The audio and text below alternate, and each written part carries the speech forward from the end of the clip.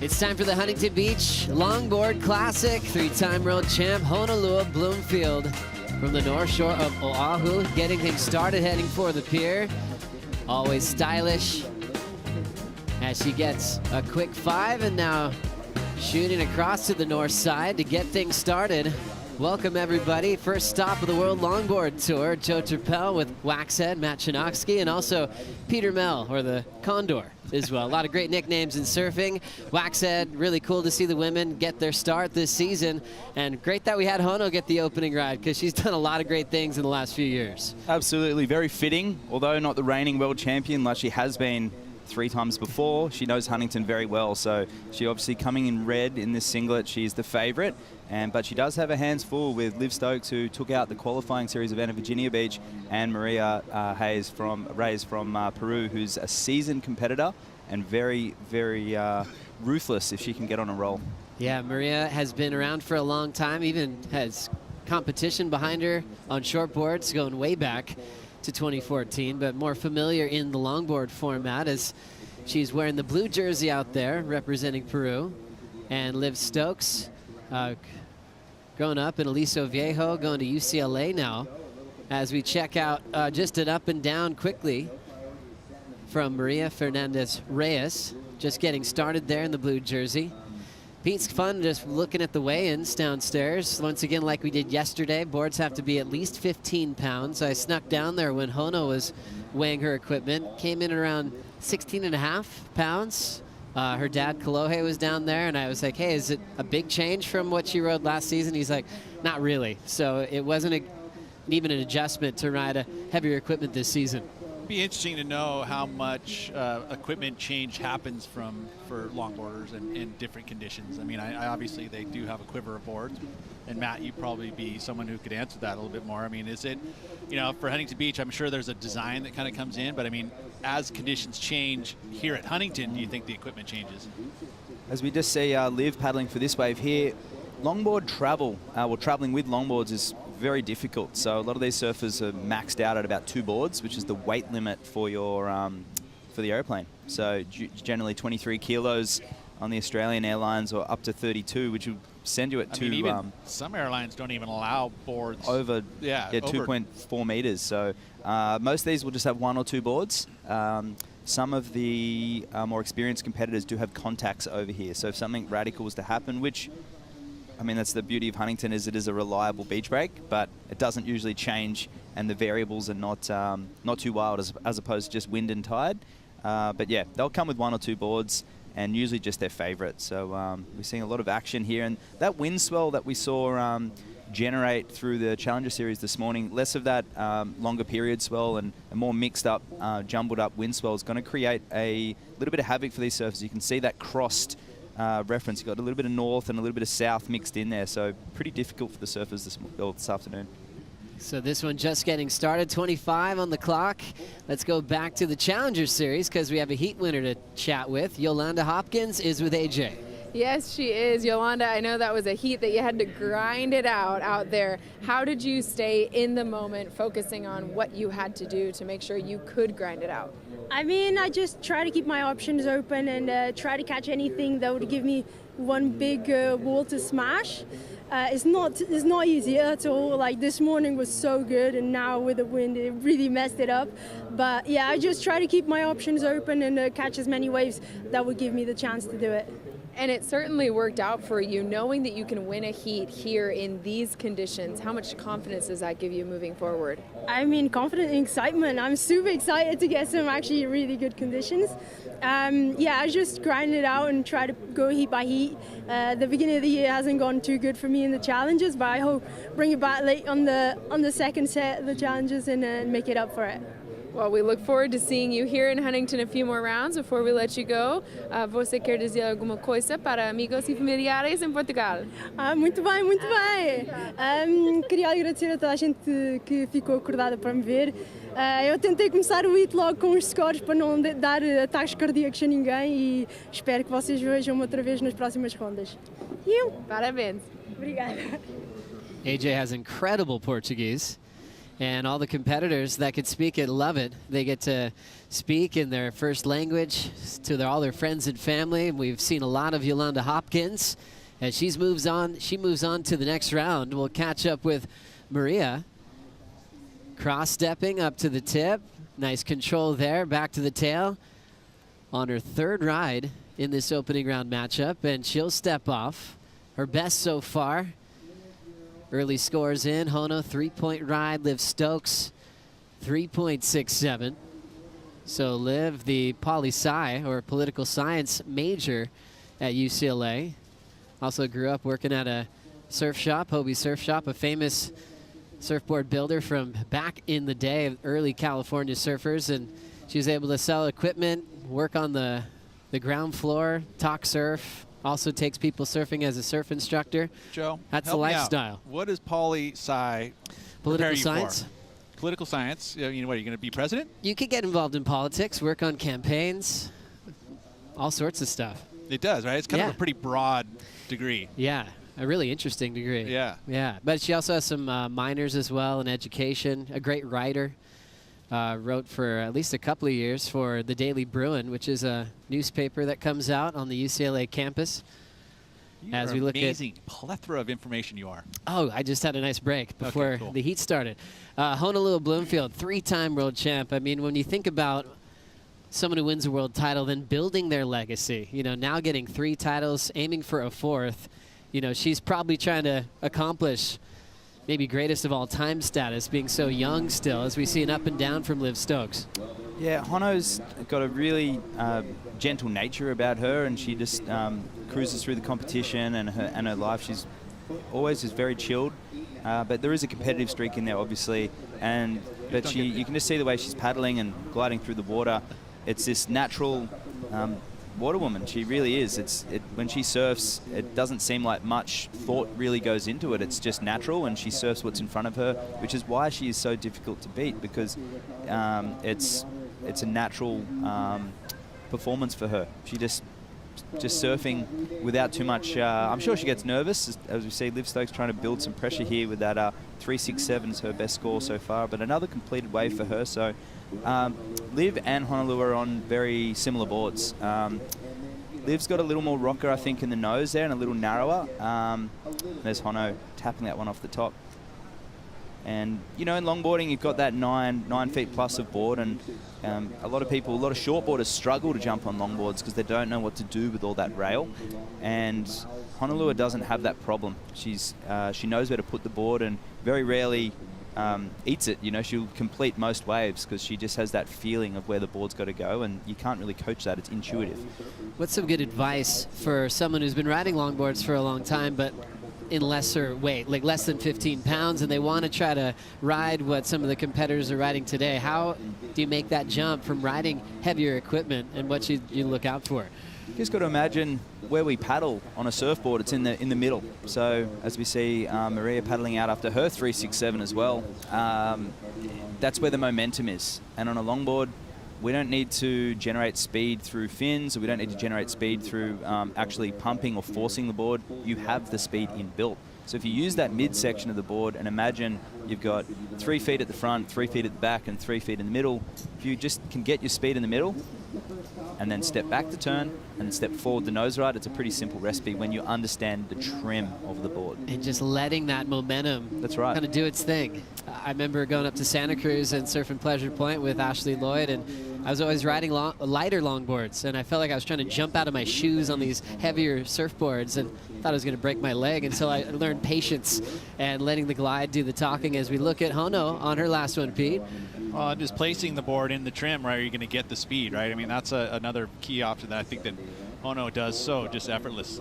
She's able to trim that board and easily move up and down the board, glide up and down the board to keep that speed going. Also, Maria, quick 5 there, Waxhead. Ooh, I like that little transition there for Maria. And yeah, it's really hard with this wind swell to get nice, clean completion. So the judges will be looking for, obviously, the criteria, which is a combination of rail turns, cross steps, critical nose rides. But with the waves being more wind swell, the person who can grab a set, make it look super smooth and transition smoothly between the nose rides and the turns, and get a nice hang 10 is going to definitely go excellent today, but it's going to be hard to find. Paddling for this one, Maria decides to head for her backhand. Nice footwork, and ends up going down. So incomplete on the effort with now 19 minutes on the clock. It's a great opportunity to catch up with Will Hayden Smith with Kaipo. That's right, Joe. Will from Tours and Competition. Will, beginning of the World Longboard Tour for the women. What are we looking forward to? Not just in this event, but as a year as a whole. I'm really excited. Right now in the water, for example, we have a Peruvian, a Canadian, and a Hawaiian. So the tour is truly global, and we're going from Huntington Beach right now. We next stop Bells Beach, and then to El Salvador, and then finish up the coast in Malibu. So it's a real world tour. It's the best shape the world tour has been in years, and I'm really excited to see these women surf today. I think the Hawaiians are going to do really well. They kind of enjoy this wind. They surf in this wind. What do you think about that? I think there's a whole movement right now, both from the North Shore with the Honolulu Bloomfield and from the South Shore, Kalise Kaleopa'a. So I think you're spot on with that pick with the Hawaiian women being the ones to look out for here at stop number 1 on the World Longboard Tour. So let's go, Kawabunga. Kawabunga. How about that? Feeling it, Kaipo.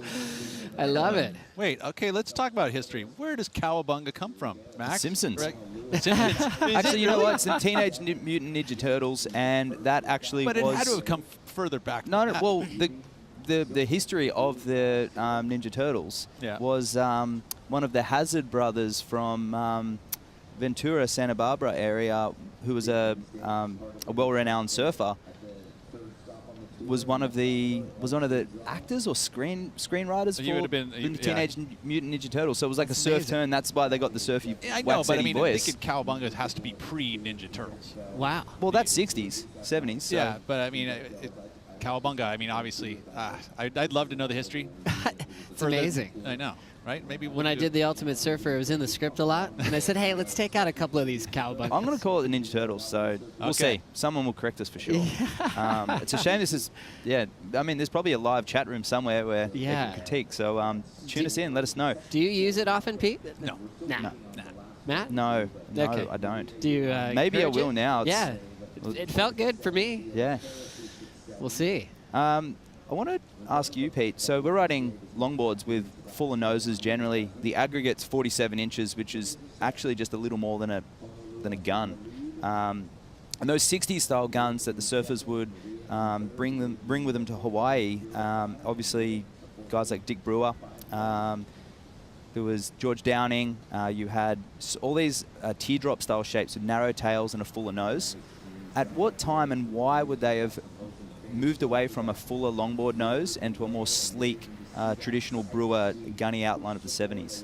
I would say that it's the positioning of the surfers riding it, getting deeper and more committed. I mean, as soon as you start going more vertical on the face, you got to have less nose there. I think it just allows it to kind of penetrate down the face more. Yep. I mean, YMA obviously was the forefront of big wave stuff, and they rode, and even their boards, the Rhino Chasers per se, where they were narrowed up. They sleeked out the tails first, and then Elephant guns. Yeah, and then obviously they ended up, narrowing the nose, and then as of shortboard design and so forth, it just became part of the big wave gun is a little more sleeker through the nose. And of course, the nose ride isn't necessary when it's bigger because you're trying to survive, and well, you're trying to get down the wave and complete it as Honolulu there's. And this is the classic. This is the popularized type of surfing that occurred in California in the 1960s, and it was, competitive longboarding was only around for a very short period. Yes, there was a few contests, including the West Coast Championships here in from 1959 onwards, but longboarding disappeared. By 1967, or after Nat Young's 66 win, surfboards got shorter each month. And by 1968-69, the world titles in Puerto Rico in 69, guys were on boards almost at 7 feet. So within a year and a half, you had surfboards that were 2 to 3 feet. Guys were turning up with 10-foot nose riders, and the Aussies like Wayne Lynch had like 7 feet V-bottoms. And that's when shortboarding and power surfing really made a push. And the nose riding, the elegance, the nose riding wasn't there, but the elegance was, because the boards still had single fins, they were heavier, and they had soft rails. Edge and rocker weren't things that were really played with at the time. And a lot of the surfers here, the emphasis is on nose riding, but of course, with choppy waves like this, to set that line, jump on the nose, but then you've got to step back, redirect around a section, but you have that trim and momentum on a shortboard. I kind of asked that question though, because considering that it is a totally different from yesterday, right? The longboards were able to trim through it, but today it's a whole different story. Like, it feels like, would you be able to change a board to be able to give you an advantage in the conditions like they are today? I do have a collection myself of longboards, but I think as longboarding gains momentum, especially in the with a lot of these women that are emerging from all these little cultural pockets around the world. So we have those regional qualifiers. The more that these surfers travel, the more necessity to develop their skills in different waves. We will see boards change and alter, and the surfers will gain more education. But for the most part, not a lot of these surfers are educated with why they're riding specific boards. It's because it's nose riding feels good. It's much the same as what we see in the Challenger Series and on the World Tour. Their coaches could tell you everything about their board, but if you ask a lot of those athletes, there's still a big disconnect. There's a long way to go with equipment in longboarding as well. As we see a rider up, Liv Stokes. Quick to the nose. Now just resetting, waiting for a pocket to show up here. That section is just redirecting her on her forehand. Little tap on the inside section, and Liv will kick out of her fourth wave. Currently in second position with 13 minutes to go here in the opening round, as a three-time world champ Honolulu Bloomfield still is out in front with a 5.17 and a 4.83. Much more coming after the break.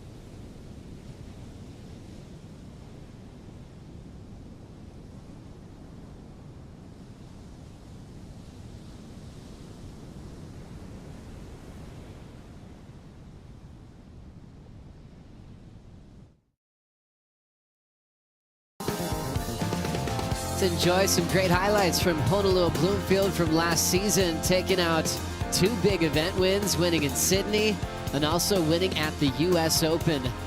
Always on the podiums, always in contention for a title, as Wax had said just moments ago. Came close to another world title last year, but it was all about Soleil Erico once we finished up in Malibu. Such a clean style and approach, so graceful. Posture is elegant. And she's getting used to that chair up the beach, isn't she?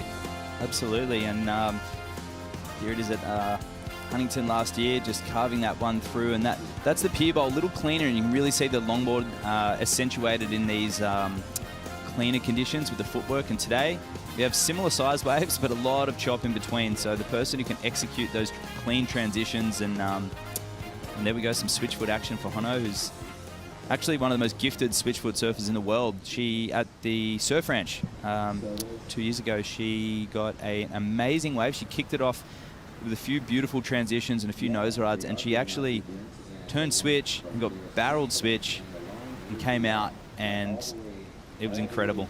That wave blew my mind. It blew everyone's mind. And doing it switch was something else. Pete, what'd you see here? The graceful footwork of Honolulu Bloomfield. one of the best in the business, and I believe that that's really what one of her assets that she carries is just the graceful way she moves across her board. It's effortless, it's easy, it's fun to watch, and she knows how to keep the trim of her board. I will say though that Cowabunga was a little later than the Ninja Turtles, 1947. Actually, from Abraham Paskowitz, he sent the origin of it, and it's from the Howdy Doody Show, 1947. No way, really? Yep. See, I mean, a little earlier. Good job, Pete. No, good job, Abraham. Thank you. Oh, Abraham, Mr. thanks Paskowitz. for chiming in. Yes, of course. Love the Paskowitz family as we have 9:10 on the clock. Maria in the third spot. Remember, second and third go to the elimination round. Winner moves on into the round of 16, which is so far Honolulu Bloomfield. You ever surf with her dad? I did. Many years.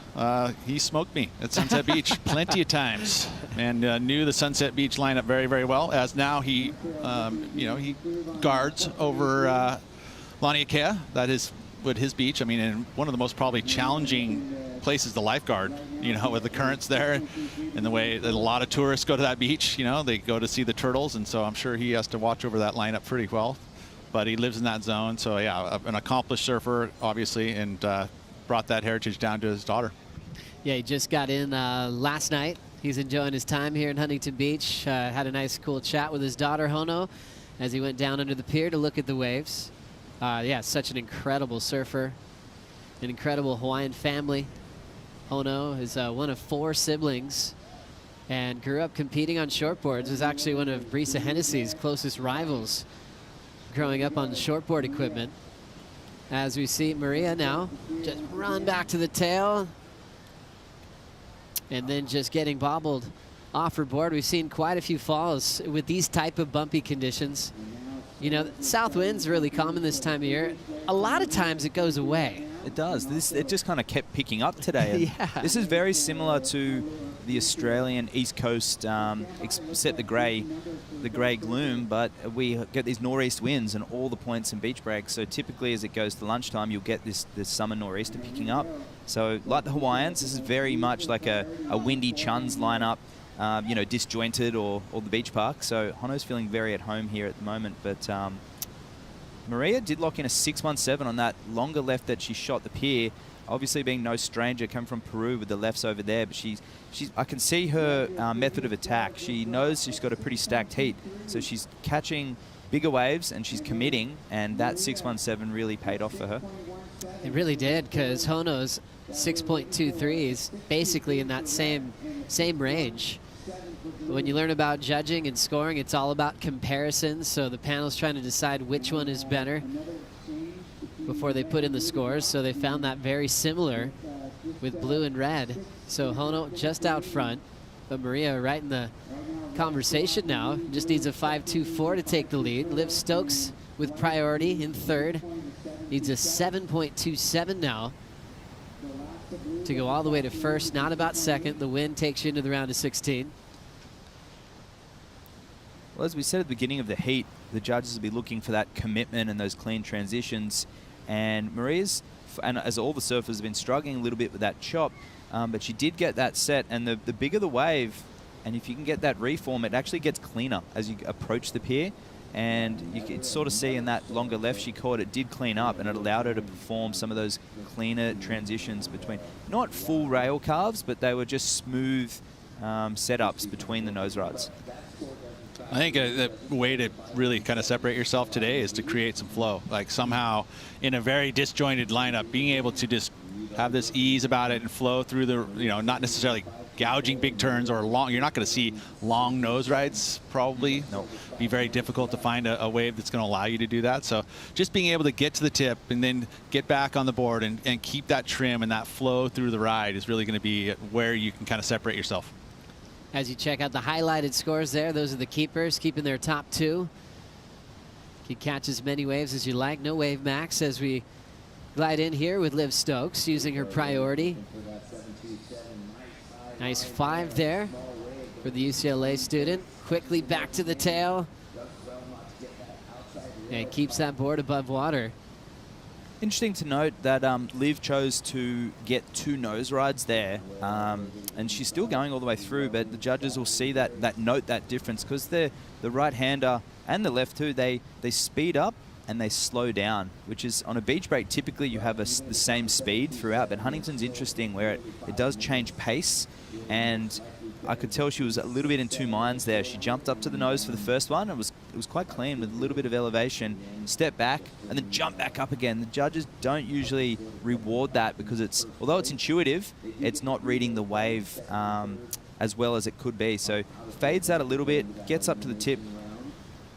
A little bit steep there, but mostly and then boom, goes again quickly and steps back and sort of gets confused with what to do there, where the judges may have appreciated a longer first nose ride and maybe stepping back into a turn rather than 2 repetitive nose rides. And again, variety is part of the criteria, right? So it's something you got to take a note of. Although, you know, when you're riding a wave, and I think that's one of the most special things about riding a wave, is the fact is you're so in the moment, there's nothing. You're not thinking about what you did yesterday while you're on the tip of your nose, you're bored. So, you know, you're reacting to whatever's happening right in front of you. And that's why we surf, right? Yep.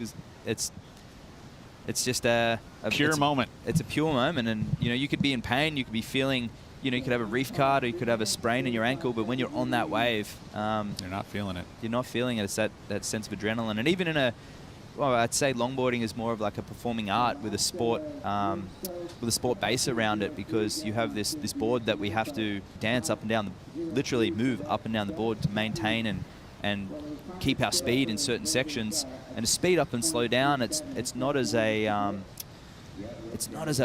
full body movement like it is on a shorter board, where you're really generating your speed from your whole body. A lot of it's very subtle movements from the waist down. And obviously when you do a turn, then you incorporate the hands and the chest. So it's a lot of those little intricacies that longboarders are considering on a wave. And I mean, the best stylist of all, Joel Tudor. But before that, I mean, you could actually, I don't even think arguably say that good longboard style started with Phil Edwards and eventuated with Joel Tudor, who then inspired, you know, Joel Tudor being the Tom Curran of the longboard era. And everybody since then, the base for good longboard surfing is Joel Tudor. And then, of course, you had guys like Bonga Perkins, who brought the power element, which we saw in shortboarding too, with guys like Oki, Sonny Garcia.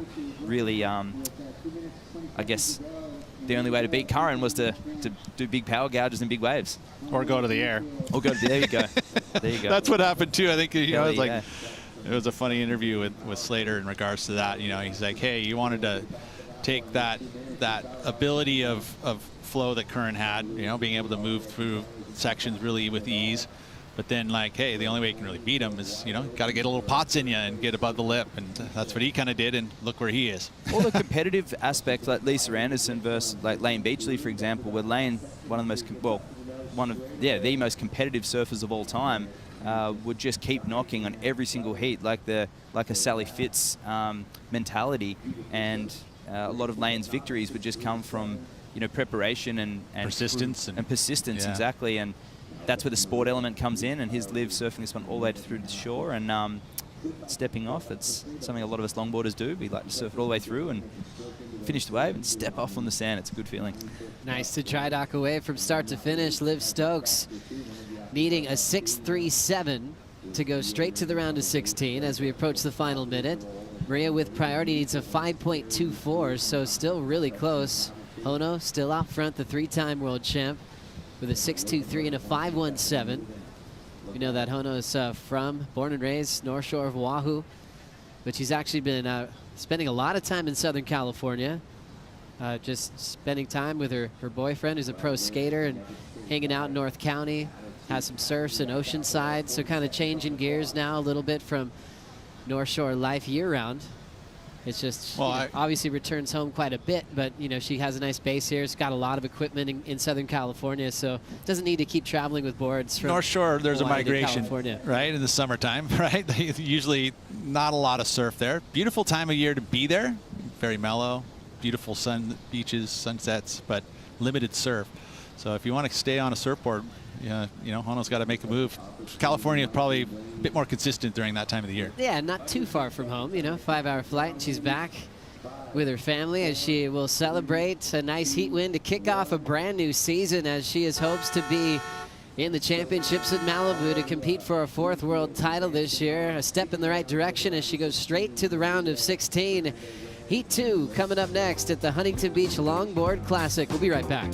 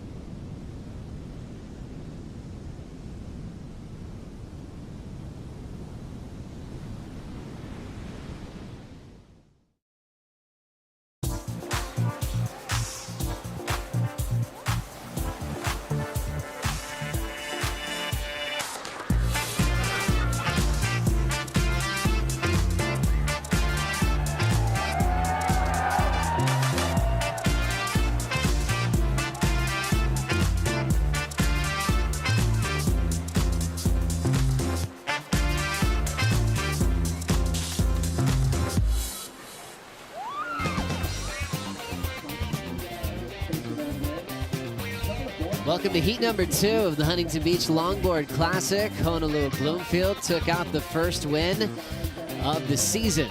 And now we're in the second heat, starting off a brand new year.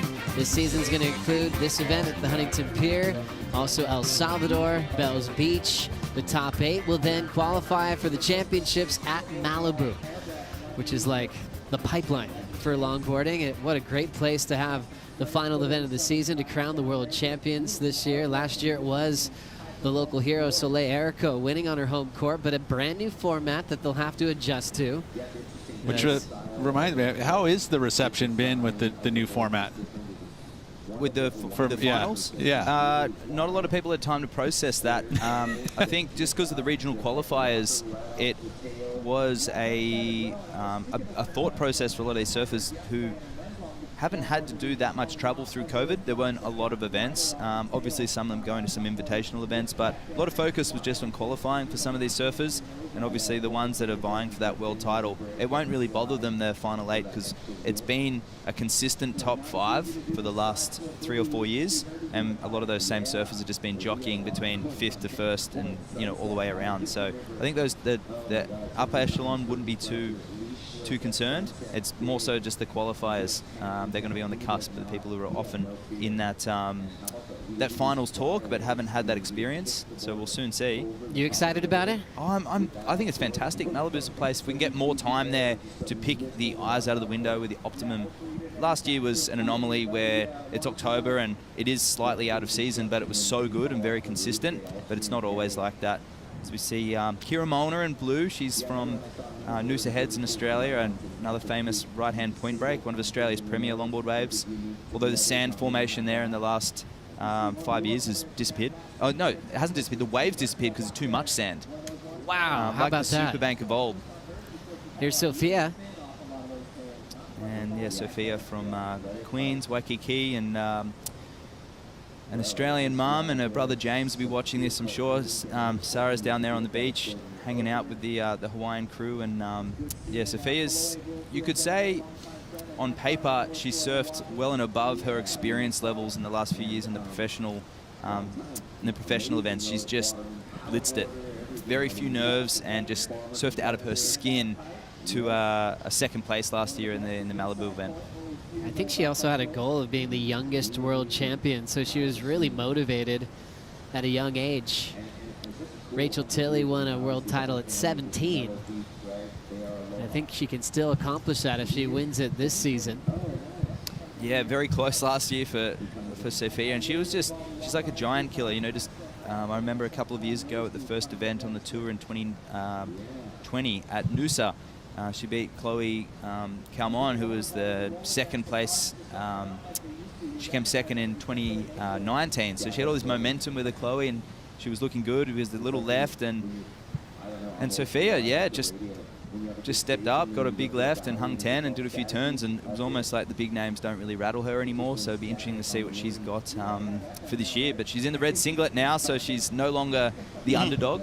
That's right. And just quickly, you're mentioning coming up in the next heat, Chloe Coleman and also Chloe Calmon.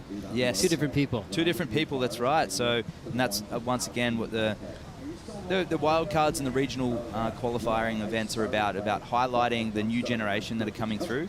And Sophia is one of those, and so is Chloe Coleman in that next heat. So, but yeah, Sophia's on a Michael Takayama as well. It's the same board she rode last year at Malibu in the finals. So back to your question earlier, Pete, about the equipment.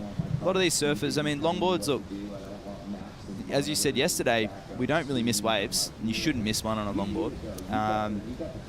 As long as it paddles well, bottom turns you can nose ride, and the rest sort of is up to the surfer. And there's obviously different lines that you can choose on the wave too. So some of these surfers will come all the way down the bottom and they'll drive off the bottom, and others will just jump to the nose straight away. So there's some different approaches depending on where you live and where you grew up, and yeah, just that style that you have, whether it's a nose ride based or a power based. Always noticed quite a few Takayamas down there in the athlete zone. As we see a nice cool fade from Kira, representing Noosa on the Sunshine Coast.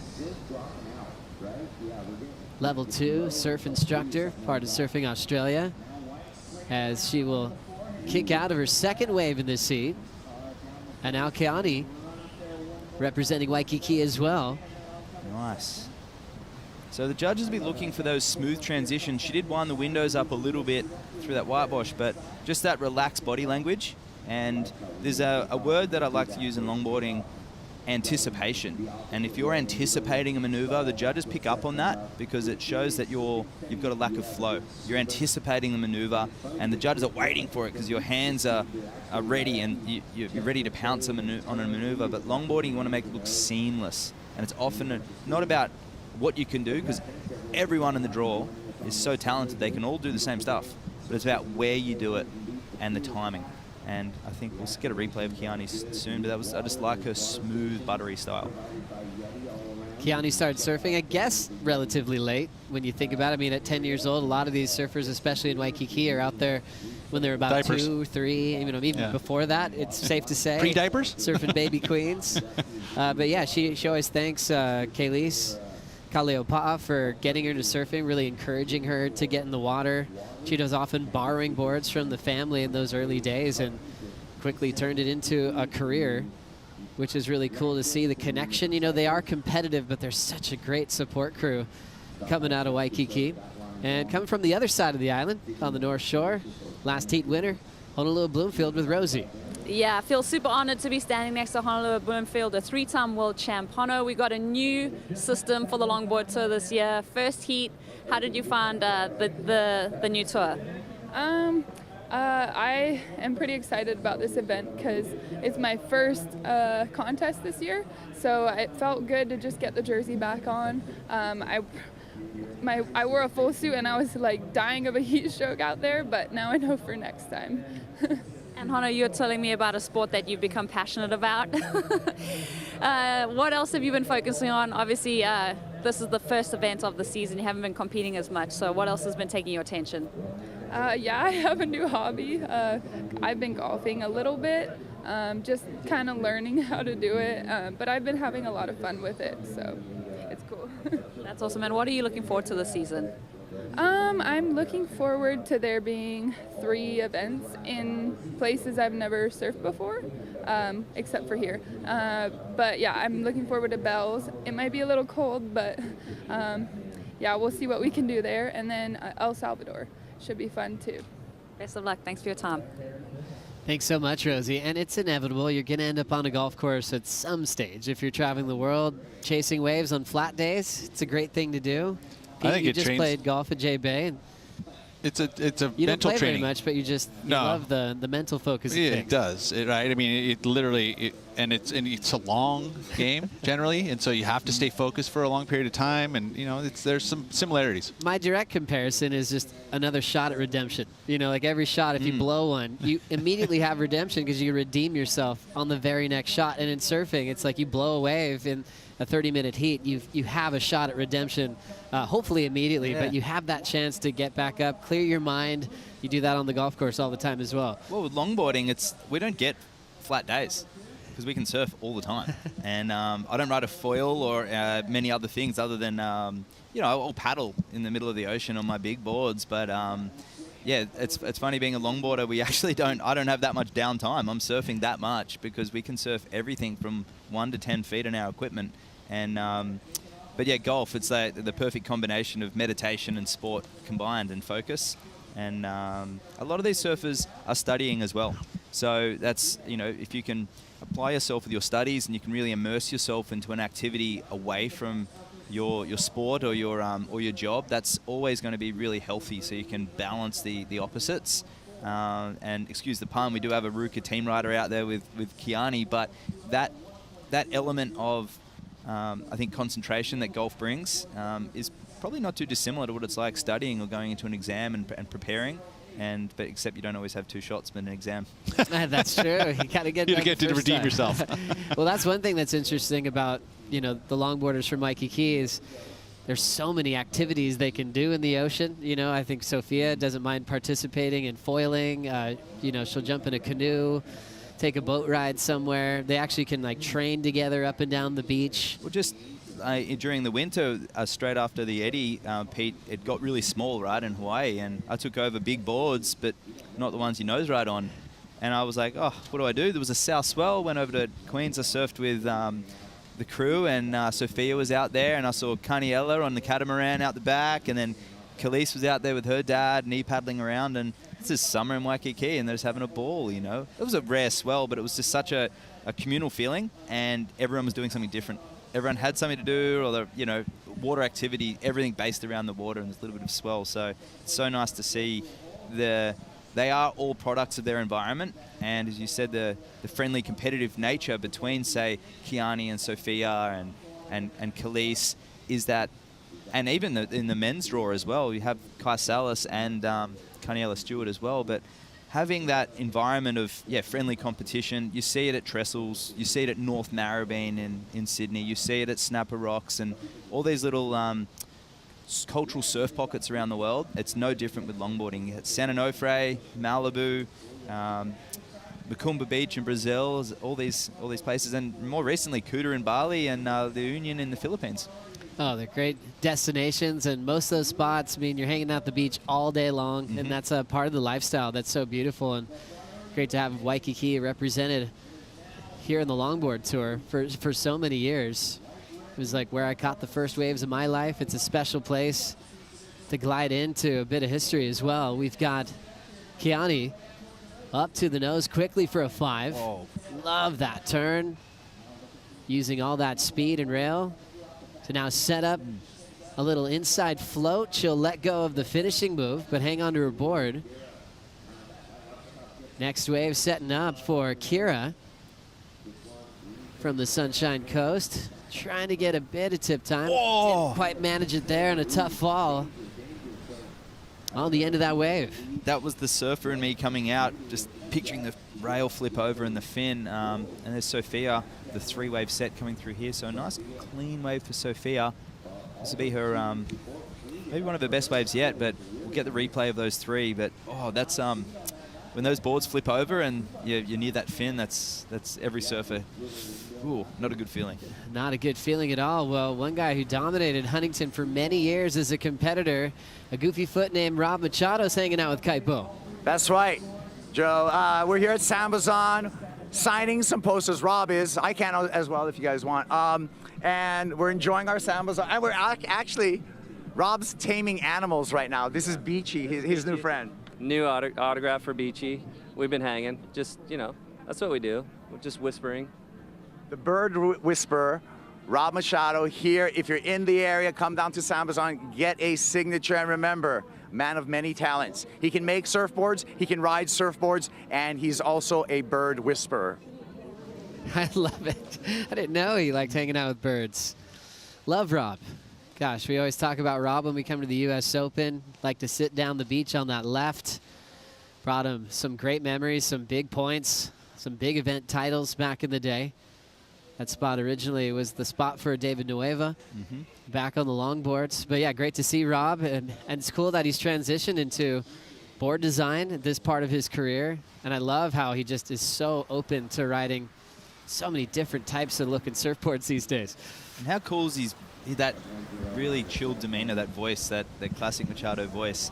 I'm just struggling to find someone who's, apart from, say, Jerry Lopez, who actually does have a little bit of history here at the US Open. He surfed here in the early 70s, came in, and his partner at the time said to him, "You surfed great," and he thought he did too. And turns out he didn't do enough turns because he was just cruising. And that was in that transition for turns for points, and where good style was sort of being sacrificed for maneuvers. But that chilled style and that sort of dropped arm, relaxed style, Kiani has that. And a 667 on her last wave, which we'll get that replay shortly, that really epitomized that style that I was talking about, that flow, and Machado's voice just reminded me a little bit of it. So. He is so smooth. Also has won a pipe everywhere around the world. He was one of the greatest when he was competing. Here's that wave you're talking about. Yeah, that was a tricky entry. It was a little steep but kind of choppy, and a beautiful opening nose ride and a gouging carves. That using the cross step to gain momentum and just unable to finish that. So that would have gone well into the sevens if she was to complete. And here's Kira. A little rushed on this, but getting a clean completion until the board tips over here. Bang! And then hoping she's okay, because that was a very precarious position. And Sophia way out into the face, and she'll jump onto the nose here. She sees the section looming and then cuts back to avoid the pier. Now she's looking at it and pulls out. Good decision, considering there's about 40 concrete pylons right in front of her. Smart move there, as this heat is starting to really establish itself, especially with the 667 from Keani. Kira hanging on to second. Priority was Sophia. Sophia right there in the red jersey needs a 6.77 to take the win and skip around. You can avoid the elimination round. It's less stress. You're getting more points as you're trying to qualify for the championships here in Malibu. We'll take a quick break. More action right after this.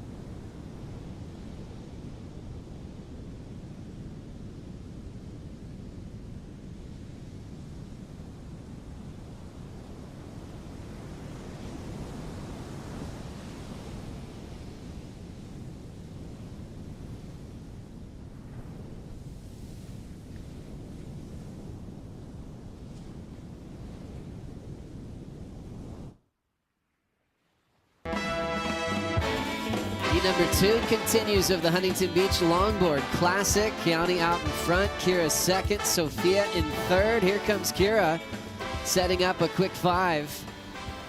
Quick little redirect, setting up the nose ride again. Nice trim there as she'll carry that speed into a little whitewater float.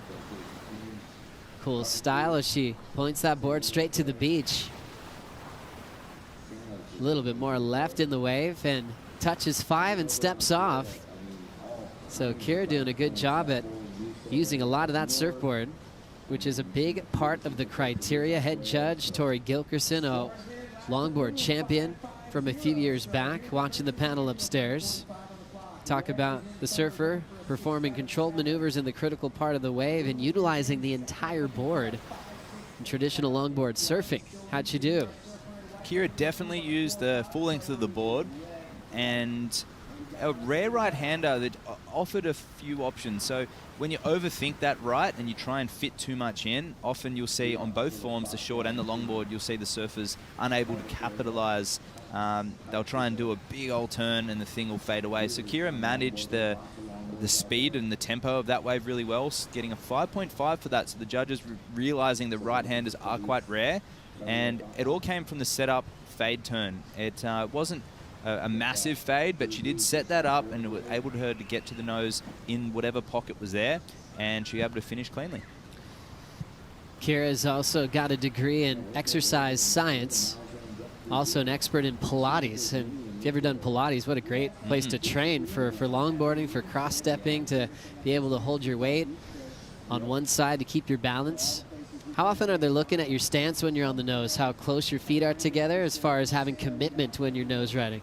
Very, very close, yeah. If you're not over the nose, if your toes aren't wrapped over those nose, over the tip, you won't be scored. It'll be considered a nice trim line, but pretty much like at the surf ranch when you're getting barreled, it's pretty easy to sit there in the pocket, but if you're not fully covered up, you aren't going to be getting scored. It's exactly the same with nose riding. 8 minutes on the clock. Different ways to train and prepare. Tom Curran rides rollerblades to strengthen his legs. Where did you pull that one out of? Milby Shannon, our producer, listens to a lot of podcasts. I guess Tom was sitting with Jamie Brisick from Malibu. Recently.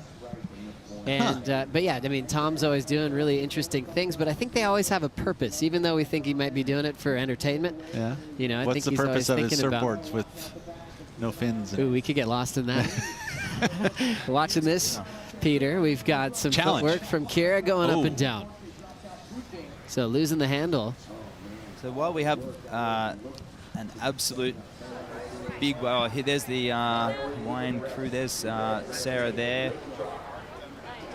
God's country hat on there. That's Sophia's mum. And this wave, this is exactly what I was talking about on Kira's last wave, where the right-hander, it looms and you go, wow, this is the score, but it just does this weird shutdown and it loses its wall. So unfortunately for Sophia, this wave, she's milking it all the way through, currently needing a 6.77, so we may have missed the beginning of that, but we'll catch up with it. But considering, say, you've got a 9 feet plus gun for Mavericks, for example, Pete, and they're narrow, they're 21.5 or narrower, and when you get covered up by the whitewash and you're trying to shoot into the face, obviously a narrower board with less water getting over the deck is going to help you. You know, it's going to penetrate the wave a lot easier, and you're going to try and maintain as much speed to get out onto the pocket, where get out onto the face. Sorry, and a lot of these boards are wide, so you see this is. They get caught up, yeah, right. I mean, especially you have the rails. It just water wraps around it, slows you down. You want to keep that trim. Yeah, and we saw Kira's last wave. Yeah, the water just tipped, even before when she tipped over as well. These boards are all, I would say, the narrowest one would be 22.5 wide, and the majority would be over 23. Some are even 24 inches wide. So it's an 1.5 inch difference, and almost 2 to 3 inches wider than a big wave 9-foot surfboard. Something you would have seen at the Eddy, which was 21.25 wide. Most of these, at least 2 inches wider. So down to 5:44 on the clock. Heat 3 coming up next. More representation from Waikiki. Kayleese Looks like she's enjoying her afternoon here at the U.S. Open. And she's got a lot to be proud of when you look back at her competitive history at this venue on the south side of the pier. Picking up a major win. She's got Avalon and also Chloe Coleman coming up in heat number 3. I liked Khalees's board. She rides very balanced surfboards. It's a Kai Salas Longboard Co. Design with a very neutral wide point. It's more in the middle, and the nose and the tail are what I would call comfortable dimensions. A lot of the piggier shapes, you'll see some of the men riding with narrower noses and wider tails, and some of the women are actually on more generous noses, a little bit more stability there, which aids nose riding, but not necessarily in the critical position. But if you can get here's a little tip. The better the turn, the more critical the nose ride. So if you go get a big old nose rider and you're not able to turn it properly, somewhere like Huntington, you're not going to be able to find the nose ride sections. You might luck out and find a really amazing section, but more often than not at Huntington, you've got to take what you get. If you're in priority, 4 minutes 20 left to go, you know, she's holding the lead and she has priority, so she's looking to drop the 4-5. As let's check out the heat recap from heat number 2. Kiani out in front with that 6.67. Doing a great job to hold the lead, Peter. Yeah, she is. And one of the better numbers of this heat. And that's why she's in the lead. You know, she's holding that 6.67. Be nice to better in this next 4 minutes, that 4.5. And that's the same model, I believe, as what we just saw Khalees walking out with Kai Salas. And that's that balance between and this turn, bang! And then it sets you up to get back closer to the foam. And if you have a big old tail, you're not able to drive those turns as consistently. So even with the fall though, still getting a keeper because she had the great footwork and then that huge turn. This is Kira turning in her best at a 5.5, holding her in second, Pete. Yeah, and that's not what she needs to do though. It doesn't matter, second and third in this round. Are you going to move into the elimination round? She's got to find a way to get that number needed, which isn't a huge number. 5.68 will do it for her. But with 3.5 minutes to go, and second priority, it's got to happen pretty quick. So we see that 5 getting back to the tail quickly. And Kira up now and down, going for the float.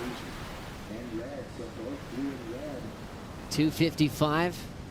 She's happy that her board's right there to pick back up. You can use a leash if you want. A lot of surfers decided not to throughout the day yesterday, so it's all up to the individual to see if they're going to need it. The type of conditions we had earlier with a more aggressive south wind that's actually laid down quite a bit. It's probably a really smart move with all the chop and surprises that you'd have, especially when you're trying to be up on the tip of the board in a hollow section. You could hit a speed bump at a moment's notice. So probably smart decision there. Yeah, and a lot of these surfers, if they've grown up riding with leashes, it doesn't affect them. That's why the best in the world won't be wearing leg ropes in these types of waves, generally, because they don't feel comfortable with one. They're stepping on it, it's getting in the way of their footwork and their repertoire. But if they've grown up with one and they're really familiar with it and their style is based around wearing one, I'd be wearing one. I just get tangled in my toes all the time. So. As we look at a nice peak popping up for Sophia, it's an important wave. She needs a 6.77, and that one's going to stop short. And of course, you do have the pier there. If you lose your board, it's a good chance you won't have a board afterwards too. So it's not just going to hit one, right? You're possibly going to hit 4 or 5 or 6 before it hits the shore.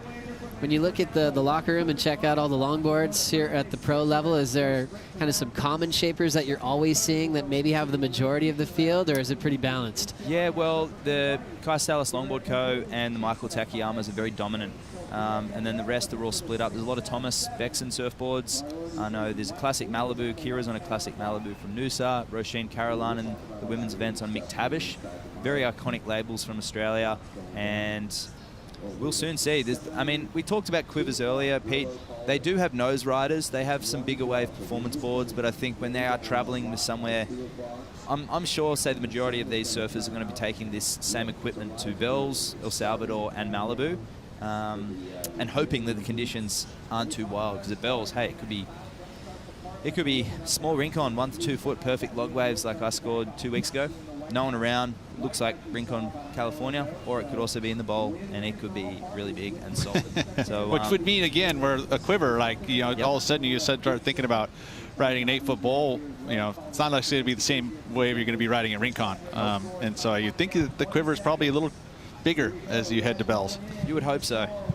18 seconds, last effort from Sophia. Quickly to the tip, she goes down, and it looks like she'll have to deal with the elimination round.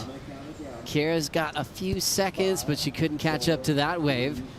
And so Keani is going to take the win here in the second heat of the Huntington Beach Longboard Classic. 6.67. Got that wave heading into the pier, and she'll skip right into the round of 16. Heat number 3 is coming up next, led by Kaylise Kaleopa'a. We'll bring in Kaipo and Rosie for the call.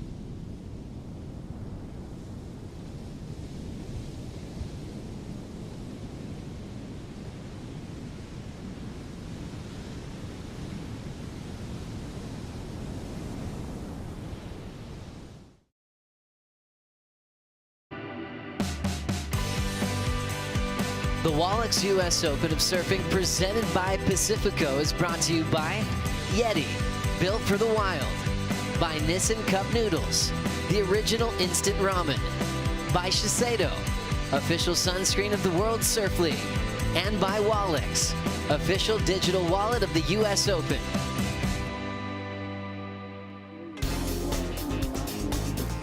Welcome back to the Wallex US Open of Surfing, presented by Pacifico. The Huntington Beach Longboard Classic is on the water. It's the opening round for the women. And check out this heat. Kaylise Kaleopa'a, Avalon Gall, and Chloe Coleman, a newcomer to the Longboard World Tour. I'm Kaipo, along with Rosie Hodge and Longboard World Tour competitor Declan Whiten. Thank you for joining us, Declan. No worries, thanks. Your thoughts? I mean, first of all, how excited are you about the tour this year? Because you guys have a great tour with some wonderful stops up ahead of you. Yeah, it's incredible. Big shout out to Kira Seal and the rest of the WSL team. It's amazing being able to have an actual tour with a few stops and taking all the events as well, so we get a bit of an average out of all of them leading into Malibu.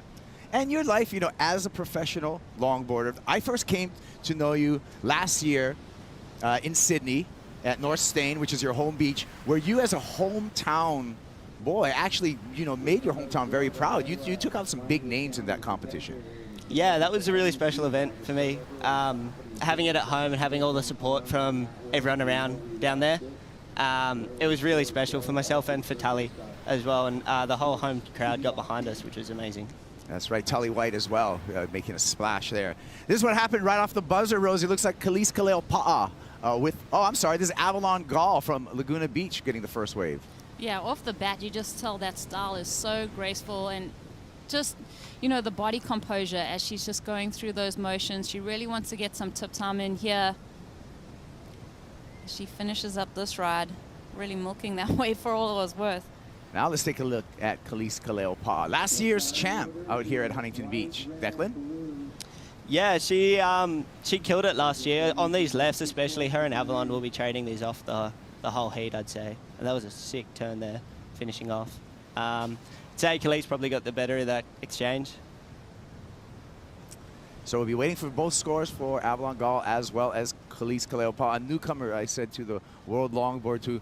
Chloe Coleman is also in the water. Coleman started with a 1.17. Have you been able to meet Chloe Coleman? Yeah, I met her out in the surf here leading up to today.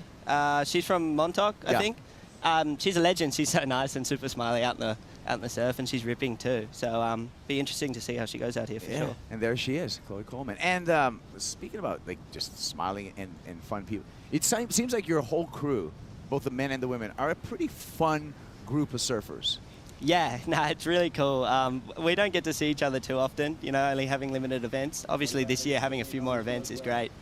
We get to spend a whole lot more time together, but yeah, it's kind of a bit of a family thing. You know, you get to catch up with everyone as you go around, and everyone is super close and just friendly, just good people, so it's really nice. It seems that to me. It seems like it would be a fun group to be around, but then at the same time, you got to switch gears and become a competitor, you know, for a half an hour.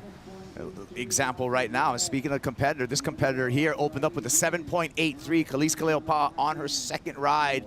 And Rosie, just so graceful. So graceful, and just the weight distribution too, when she's gliding up to the nose like that. I mean, the board just levitates so well, the way that she's able to control her equipment, and yeah, just beautiful surfing. It's so pleasing to the eye when you watch someone like Khalees surf. Yeah, coming from that great breeding ground for surfers, Queens Beach in the South Shore of Oahu. Another point, let's give a W for Queens.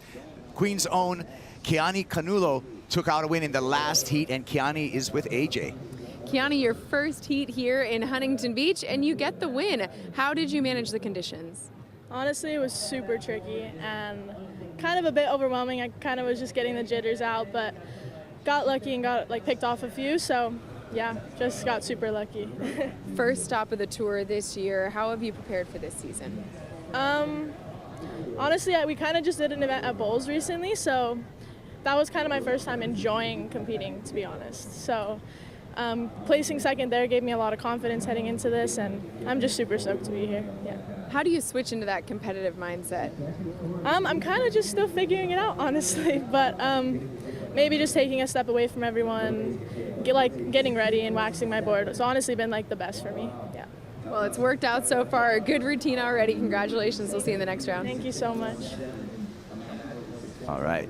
Well, here we go. Back to live action. Congratulations, Keani. And just an up and down for Chloe Coleman.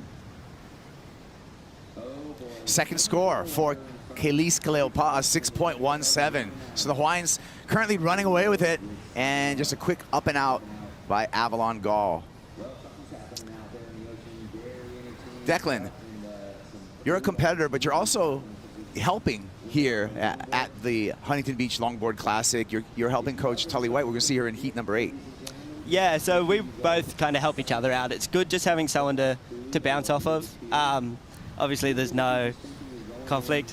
Yeah, she's in the girls' side, I'm on the boys' side. We never have to verse each other, so it's really good. You get good, honest feedback and just get to talk it out with someone else. Whether or not we're actually giving each other tips, you never know, but it's just cool actually just voicing what you're thinking. And yeah, what's the advice for today, given these conditions? I mean, Tully kind of knows what she wants to do out there. You know, she's been surfing here, and she's an incredible surfer. She's been practicing so hard back home, and I think she's improved out of sight to last year, and that's, you know, coming off of a few thirds and quarterfinal finishes. So she's right there. She'll know what to do, and she'll get out there. I would imagine both of you are pretty comfortable in beach break conditions, both of you coming from North Stain, from a beach break. Yeah, it's, this is actually super similar, especially now, without having that hole in the middle that you guys have been talking about on the broadcast. Yeah. Having it linked the whole way through and kind of peaky. This is probably pretty good, North Stain today, actually. Without this wind, it's backed off a little bit now, and yeah, we're very comfortable out there, I think. Yeah, and it is a tricky example right there. Khalees losing her board, so she's going to have to take a swim into the beach. Rosie? Yeah, just one of the pitfalls. Obviously, opting not to wear a leash, which is pretty, you know, pretty standard, I think, for a lot of these surfers, and probably something that she's more comfortable with. But as that board reaches towards the pier, it's kind of sketchy watching your equipment going for the cement pylons. Yeah, so Kaleopa with that 6.17 backup. We can take another look at that 6.17 and how she got the number, Rosie. Yeah, so quick 5 there. Just watch. I mean, she's so quick-footed, Declan. I just look at that, and she makes it look so easy. But what is it that is so difficult about what she's doing? Well, that's what you said there, Rosie. Just making it look easy. She has such a style, like a unique style, I find, and that's why she's been so successful as well here. And she did really, really well at Malibu, right, which is a super hard wave to do on your backhand and do well at. So that style and her flow is just incredible. Yeah. She's definitely one of the best surfers coming out of Queens, and obviously that's saying something because there's such an incredible standard at the moment. But yeah, her results are really speaking for it, and numbers right now. Yeah, well. and the score she's able to get, right? Yeah, semifinal finish last year at Malibu at the World Championships. We're going to crown a world title there once again this year, Declan, but it's going to be a different game this year. Your thoughts on the new format? Yeah, I love it. I reckon it's amazing. Yeah, it gives you a motivation, and again, like I said before, having that average of all the events leading up to it, I feel as though it makes it, you're going to get the best surfers leading into that event, you know? You have a range of conditions, like I've heard you guys touch on in the broadcast as well, is having the beach break now, and then Bells, which is just a completely different game again. And then I've never been to El Salvador, but watching it, that looks You're going to love again. it. Yeah, I'm excited. That's probably, you know, warm water and good waves. Yeah, they literally call it Surf City. The town's called Surf City. And the government there makes sure that you're happy as a surfer to be there. Is the longboard event at Punta Roca? No, it's at Sunzal, I think. Let's take a look at that format. We were talking about the format. So the 3 events coming into that World Championships are how you're going to get the top 8 men and women will make it to the Malibu Longboard Championships. And then once you get there, this is how it works. Seed 8, 7, and 6 will surf in match number 1. Winner of that match will move into match number 2. Again, 3 surfers in the water, 1 moving on into match number 3. And from there, that's where we go head-to-head competition and going down the seeding roll. Ultimately, matching up with the number 1 seed, in which a best out of 3 challenge will come into play to crown a world champ. That's going to be great. Avalon Gall just finishing up there. And so, yeah, I think that's a great improvement to what's already a great tour, Declan. Yeah, and there's a couple different little goals there, like having the first 2 being 3-person heats. Finishing 3rd or higher, you don't have to deal with that. So that would be something else to look forward to after, you know, you obviously want to get there in the first place, which is an incredible thing in itself. But then, yeah, finishing top 3 is another goal in itself as well. Nice nose ride here for Avalon Gall. 20 years old, out of Laguna Beach, California. And with the equipment here, we've been talking about it throughout the broadcast, Rosie. New rule, 15-pound minimum for the boards. Avalon weighed her board in. It came in at 20 pounds. So she got an extra 5 pounds on the board. That seems like pretty like a dense board. Yeah, I actually don't know what mine came in at. I just put it on there and it passed. So that was the main thing for me. Yeah, I haven't had much dealing in the actual weight. I've been mainly working with my shaper, with Steve O'Donnell, and just the overall shape and other few things. But I feel as though most of the boards are passing, you know, without having to adapt anything. And like you guys have touched on before, there's a lot of old faithfuls out there that no one's really had to change, right? I mean, I think I feel Kaimana Takayama's board, I'm sorry, right here with Chloe finishing up there, he's been riding that board, I want to say like 6-7 years. It's the same blue board. Yeah. Yeah, he's. I feel as though he might have had a black one for a little while in between, but he's gone back to that old faithful board that he's always had. But you guys do have those old, and that's the cool thing about. It's almost a look back in surf history where surfers had like a relationship with a single board. A lot of surfers in Hawaii would name their boards, and it would be the name of the surfboard on the board, not the owner's name. They would name their board because it was that close of a relationship, Rosie. And then it feels like in shortboards, we're almost dealing with almost a disposable society. We're going through so many different shortboards all the time. I do think so. I mean, the longboarding, like, it just seems like another appendage. It's something that you can you can tweak here and there for different locations, like pull the fin backwards or forwards, or just, there's different variations or different styles of riding it in different kinds of conditions. But it can be that one board throughout, that one piece of equipment that really does become a favorite, and that you cannot have like this spiritual bond with. I know I've had favorite boards where I'm like devastated once they break. I'm like in tears, like inconsolable. Have you had any special boards, Declan? The one I'm on now, for sure. That's a special one. I've had that since 2019. Okay. Yeah, and it's incredible. And we've tried to replicate it, but there's always just that one thing, that you have no idea what it is, and you can go through so many blanks and different shapes, and it does your head in trying to get it. Was it the temperature when they glassed it? Was it the humidity? Even some of them have a little twist in them that you don't want, but that might make it go better, right? There's a replay, Rosie, of Avalon. Yeah, Avalon getting some tip time there, so good to see her get that little bit of a nose ride. Bringing this one through. Wonky little ride, stops before the pier. And Chloe. Doesn't quite get to the tip of the nose there. And then back to live action. All the scores are in, and it's still Khalees Kaleopa'a out in the lead with a 7.83 and a 6.17. Declan, you talked about special boards, and some of them actually having maybe a little twist in them. It's interesting, again, when the contrast between shortboards and longboards is that a lot of the longboards are hand shapes, while I'm saying 90% of your shortboards are milled shapes. They're CNC shape. With that being said, is there kind of some spirituality that you get from having that hand shape? Yeah, it's great up until you want one the same, right? Yeah. Then you can't get one exactly the same. But you talked about the twist as well, too, because when you're talking about long blanks in excess of 9 feet, the chances of that blank having a little bit of a twist are pretty high. Yeah, and then there's anything, like someone could, while it's being glassed, just the racks in which it gets or whatever, But Sod, like my shaper Steve, he's proper old school, like cutting out blanks with hand saws and stuff. Like, I love that. it's really cool, and he's such a legend and been doing it for so long.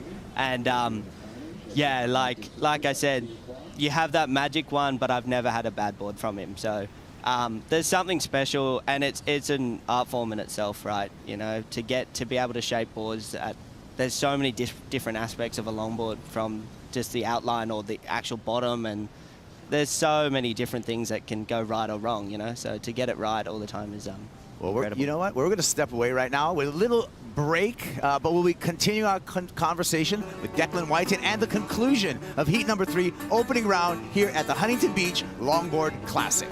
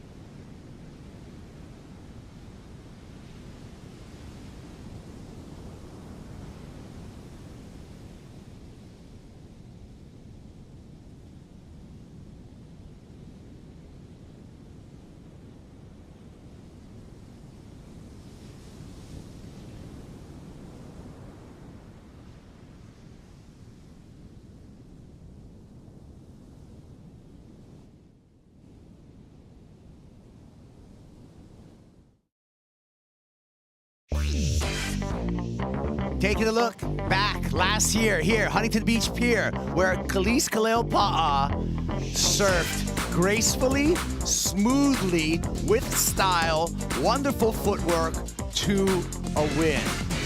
This was an elegant win, Rosie Hodge. And I'm looking at this footage, and it seems like Khalees is kind of even up the level. So beautiful win for the Hawaiian.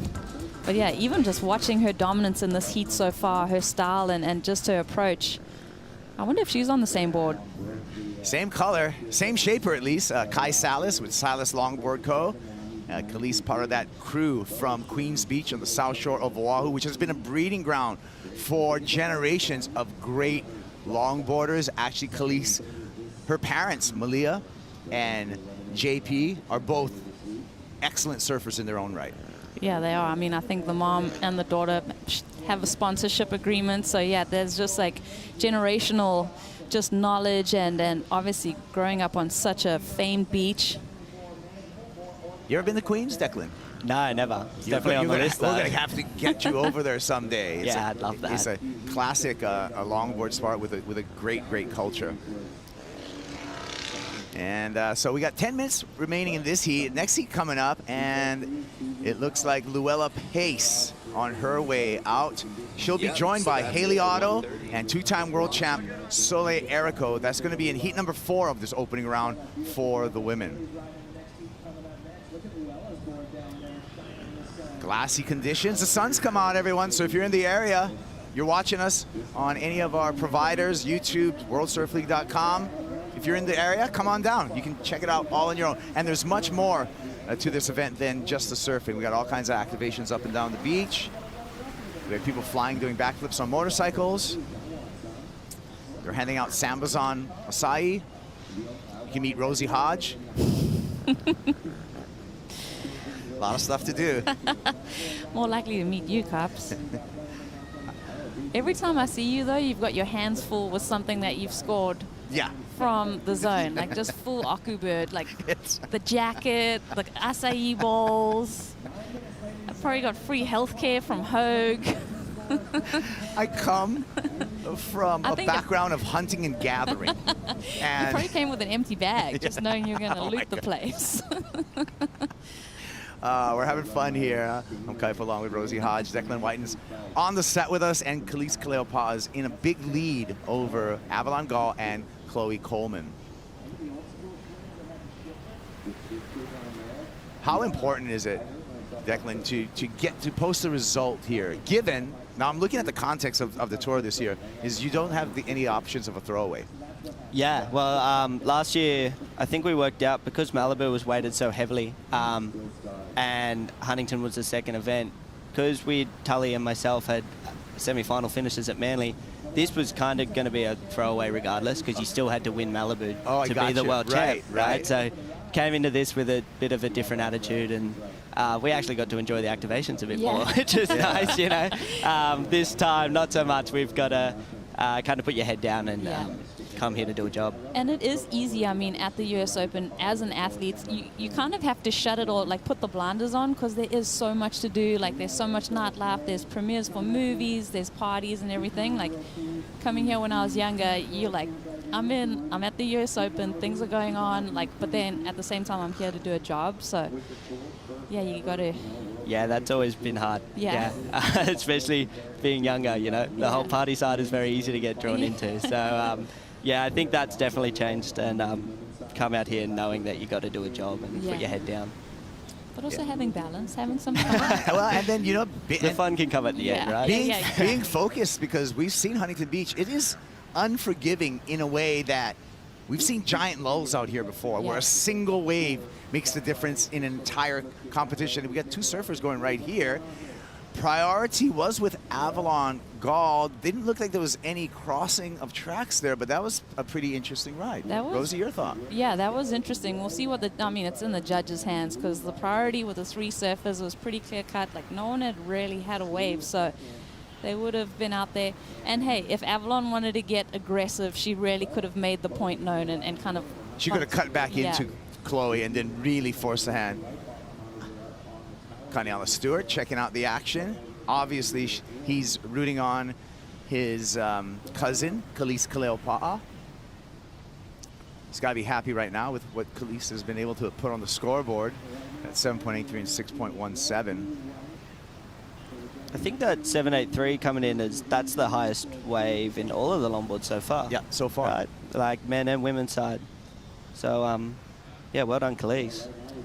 Well, pick it up right where she left off. Kaleopa'a, light-footed, crosswalks to the nose. Nice cross step back, beautiful carve. Just gives up on that wave. Seeing that it was just going a little bit dead on the inside. And some golf claps from Mom there in the camouflage hat, as well as Kaniela.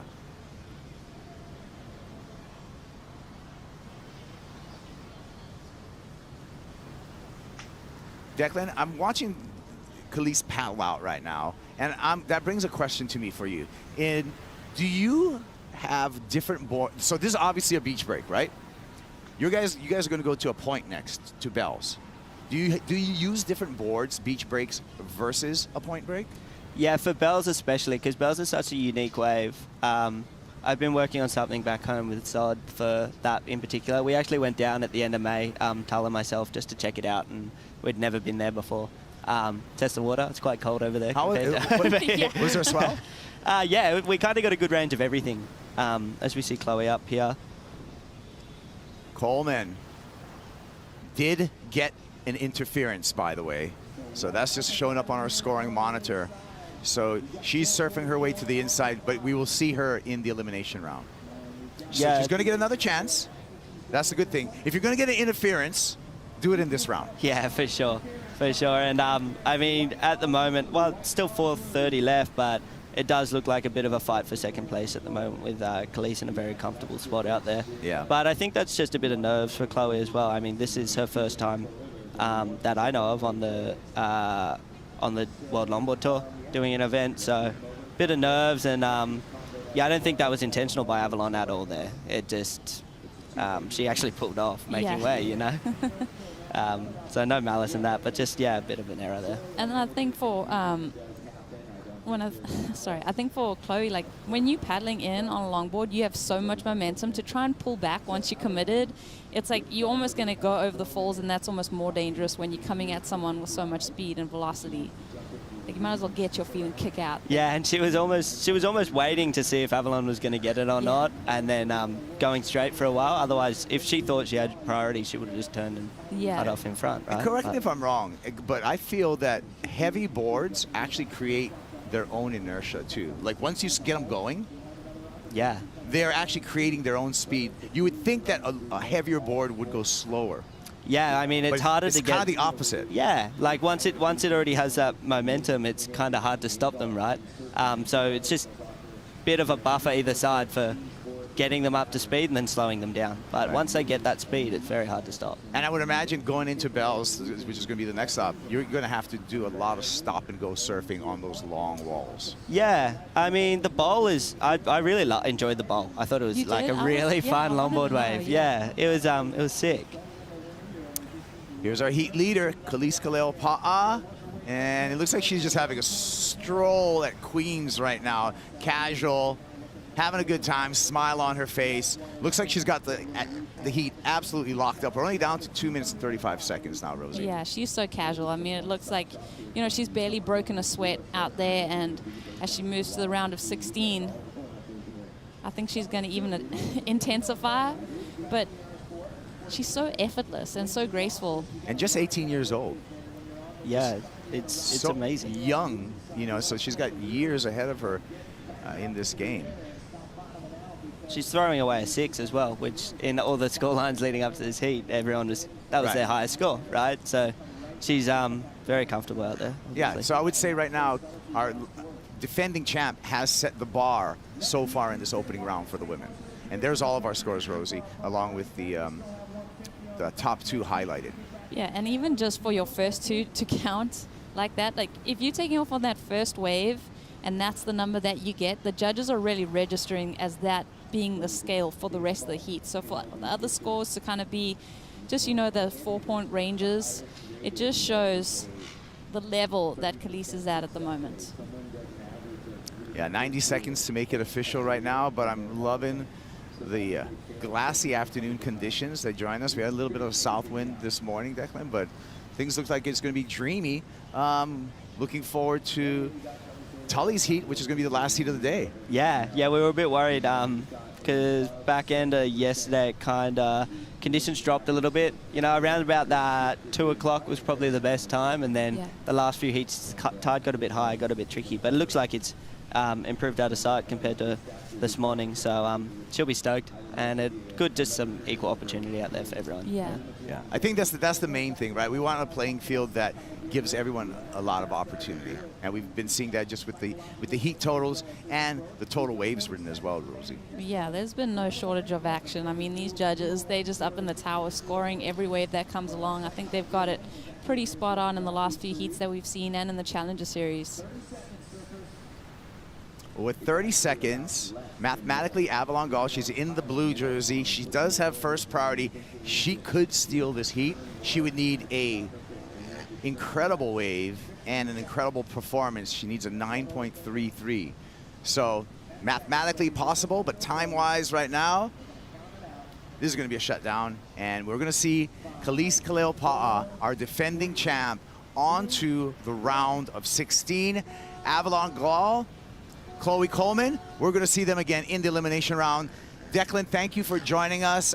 Good luck to you and Tully this afternoon. Good luck to you in the rest of the competition as well. Yeah, thanks for having us. Thank you. We'll be right back with more action. Two-time world champ, Soleil Erico. She's going to be in the water when we return.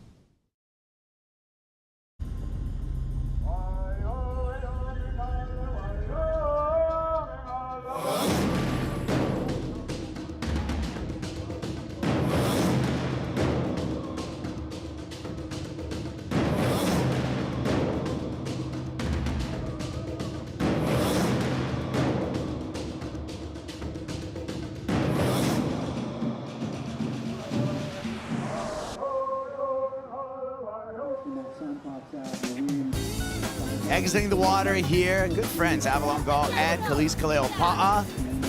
Khalees in the red jersey, our defending champ here in Huntington. She just won her first heat. Having a discussion there with Kaimana Takayama walking up the beach. And as you can see, it's a beautiful day here in Southern California. So let's keep the show going.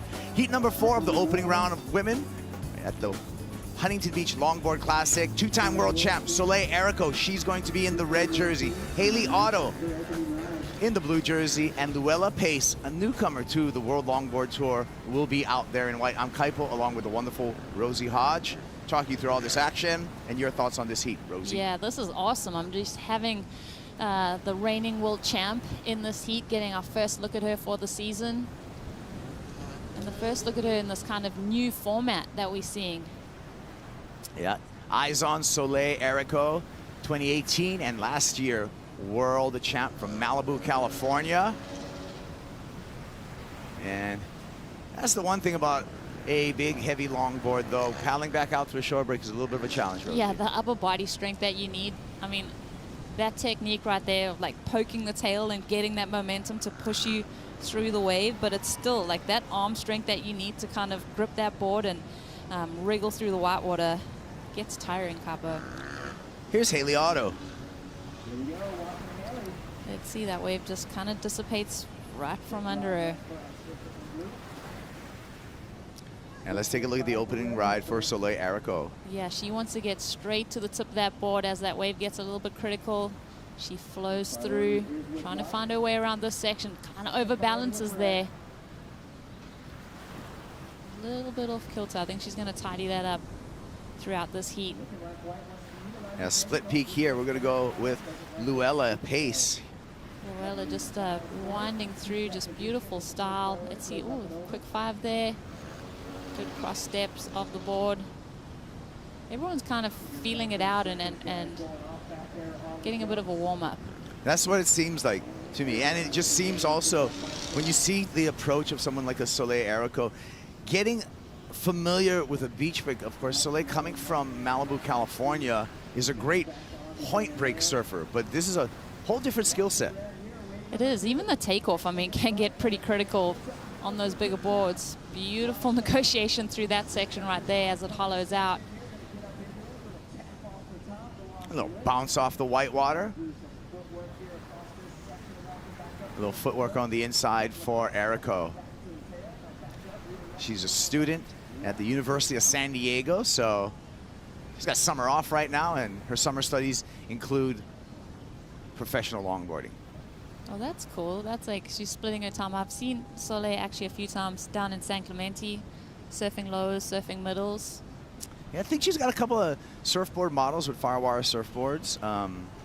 The Velvet Hour and the Sun Kiss. Okay. So I need to hit them up. I know she's had them in the past. I don't know if that's the current. We'll get a reporter on it and find out what her current equipment situation is. But one thing we can tell you about current equipment is the boards need to be 9 foot or longer to qualify as a longboard on this tour, as well as 15 pounds or more in weight.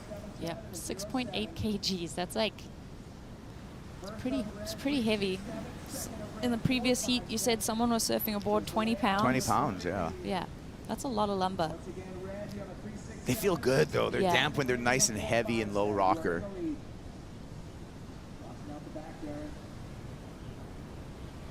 Yeah, actually, when the world was shut down, Rosie, one of my favorite boards when the COVID shutdown happened was a 910 longboard, a Robert August, and the thing was probably 25 pounds easily.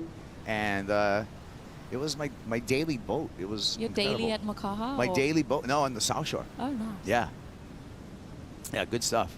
It's like having a boat. Yeah. You can paddle out to sea, catch anything you want. Just Haley Otto, up and riding. She has yet to break the 1 point mark, so this is her best effort so far. Carefully walking up to the nose, but then the wave, again, gives up on her. So still seeking to be able to find trim and a lengthy nose ride for Haley Otto. We've got 23 minutes on the countdown. Let's take the time to catch up with our defending champ and the winner of the last heat, Khalees Kaleopa. That's right, Khalees, the defending champ here at Huntington Beach. What is it like for you to come back to this place where you had such a great showing last year? It feels really nice. You know, this is the first event of this season, and just kind of shaking off those nerves, you know, building up to the first event. But I've always loved Huntington, and people kind of call me crazy for that. But I don't know. We get along very well, so hopefully that momentum stays the same moving forward. How do you shake off the nerves for the first stop of the season? To me, it's just like the support system I have, you know, always traveling with my mom and my cousin and like my friends on tour this year. I feel like really lucky to have them in my corner at all times, and like me to the same with them. So having a good support crew, yeah, it really helps. I can imagine. How important is it for you to win this heat, skip that elimination round, go straight to the round of 16? It's really nice, you know. I mean, there's always pressure, I feel like, no matter what heat you go out in, because you never know what's going to happen. But skipping around always feels good. As it should. The conditions, too, something you wanted to talk about, just how quickly it turned. No, just like watching the girls shortboard this morning and how like gnarly it looked was just like kind of was like super nervous for me. But once we got out there, the sun came out and it got really nice. So we got lucky. We have gotten lucky right now. Nothing lucky about the way you surfed, though. Congratulations. See you in the next round. Thank you. All right, thank you, AJ. Congratulations to Khalees. Picking up here with Soleil Erico. And saw that one coming. The bottom just dropped out of that wave. Yeah, and that was full commitment too, to be on that tip when that happens with the waves. So she would have been well rewarded for such a risky maneuver. Here's Haley Otto. And again, just the wave selection from Otto has been letting her down. Her previous wave at 2.83. Luella Pace up and riding. Got to get over a bit of a bump there and did not get the whole speed in which to do so. Cops, as a Hawaiian watching Khalees, you must feel pretty proud. Like, she just represents so well. Yeah, it's kind of my neighborhood too, so it's cool. I mean, yeah. The whole the scene that has been in Waikiki for decades and generations, it's still a cool place. Yeah. And it still brings out magical surfers, yeah. you know? And I'm just of the generation that we all started on longboards, yeah. no matter what. You know, my dad was a beach boy, started on longboards. And then once you could prove that you could control the surfing basics on a longboard, that's when you got the thumbs up, like, okay, to grab a shortboard. Yeah. And I actually think that it's a good way to introduce anyone to surfing. Yeah, I agree. Like, grasping the fundamental concepts, like you said, learning about the equipment, learning about different waves. Yeah, I'm always in awe watching longboarders, just how much they know about their equipment and how that translates to going on a shortboard, riding an Alaya, like riding different equipment, being able to even paddle a canoe, an outrigger. Like, you guys, as watermen and women, you guys just have it so dialed because you have really paid attention to those fundamentals. Yeah, and there's always that old saying that there's no bad days, you know, to surf. There's only bad attitudes and bad equipment choices. You got the right attitude, you got the right equipment, you're going to find a fun wave. Yeah. Every day of the year. Yeah, I think you'd only be bummed just because you can't transition onto a different piece of equipment other than like a rocket out shortboard or like a little fish that's helping you catch a couple waves. Yeah. This is true. Well, wave catching has been no problem in this heat. We got a lot of waves ridden, but really no super meaningful scores as of yet. Soleil Erico with the highest single wave score in this heat of a 4.57. So, Rosie, that tells me that this heat is wide open for all three of our competitors. It is. I mean, I'm getting that feeling. Everyone's feeling a little bit jittery this opening round. There can be a lot of nerves as you start to open up, and the conditions, I mean, they're fun, but riding a beach break on a longboard on a bigger piece of equipment, like, there's some tricky sections that present themselves here at Huntington. Like, it steepens up pretty quickly. You have to find that transition through the inside. There's a lot to kind of keep your eye on as you're surfing. Yeah, well, we're sitting through a lull right now, so what a perfect time to take a break. We'll be back with the conclusion. Heat number 4, can Soleil Erico hold on to her lead? We'll see.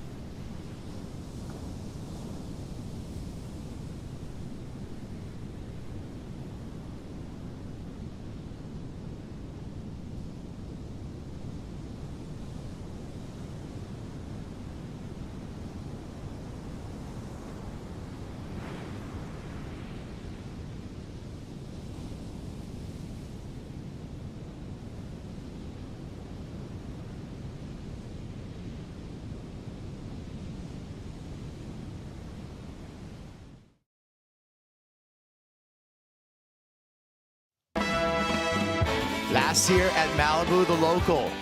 Soleil Erico cross step and nose rode her way to a second world title on the long walls of Surfrider Beach, Rosie. Yeah, at a local spot in front of her friends and family. What a special feeling. The waves were pumping too. Like to score Malibu, just yourself and a few other people out when it's this good, and to win a world title. It is a beautiful moment in front of her hometown crowd. Soleil Erico, our 2022 world champion. I had a mustache back then. That was almost a year ago now. That was almost a year. Bring it back. I don't know. 15 minutes and 40 seconds, and Soleil Erico out in the lead once again, but opportunity way open for surfer Luella Pace. She needs a 4.57. She'll take the lead. Haley Otto can take the lead with a 5.41. All of these, oh, you know what? I got a special treat for you watching right now. I'm just gonna throw it to the Waxhead and see what he has to say. Go ahead. Matt. How are you guys? So I'm down here in the boardroom. We've got all the competitors' boards, and Kai Salas is here just checking one of his team riders' boards. Khalees from the last heat actually had a little run-in with the pier, sort of off camera. So he's just inspecting the nose. There's a little bit of a fracture, but hey, these things are glassed pretty heavily. They're you know, they're durable, and that's why a lot of these guys only have 1 or 2 boards, and that thing will hold up fine. It will take in a bit of water, but nothing, it can't be fixed at home. But we're just going to transfer to the tail shapes really quickly.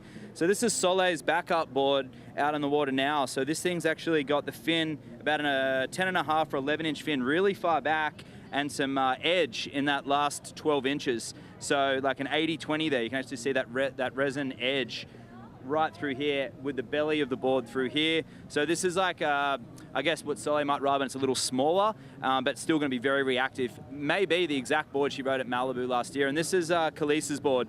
Overall, a little lighter and a little thinner, and there's no edge in the tail at all. So this would be what you consider a duct tape approved surfboard, soft rails from nose to tail, and a traditional log made specifically for Khalees. And as I said earlier, when she was paddling out, it's a very neutral shape, nose and tail, very balanced, and that's why she surfs very balanced. Back to you guys. Hey, Matt, I got a question for you.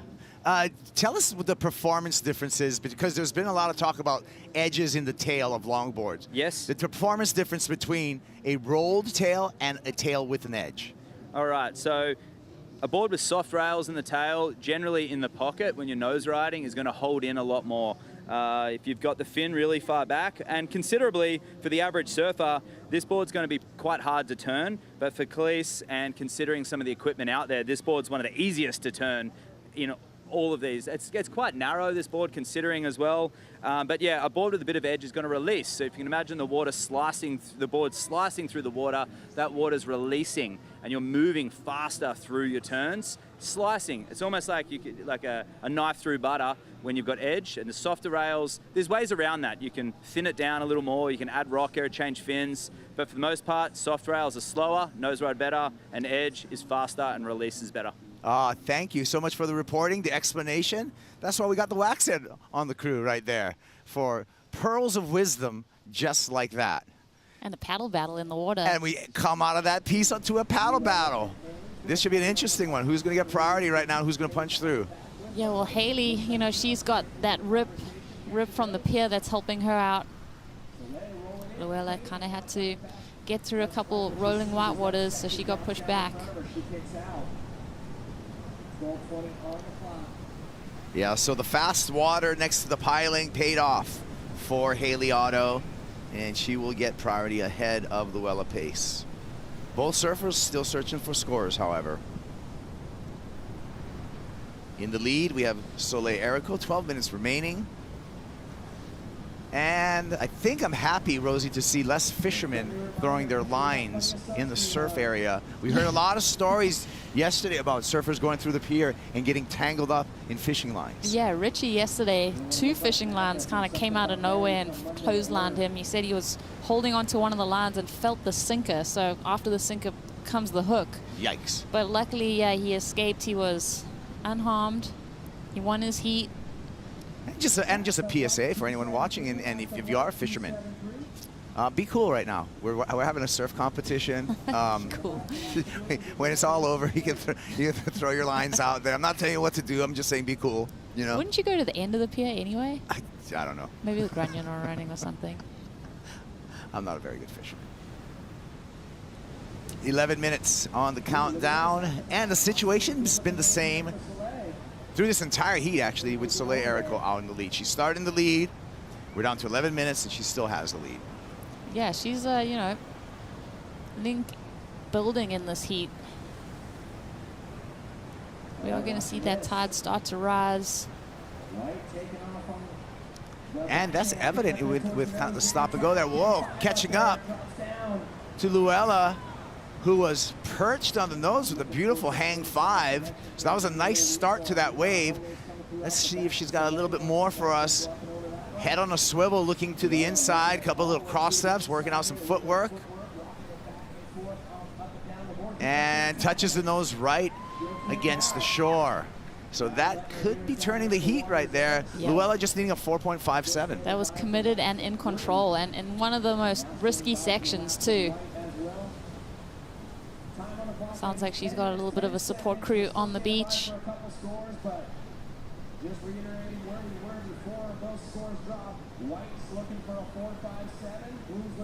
And then the battle to get back out. Clock to 9 minutes 55 seconds, and judges owe us 2 scores right now. We're still waiting for a score for Haley Otto, still waiting for a score for Luella Pace. And the cool thing about this format, first place obviously goes straight through to the round of 16. Second and third cups, they go to the elimination round. So right now these surfers are surfing for that first place to make their impact on this event. Erico with a quick 5 to start off. Moves back on the board for a series of turns. And a couple of nice cross steps, takes 4 to the nose. Just taps a 5 for a little bank on the inside. So now we need scores from all of our surfers. Good little bit of variation there from her too, with that drop knee cutty in the mix.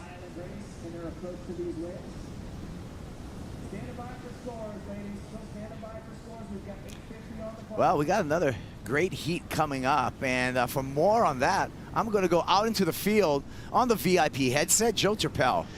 Wow, thanks, Kaipo. It's so cool outside. This athlete zone is amazing. I want to roam a lot more often. I did catch up with a former world champ, Lindsay Steinreit, who's actually grabbing the blue jersey and preparing for the Huntington Pier once again as she's aimed at another world title. She actually didn't know she was going to be in this event right away. So I guess you could call it not prepared, but I think she's well prepared because her boyfriend surfed in the event yesterday. She's going to ride one of his surfboards, and she actually rides that board a lot. So borrowed board from Del Perro, and she'll be out there. One thing she did note is, you know, coming from San Clemente and surfing a lot of the Trestles region, she didn't often take little trips up here to surf Huntington, but she's had the most fun she's had in the last 2 days surfing, probably some of the funnest surf we've had all summer. So she's really enjoying her free surfs and looking forward to her heat. Thanks for having me in the athlete zone, you guys. Love it. Love having you there, Joe. Yeah, Lindsay Steinreit, the 2011 world champ. She's going to be the next heat, matched up against Brazil's Chloe Kallman and Japan's Natsumi Taoka. So that's happening right in the next heat after this. Pretty cool. That is cool.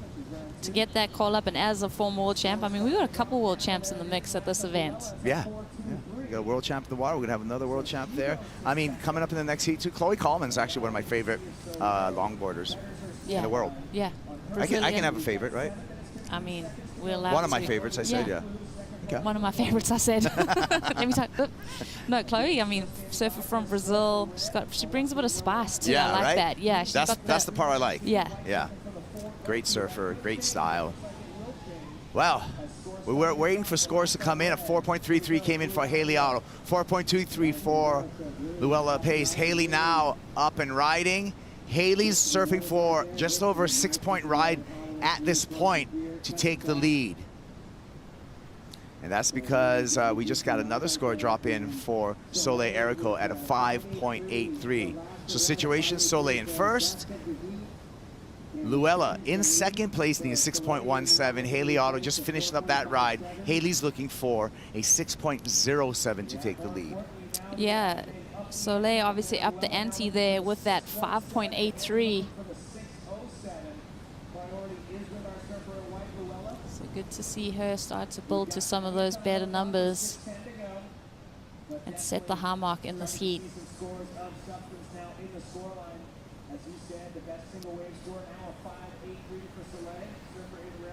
What do you think about the positioning here, Rosie, as far as the surfers? I mean, this year, it feels to me that the bank is further away from the pier than we usually see. It is. I mean, it's been fun because they are defined banks at the moment, so the sand is really good.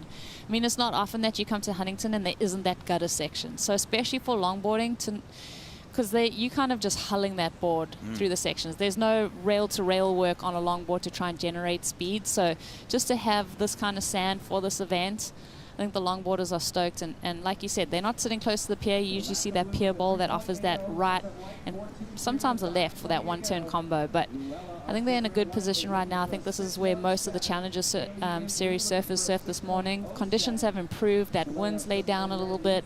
The sun's come out, so we're going to see some afternoon glass.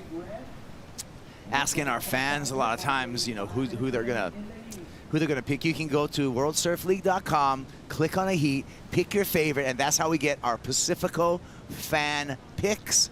70% of you said that Soleil Erico is going to win this heat, and that means 70% of you out there are right.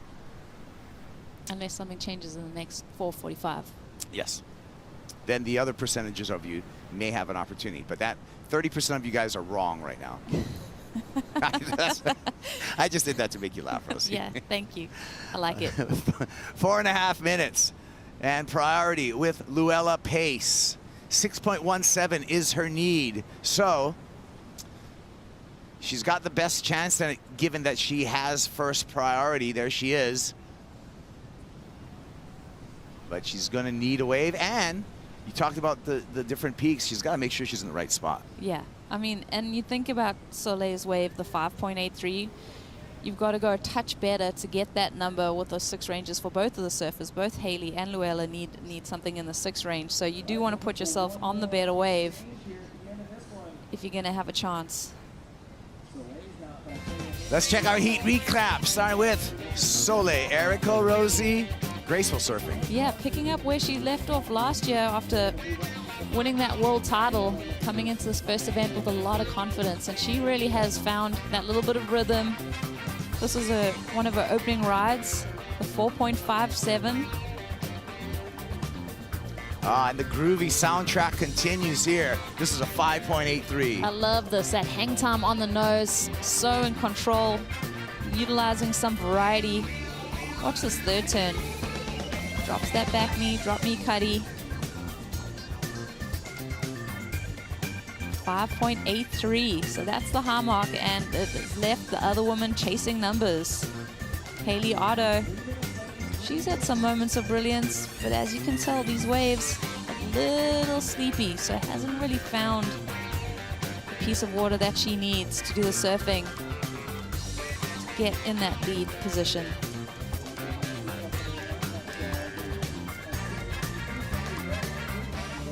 Good hang time there with the 5. Trims through to this inside section.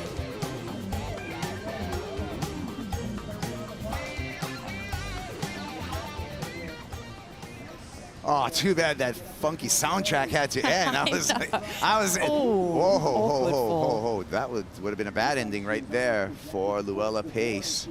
Utilizes her priority, looking for a 6.17. That fall in the end is going to hinder her ability to get that score. There's all the waves written and all the scores, Rosie. Yeah, you can see that last one for Soleil. But that fall, I mean, that's the part about longboarding that you sometimes don't think about, is just that board when it's coming at you. It's hectic. I remember Cassia Meadow a couple of years ago. She got concussed. Her board hit her.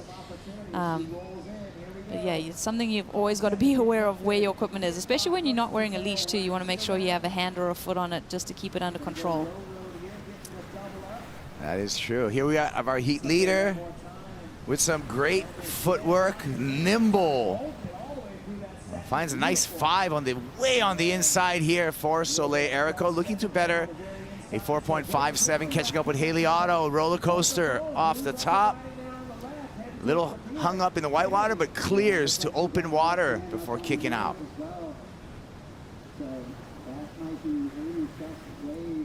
So the exchange again, 3 waves ridden by each of our competitors, and we will be waiting for what the wise men in the judges' tower give us as far as numbers and see if that changes this heat. Yeah, I mean, there's opportunity for Soleil to improve her situation. The 4.57, that's, I think, the one that will be in question. All of the surfers having an opportunity. We'll wait for those numbers to populate.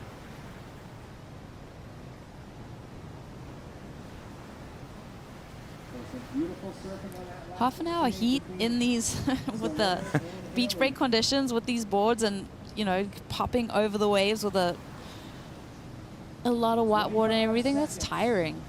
Let's watch this replay. Haley Otto looking for some tip time. She hangs all 5 toes over the nose, goes for the 10. So that was beautiful, Capo. Great surfing. And then unfortunately, does she get the completion there? She does. So that was a really cool ride from her. One of her best, I would say, having that little bit of a critical section at the end there to work with. So Haley needing a 6.07. The heat is over, but we're still waiting for scores to make it official. Yep. So Soleil betters her position, 6.4. Now Haley needs a 7.9 on that last ride. You can see a little bit of a smile on Soleil Erico's face. I think she's come to the conclusion that she's going to take a win in this heat, but we're not official yet. We still need the last score for Haley Otto. So next heat, 100 positions. Last up red was the 6.4, extends the lead. We're standing by. Otto on the screen there, 7.9. waiting in the water for the number. And Soleil strolling up the beach, and a couple of supporters greeting her.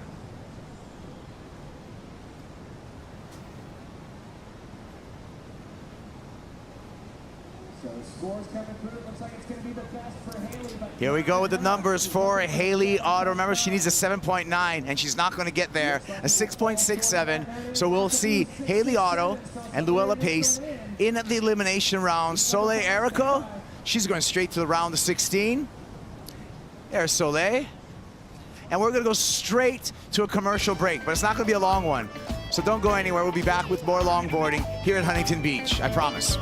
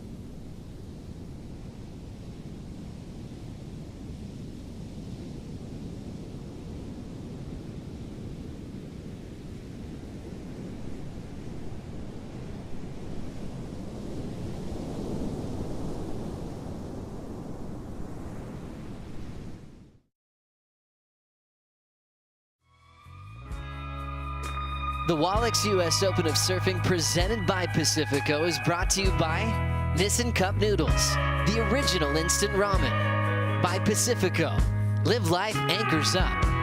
By Hurley, born from water. And by Wallex, official digital wallet of the US Open.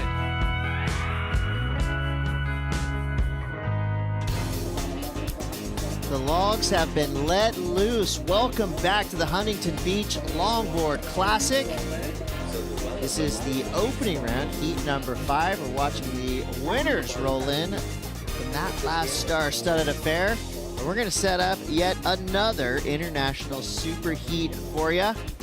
We got Chloe Kalman, Lindsay Steinreit, and Natsumi Tooka. Brazil, USA, Japan, all represented in the water.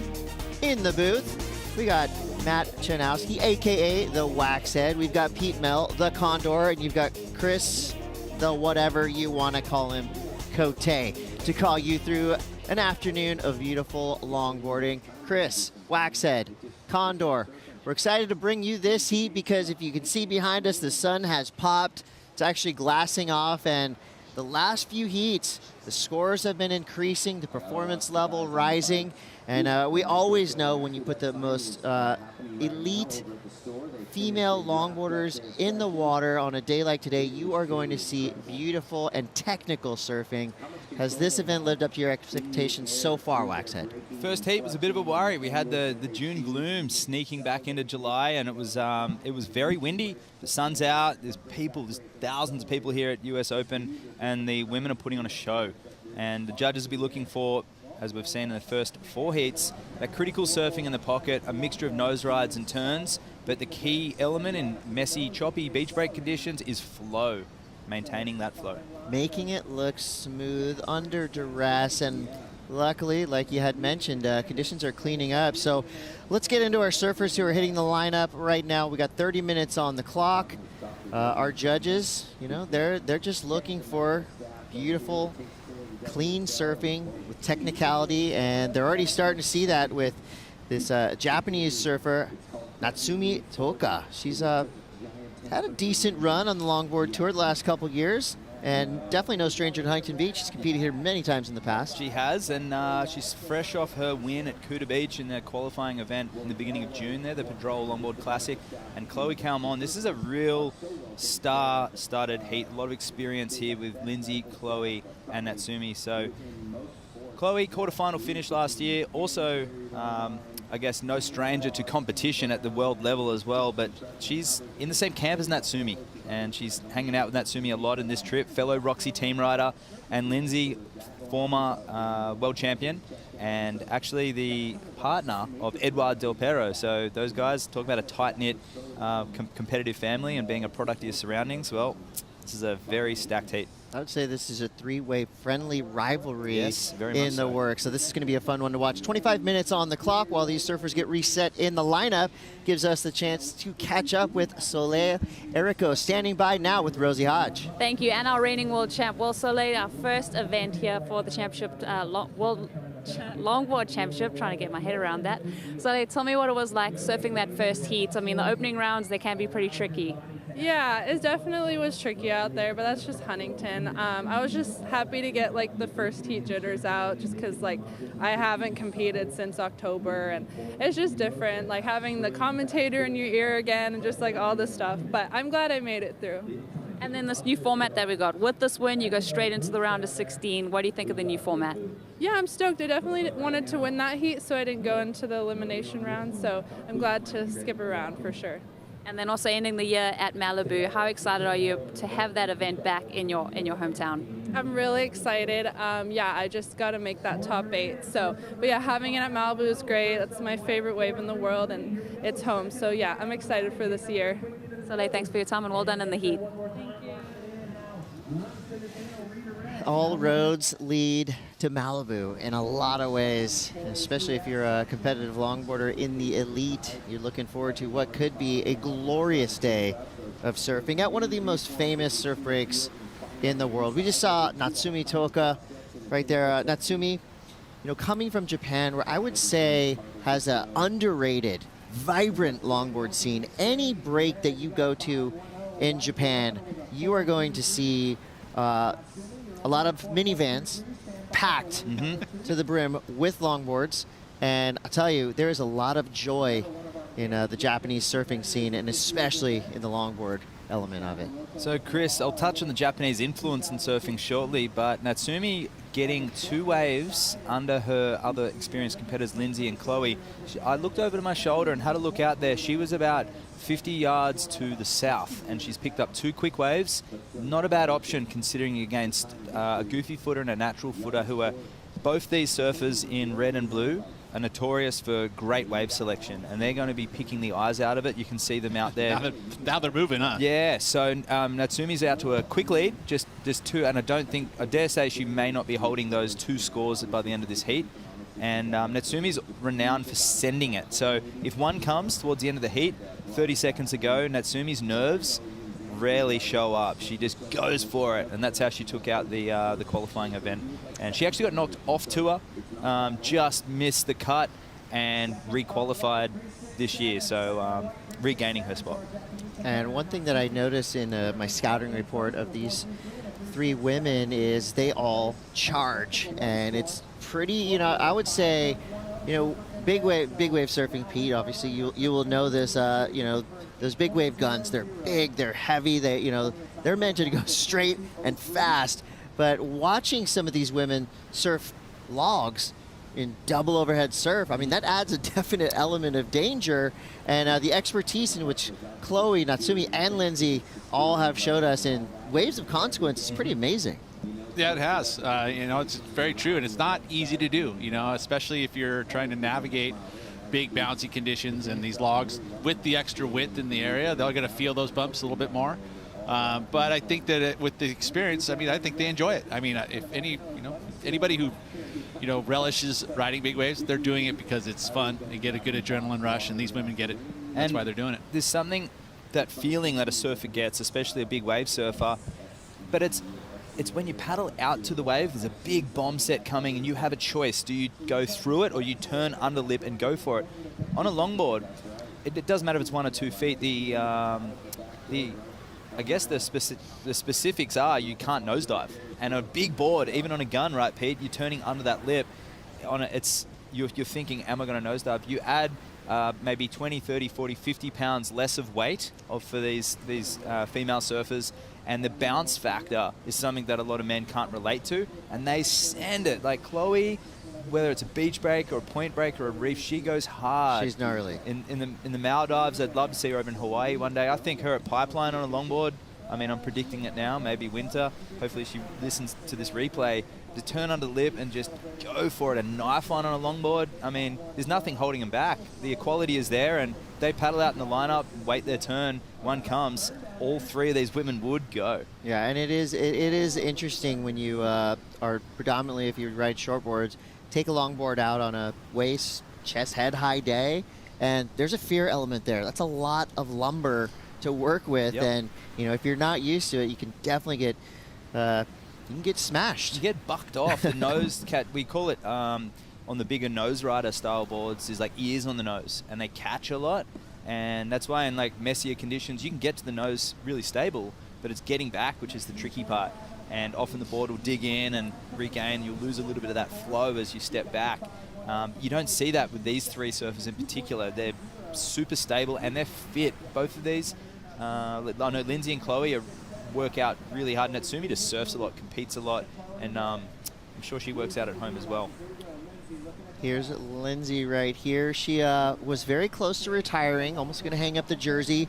Got the call to be a wild card here at the Huntington Beach Longboard Classic, and she said, you know what, retirement can wait. She's straight back into the contest jersey. That was almost a scary predicament she got into there. And there's her partner, Edouard. So we got star-studded affair in the lineup and in the competitors area. Absolutely. And running double duty. Here's Chloe taking a high line on this pier bowl left, actually. She's really far over right now. And that's the camera zooming down. And that's a classic Chloe cross-step carve setting up for the inside right. So just what the doctor ordered there, a second wave. That'll be strong to go with a 510. So I dare say she'll take the lead of this. And What do you think about that variation, Pete? Do you see many surfers up north in your region with the cross step or the drop knee, or is it a more? We get it both. I mean, there's a little bit of everything there, but I will say that I know that when my longboard skills get out there, I do like that cross step, and being able to do that is very difficult. And do it with style. Obviously, it's one thing to be able to just do it with the cross step, but actually get that turn, and then the flow of the footwork is so important. I believe it's a very difficult move, and we'll get a good look at it here, but I love how she was able to do that. It's funny. It's a nice transition move, too. So we see here stepping the middle, drop knee. So that is an effective way to turn, opening up the wingspan there. And here, just a little bit of variety. And the reason she does that step, she's in the back third. She's not quite on the tail and not quite in the middle. So the feet are in between. If you step forward and then you go step back again, you need a little bit of area. So it's I guess in most parts, you're trying to sell that moment to the judges. When you're free surfing, you probably would go for it and tap it off the top. The judges liked it, a 7-1-7, and it's clean rail surfing, nose riding. It was a set wave, and it was a good completion. There was no grab of the rails by the water, right? It was smooth in the transitions, and of course all of that flowing together. I mean, that was a great wave. She also parked it for, didn't go all the way 10, but parked it there for a while with the 5. So hood ornament style. Natsumi Toka. Quick little cross step up there. Has to go back to a slight shuffle. Now, you're just, fresh to the longboarding scene. There's kind of 2 different ways you can go up and down on these long boards. They're over 9 feet tall. There's a cross step, which is kind of the traditional, I guess, beloved way that people do it. And every once in a while, you'll see, beginners tend to shuffle more, but sometimes, in a moment of panic, you'll have to shuffle back down your board. But Wax said maybe you could tell us the difference. Obviously, it's more difficult, if you're watching at home, stand up from your couch, cross step across the carpet. Well, imagine doing that on a moving 20-pound surfboard. The subtleties, the judges definitely do notice. And that's it. This wave hasn't really broken yet for Lindsay. And see, the board's just passing beneath her feet. And she's using that forward momentum of her footsteps to generate speed. Trying to find the trim spot, which is the momentum, the natural momentum of the board. And that wave's just, she's just trying to grab some points here and trying to up her heat total. But with a 1-1-7 to start off, this will, supersede that for sure. But yeah, that's once again that cross step we saw Chloe do. It was to eliminate the shuffle. If she'd get back to the tail and try and bank that off the top, she would have messed up the flow of the wave. So it really is, in a way, dancing up and down the board. It's a form of surfing, performing art, and it's beautiful to watch when the cross step's done effectively. So if you were to be called a shuffler, that would be derogatory. Yeah, just like the shuffle is like the Huntington hop. It really is. It's not advisable for. You have to do it occasionally. You just sneak one in there, and it's the same on a shortboard. You don't really want to be taking off on a wave where you have to hop for your speed. But if it's necessary for the end section, you better hope it's worth it. You got to complete your rides by any means necessary. Sometimes we're going to shuffle. We whisper when we do it, though. 15 minutes to go. Chloe Kalman. Surfing like the champion that she is. She has a long history of winning nearly every competition she enters. She's currently sitting at number 5. In 2022, she came through at number 5, so a top 5 finish. She did get a 2nd place in Sydney. She resides in Rio de Janeiro, Brazil.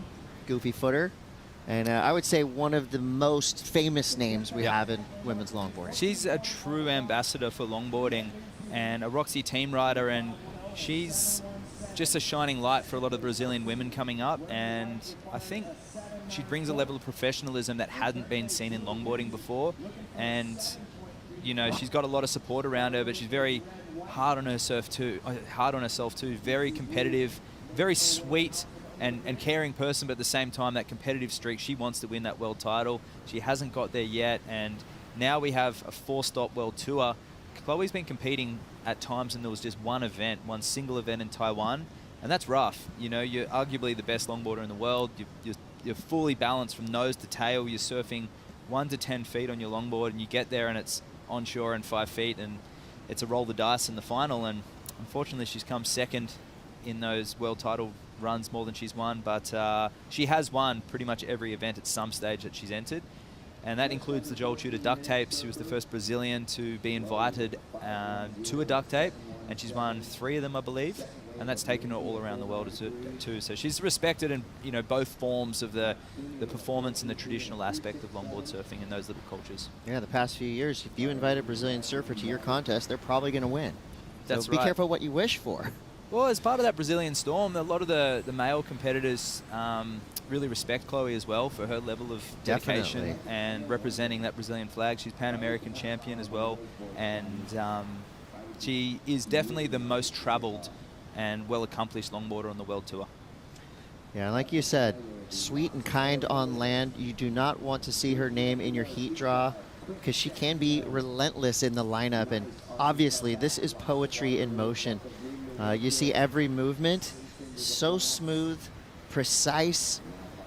There is no hand jive. Everything is just so, I don't want to say delicate, but I could use that in a complimentary way, because it's just, there's a lot of poise in her surfing. 12:30 to go. We're going to take a quick break. At the moment, Chloe Kalman on top by a mile, but we'll be right back to find out what happens next.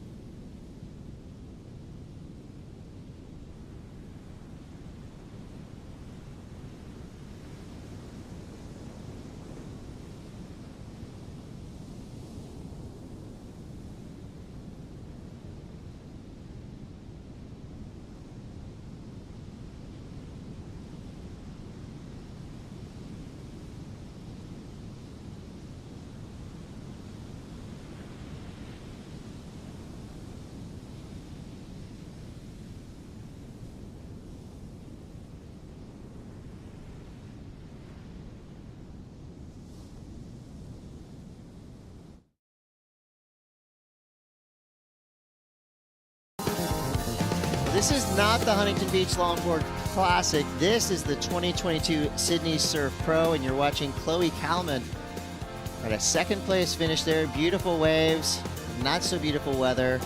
Didn't affect Chloe one bit. Nearly got the win there. And I'm glad we're actually watching this look back at Chloe, because we're sitting right here with the Waxhead, who actually coached Chloe for many years, including this event right here. And you've really seen, I would say, the rise, the improvement, and kind of where she is now with Chloe Kalman. Maybe you could tell us a little bit about coaching Chloe after we watch Lindsay demanding our attention on a nice looking right. We've had some meat on it on the outside section, so she cruises through to the inside. I do like that she's really riding every wave she's got all the way to the beach. Currently in third place, needing 8.24. But the talk returns to Chloe Kalman, your current heat leader. And I know you spent quite some time with Chloe. Yeah, traveled with Chloe for many years, and was happy to be in her camp. She's, as I said, one of the most prepared and dedicated longboarders. But I was so amazed. We're at Noosa one year, and we're sharing accommodation with some other mutual competitors, and she had more fins with her in her board bag. She had 4 boards, and I have usually got 10 boards in my. I said, whoa, you're traveling all the way with these fins? And she had a reason and a purpose behind each fin, and we just chatted and bonded with equipment. She ended up winning that event in Noosa and went on for a roll, and she won in Spain, and ended up coming second in Taiwan to Honolulu. But transitioning her from a lot of her beach break equipment from Macumba Beach, EPS longboards, her Chloe Kalman model, which is a beautiful balanced performance longboard, but wasn't necessarily suited to smaller traditional longboard waves. So we worked a little bit on equipment there and fins, but she's a natural and she's a professional. And to let someone like that, I guess, get them on equipment that highlights their style and their surfing, and to see it elevated in competitive results is, it's pretty surreal. And I think she's going to go a long way this year, if not take the win. And do she ever go back to that equipment occasionally? Is there certain conditions she would see herself go to a performance longboard? Yeah, absolutely. She reverts back to that. If it was much bigger than this, I wouldn't be surprised if she would want to ride a board like that. But she has a favorite, and that board she's riding now is a copy of one of her favorite boards, and it was like an all-round beach break log. Not too dissimilar to the board I showed earlier on the cam with in the competitors area with Khalees's board. Despite the green color, it was a neutral longboard that can be surfed in beach breaks and point breaks too. So she's more on that type of board now, which is an easy to surf, all-round single fin longboard. And with second priority, Natsumi now straight to the nose. Classic traditional style. Again, love the arm placement. Just looks really comfortable on a surfboard. But to your point, Wax said the transition that a lot of longboarders had to make, and this is both for male and female, I would say, pre and post duct tape longboard tour. I love where we are now because, yes, you do still see radical turns. You still see hot action, but there's also that real heavy lean towards the traditionalist approach. And I like that the WSL has kind of combined the disciplines. I would say we're in a really good balance of, the boards that they're riding have evolved, or maybe, I don't want to say devolved, but have maybe just leaned back towards the traditional log a little bit more. And I think that's equated to just maybe a smoother look. Yeah. And I think just it's a pleasing feel. And I think the right decisions were made to put together the judging criteria for what we're seeing now in 2023. Well, Chris, we talk about Natsumi from Japan, and I mentioned the Japanese influence. For many years, the Californian surf industry and a lot of the guys who were the top of the traditional longboard market were selling more boards in Japan than they were in California. And they had a real desire for those niche products, those specifically Californian style products, heavily glass tinted single fin longboards. And here we have Lindsay. That last wave of hers was a 5.4, which was a great improvement, but it didn't offer too much critical nose riding. So I'm sure she now, that would have felt good, the 5.4, but she's now needing 7.77. So it's going to have to be a pretty big wave, the clean section. But back to the point about the traditional aspect, and the Japanese market really gave surfers like Joel Tudor an opportunity to be a professional financially, because they really supported that Californian style of surfing. But now where we're situated, Chris, if you go anywhere in the world, you go to the Philippines, Korea, Japan, east coast of Australia, and pretty much any little coastal hamlet on the west coast of the USA, Mexico, they're all riding single fin style longboards, and it's that beauty, the grace, the style, the flow that's accentuated on those boards. So this is just a representation of what's happening.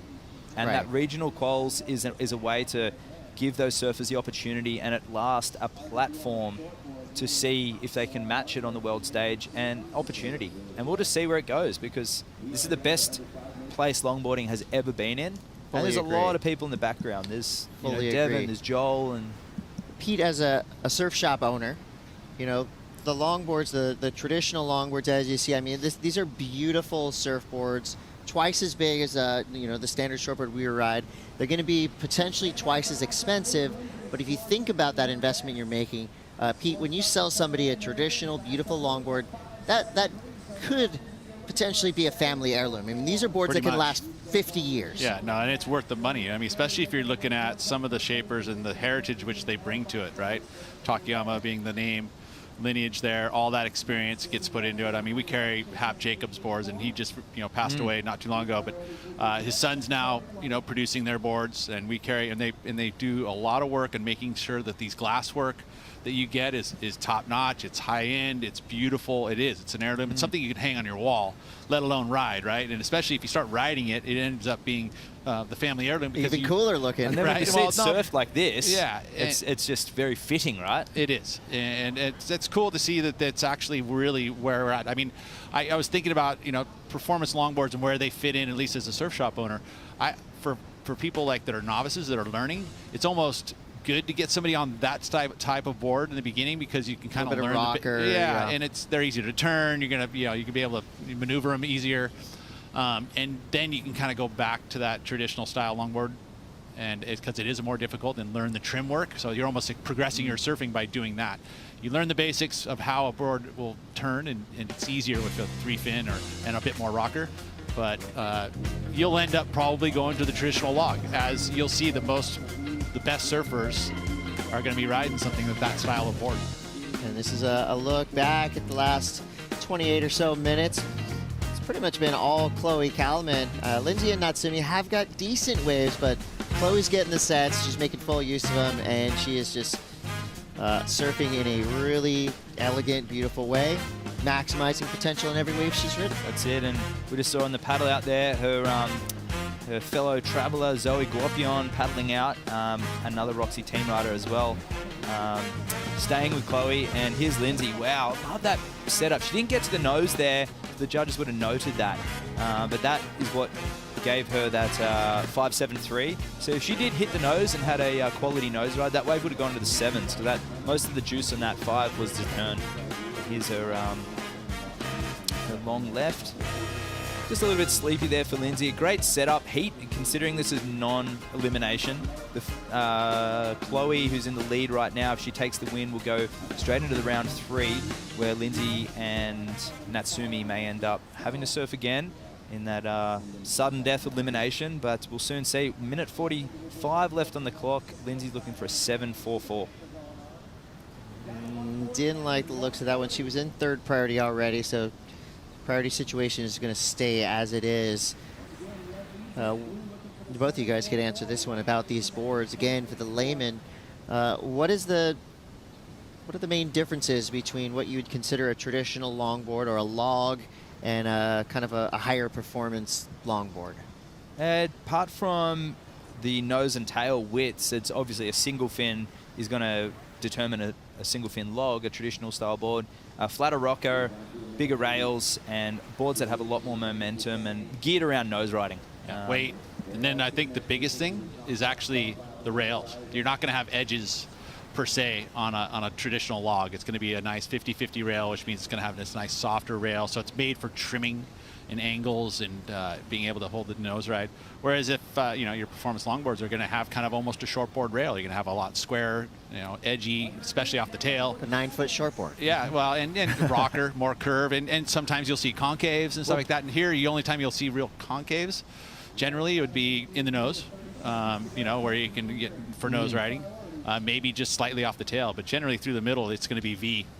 There's going to be roll and V, which is different than, say, a performance shortboard would have kind of concaves and curve. Well, things are starting to wind down here in Heat 5. We've got 15 seconds left. Chloe Kalman in the lead. Lindsay would need a 7.44 to get to that top spot. Natsumi would need an 8.84, but it's most likely not going to happen as we go into the countdown. 3, 2, 1. We are pow. That's it for Heat 5 here in the opening round of the Huntington Beach Longboard Classic.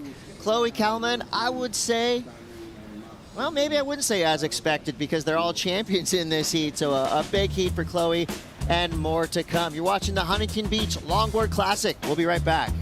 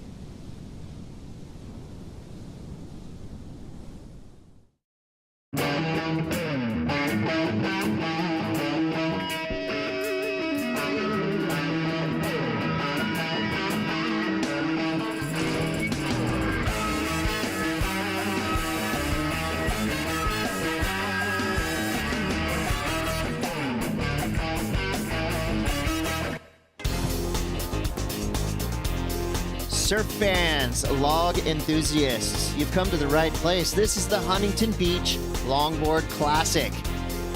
We just saw an epic heat go down. That was Heat 5 with Chloe Kalman getting the win. And now we're going to go into Heat 6 with 30 minutes on the clock. We got Zoe Grasperon, Maya Glasnap, and Mason Schremer. So big heat enters the water. USA, France, and Reunion Island represented in this one.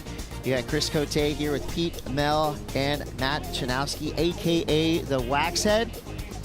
And this is going to be a fun one for a lot of different reasons. You know, we've got Mason out here, Thomas Surfboards rider who has put together many great surfing contest results. We've got Zoe Grasperon from Anglet, and we've got Maya Glasnap from Union Island. And in doing my research on these three surfers, one thing I noticed is that Maya, bit of a mystery. No Instagram, not a lot of social media.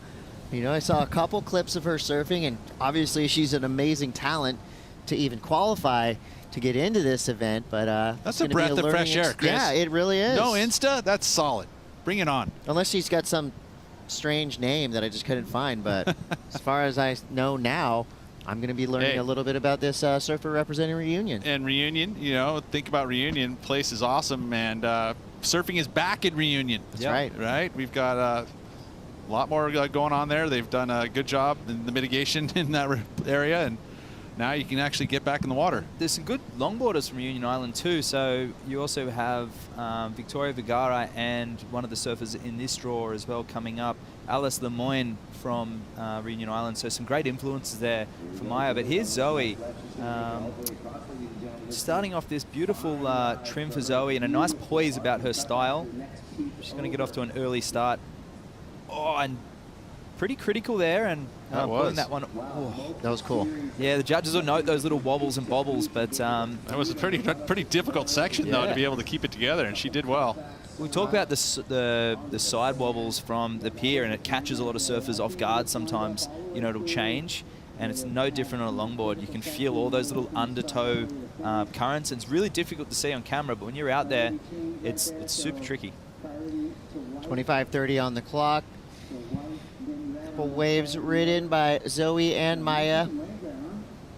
Just ones for now. We're going to wait for scores to come through. Zoe's got a pretty cool story. Her dad, Edgar Grasperon, an Olympic medalist in ski moguls. Yeah, that's right. About as different as you can get from longboarding. It is, and yeah, she was born in the Alps and now lives by the sea, as she says, and she's also a fantastic skier herself, Zoe. And yeah, she's got it's sea moguls, right? Sea moguls. Okay, so maybe it's not that different. It isn't. Dad would be proud that she made it through those and moguls. There's flow in moguls, right? You got to have some flow as you get through those things, and that's how you're fast. True. Speed, right? power, flow. Okay. It always works. There's Maya just on her second wave, a nice opening close 5 or 10. We'll catch up with Masons, I'm sure. But all surfers opting for leashes in this heat, and a lot of these surfers can surf with them very well. And I spoke to Mason yesterday, and she was free surfing with one, and I was just curious, is she going to wear one? Coming from the point breaks of Noosa, where you're moving your feet a lot and it's very intricate, sometimes those point break surfers struggle to adapt with leashes, but Mason, she grew up with one in Hawaii. She's Florida via Hawaii, and now Noosa, Australia. So she's also very, very well traveled. I mean, you think about the leashes too, the calf. That allows you to have that footwork. I mean, usually you wear your leash on your ankle, and to be able to have it up on the calf, it does free up the feet, so you're allowed to move your feet around. And then they've got that extra long kind of, you can see it comes off your calf pretty far away, so it keeps it away from your feet. But generally, that's the design of it, is to keep it away so you can move your feet around. And at a lot of those marquee breaks in Australia, especially the longboard breaks, it's a mandate. You know, you can get a ticket if you don't have a leash. Same in France. Yeah, it's same in France. Japan, Korea as well. Or you go to Santa Cruz, you lose your board, thing's destroyed. Yeah, that's it. It's self-regulating in Santa Cruz, like many aspects of surfing. And you know, I mean, regardless of where you stand on the leash mandate, you know, I personally, I haven't spent enough time at those super crowded breaks where there's 20-pound boards flying all over the place. So, you know, I don't like when people get injured in the lineup either. So well, especially if it's your child. It was playing in the short break, right? It's funny that's kind of a hot button topic for sure. Well, we'll cover that shortly, but I want to catch up with Maya's 5.67, which was that hang 10, and she fell off towards the end. I thought it was maybe a close 5, but it was actually a close 10. So pretty awesome start there for Maya. Beautiful upright style, and Mason kicking off her campaign with 2 waves as well. So and we're getting to learn about Maya a little bit. This is getting to see her first time competing live. Good. Scouting report. 22:37 on the clock. Surfers are all making their way back into the takeoff zone. That gives us a minute to catch up with the winner of that last heat, Chloe Kalaman, standing by now with Rosie Hodge. Yeah, beautiful surfing in that first heat, Chloe. Talk to me about the preparation for this event. You're just saying you spent some time in California. What has that done? Have you been surfing out here at Southside Huntington? So I've been in California for the past month. I feel like I live here right now. But yeah, it's been an incredible month with amazing waves. I've been searching for the best waves around the coast, spent some time in Malibu, in Oceanside, and Huntington. And I love beach breaks, especially going left. And this is the only opportunity we have on tour this year, going left. So I'm just getting the most out of this opportunity. And yeah, the sun came out, the waves were really fun. And I'm stoked to get a good start. And how much of an advantage do you think that'll be, loving beach breaks, being a longboarder, and having this adventure with so much weight on the line? Yeah, so the waves here at Huntington is very similar to the waves back home in Rio, Brazil. So I grew up surfing beach breaks, and I know it might not be the best longboard wave, but I think it's just really fun that you have the chance to surf lefts and rights. It makes you really active, always paying attention to what the conditions are doing. But yeah, it's just really nice to be out here in Huntington. The US Open so big. Last year was my first time doing the event, and it was, I think, like, my first experience was very overwhelming just to see. I've never had so many people watching myself surf and everything, but this time I feel like broke the ice a little bit, and yeah, I'm stoked to start the tour. That's very accurate. And someone that has so much experience on the tour, what are you looking forward to this season? And have you changed anything from last year coming into 2023? I think every year the level is coming so high. This year we have a lot of new names, both on men and women, and it's just really nice to see new faces coming up on tour. And I feel like you always have to be adjusting and finding places you need to work on. I've been working really hard back home and just finding in what areas I can do better. It's either on my physical preparation, mental preparation, boards, or anything. But yeah, I think my goal for this season is try to stay present as much as I can. I'm really looking forward to Bells, which is our second stop. I've never been there. So it's just super cool to have the opportunity to go to new places and just be on tour once again. And yeah, it's funny because this is my 14th season, but I still have the butterflies on my stomach. It feels like it's my first year on tour. So that means I still love what I do and I'm having fun, and that's what it's all about. Chloe, thanks so much for your time. Good luck in the next heat. Thank you, Rosie. Thank you.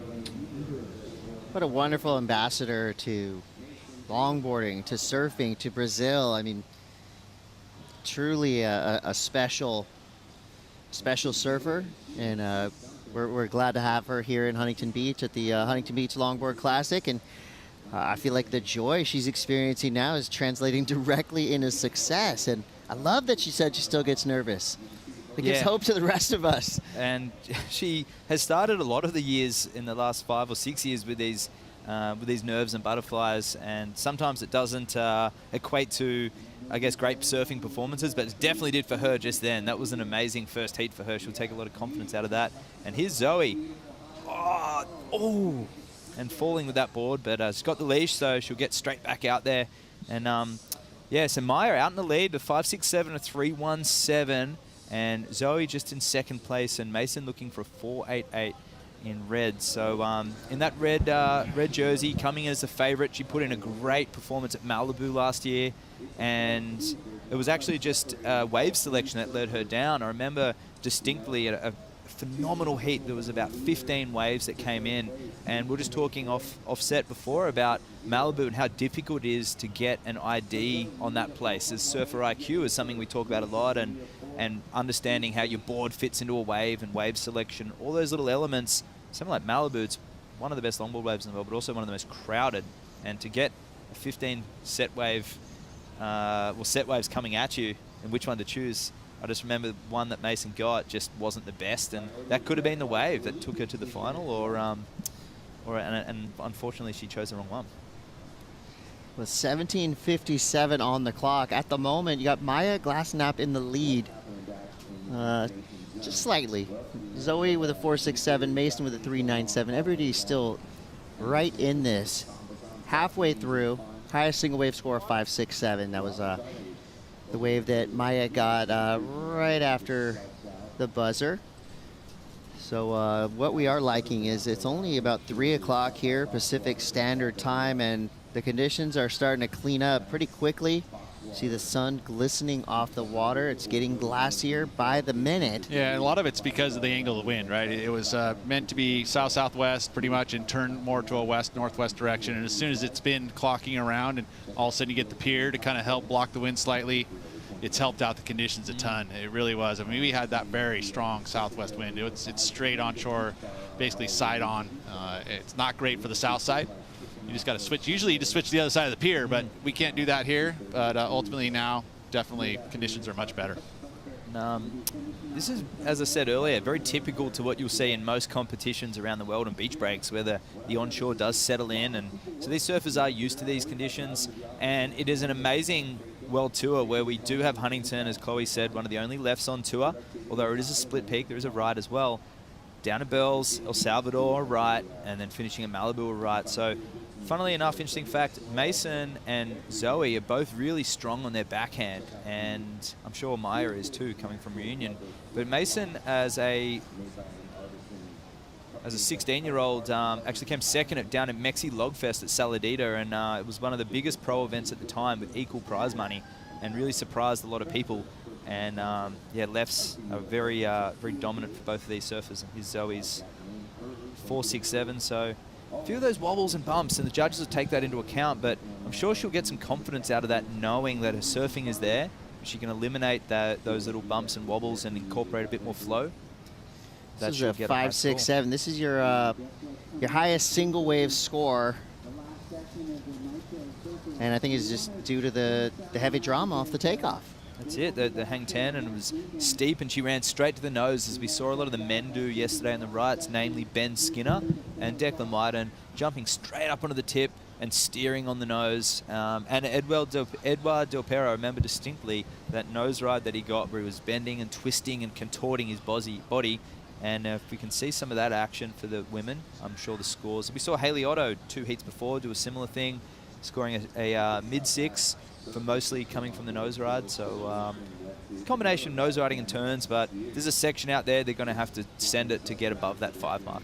Now, is hanging heels as difficult as it looks? Is it an underrated virtue? Because to me it seems like it's a pretty rare occurrence, and when done properly it just looks incredible. Does that get more credit, less credit than a proper, hang 10? That's a really good question, Chris. Not a lot of people do it, but last year we saw some heavy heels. Justin Quintal was doing a lot coming into the pier, really sending it going into the heels. If Justin does it, must basically be cool. Going blind into the pier, right? Yeah. I mean, that's what hanging heels It's about the hardest do. thing you can do on the nose ride for sure. So yeah, definitely. I think it can get lost on a lot of judges, like a lot of aerial surfing too. Something that's got a high degree of difficulty. And not seen that often too, yeah, right? It's not seen that often. If the surfer makes it look easy, I mean, it really is. It's hard to judge something that only a very few people in the world can do. So it is subjective. And it happened back in the day when we were talking about figuring out how to judge aerials, really, when Shane Beshin was at the point of pushing that envelope. Look at this, floater. Roller coaster. Hanging it. That was a classic roller coaster, that one. It was just set it up there and waited for it to come back down again. I mean, that could have been 1964, 1972, 87. I mean, that's a classic traditional surf maneuver. You can't help but get excited when you see that. Corky Carroll style there, but here's Zoe on the pier bowl right, and nice fade, and she's opting out of that. So those ones have been scoring well. She's pulled out of that. That one actually, I'm looking over the shoulder, kept running. So a little bit of meat on the bone. There was, yeah. She's got something else in mind. Needing only a 4.18. I think that wave could have been the score, but she's got a plan, and she's out there. She knows more than us. 13:12 now on the clock, tide pushing in, and what I've been really liking in the last couple of days is we're not seeing the flat spot. And I hope I didn't jinx it just then, but we haven't seen, you know, much hopping, much swiveling to try to get across the flat section. It's been a pretty nice line from the outside all the way to the sand, as you saw Mason right there, kind of having to straighten out a little bit preemptively to stay out of the danger zone. Some damage done out the back, and quick little cross step there. We'll see if that's enough to get her into the advancing spot. So non-elimination surfing. The first place surfer gets to skip around. That's a little mini golden ticket. Second and third will go into that second round, which is indeed elimination. And for some of these surfers that have traveled long distances to get here with very heavy surfboards, you know, you never feel bad for professional surfers because they have the best job in the world. But See that paddle, Chris? I was See gonna she's kicking say, her legs. And the board's going underwater. Yeah. She's charging. And it's kind of an Australian way they train you to in the to nippers. do that. That's in the nippers, right? And also where it comes, you see her sit back on the board and actually push over the whitewash. So a lot of surfers watching this will take note of that. They're the big little things. When you get on a longboard and you are trying to paddle out, that's the first thing. How do you get out there? Yeah. Well, Mason executed. That was a really good camera angle, guys. Well done. And the kicking the legs actually frees up the lower back. And instead of your legs going down, you're putting all that stress on your back when you're paddling and you're lifting up your neck. The moving the legs helps the back muscles engage with your paddling and really gets that momentum moving as you're paddling. With the stroke, right? Stroke, With the that's stroke, right. it kind of Long gives you a distance, momentum. but you'll see the Molokai surfers do it, or maybe not after. They're actually still paddling. I was just taking note of it. They're right in the middle of the channel right now. I saw Kai Lenny in the middle of the right now. Well, very relevant. Mason's well, funnily enough, Mason's partner is a believe he's a Catalina race champion. I know he's won the race there, and he might even be competing at Molokai too. But he's could a lifeguard. be. Courtney Conlog's there, right in the middle of the channel at the moment. That seems like a really long paddle to me. Yeah, it is. 32 miles. I might just take a plane. So They Mason offer is that. straightening out on that, and she's on her signature model. It's the Moose model by Thomas Surfboards, and she's got the Kalimo knees fin in there too. It's actually an Australian style. Well, it's a Greeno fin, but based off the Aussie style longboard fins that we had in the 60s. And there's Maya, who's hasn't really stepped it up from that 5.67. I was really excited seeing that wave. So she's looking for one of those open-faced rights. She's made her indication clear that she's going to be aiming for those rights. But yeah, Mason looking good. Well, with 10 minutes to go here in the opening round, Heat 6, Maya Glassnap in the lead for now. Stay tuned to find out what happens next at the Huntington Beach Longboard Classic.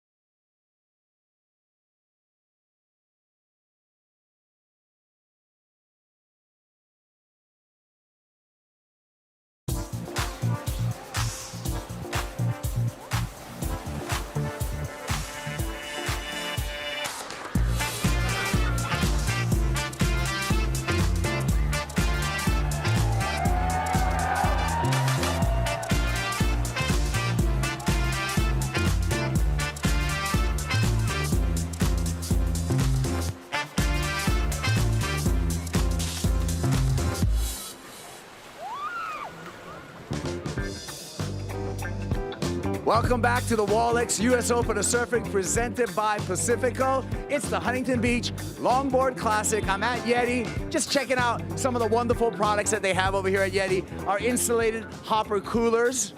Take them on the go. Of course, the insulated Rambler set, both in mugs as to-go containers, and if you're gonna go camping, you're gonna go hiking, you're gonna wanna get the Yeti Yonder, the lightweight water bottle, put in your pack, get going. We got refill stations right on site over here in Huntington Beach. It's happening, it's a beautiful day, it's hot out. Remember, stay hydrated. Yeti's gonna help you get there. Thank you, Kaipo Guerrero, right in the zone as always. Kaipo showing us around the Yeti booth. It does take a village to put on an event of this magnitude. We thank all of our sponsors that help us really ring in the peak of summer here in Southern California, the Huntington Beach Longboard Classic.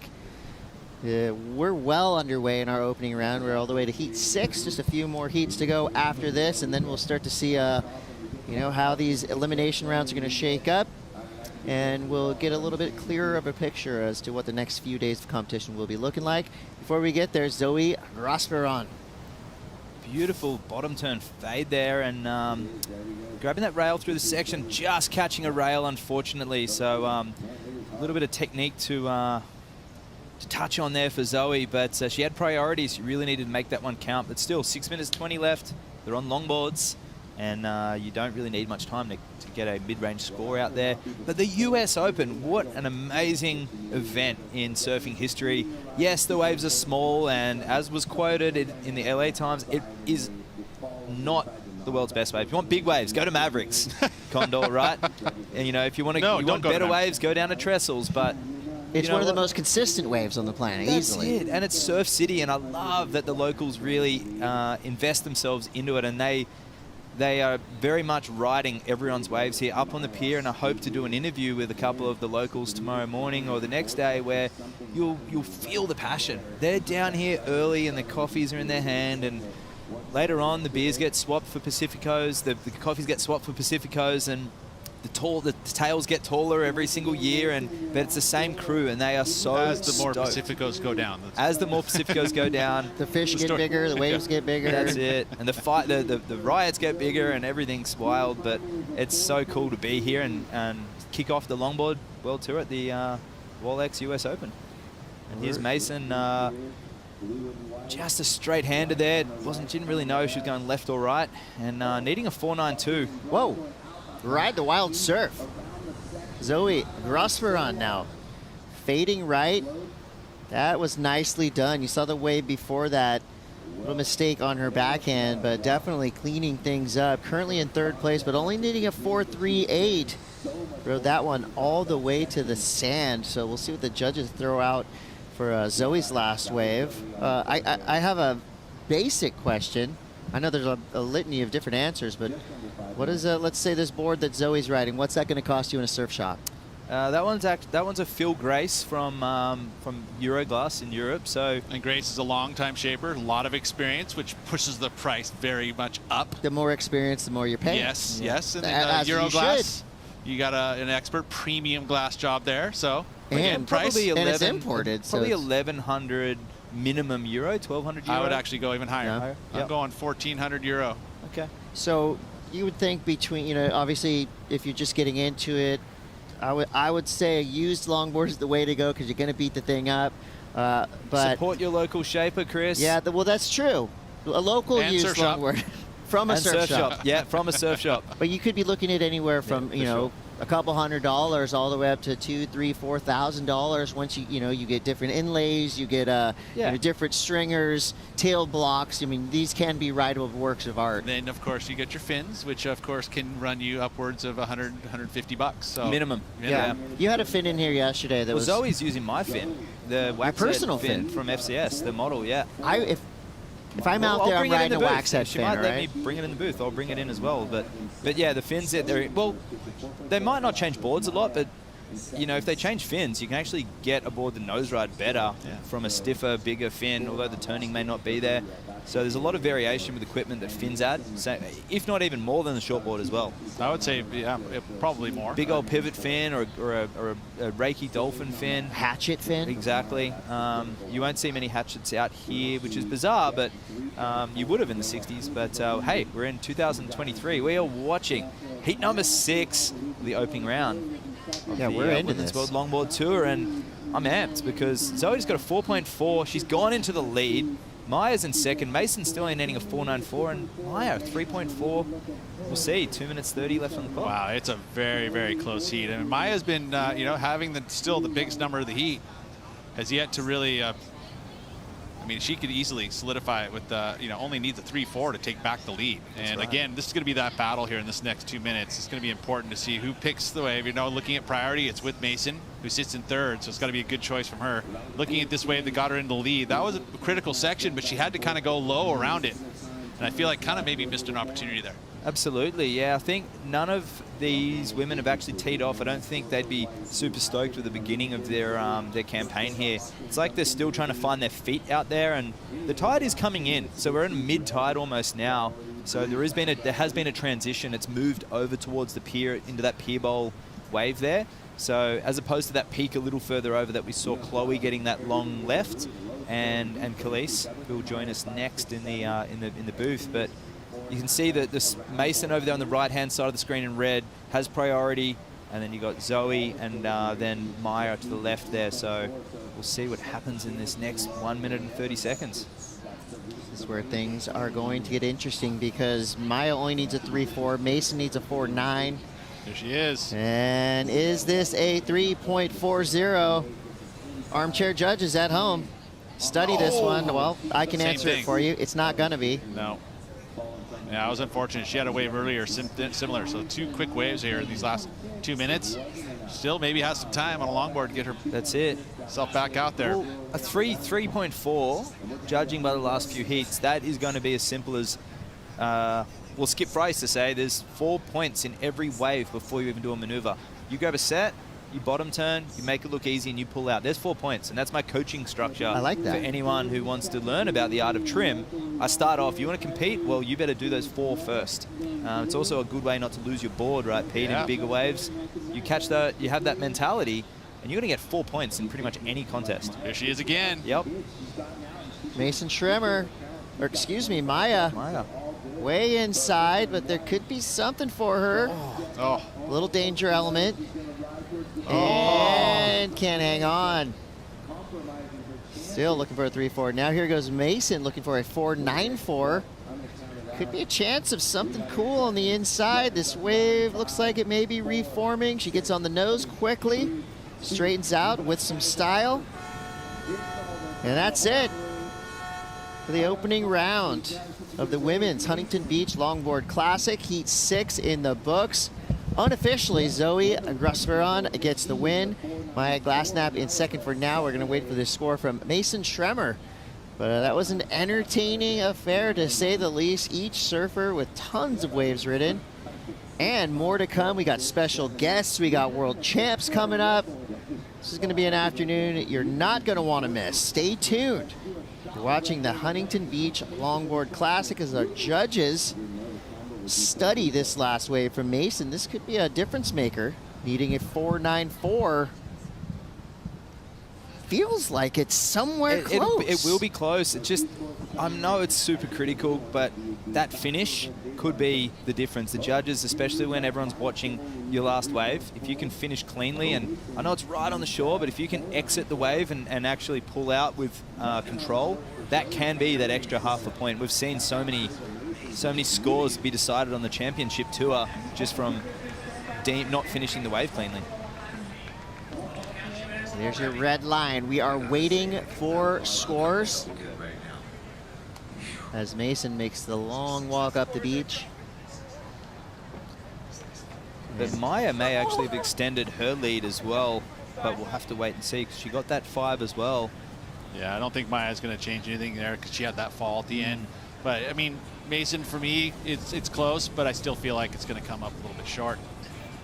But hey, I've been wrong many times. And it is non-elimination though. Yes. So they will not be going home, but it's all about the skipping of the round here and moving directly into the round of 16. And that's Mason's mum, Patty, there is a well-accomplished golf champion, speaking of golf as well. So, and her sister Scarlett is also making waves in the golfing circuit. Nice pun. Yep. And Pete had a good one earlier. Came up short in the longboard division. We got dad jokes all day for you here. The Huntington Beach Longboard I didn't even Classic. know I went there. Just as long as the waves don't peter out on these surfers and they can generate Stop the it. trim through, it's all good. You know, I stopped saying that when I started working with Pete. Yeah, thank you. Sorry, I appreciate that. Because you get 2 per event, so Okay. there was your Well, 1. yeah. You get 1 more later on in the week. Well, now we know why he surfs such big waves, because he doesn't get those waves that... There's scores coming in for Maya. I'm not going to do anything there for her. Oh, it was close, though. 3.2. Wow.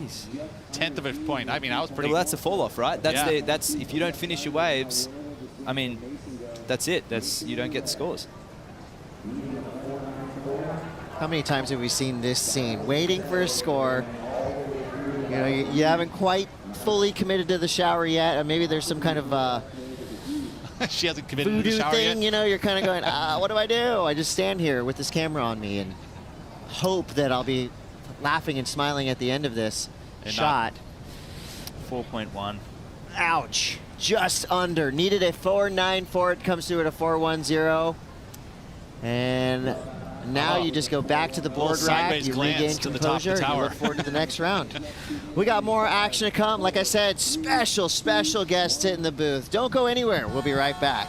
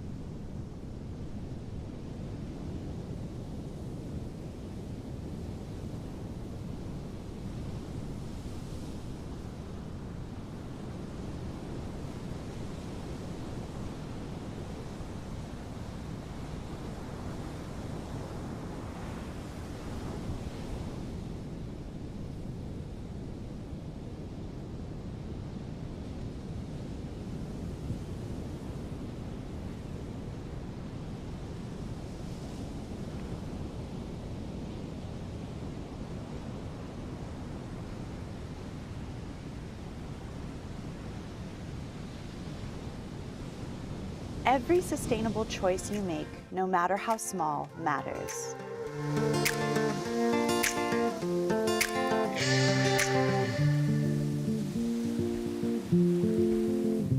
Es muy importante para nosotros, los integrantes de la escuela de surf Cuyagua, entiendan que parte de la esencia de un buen surfista está en proteger nuestros océanos y el medio ambiente. Speak up for the ocean. Your actions can inspire others.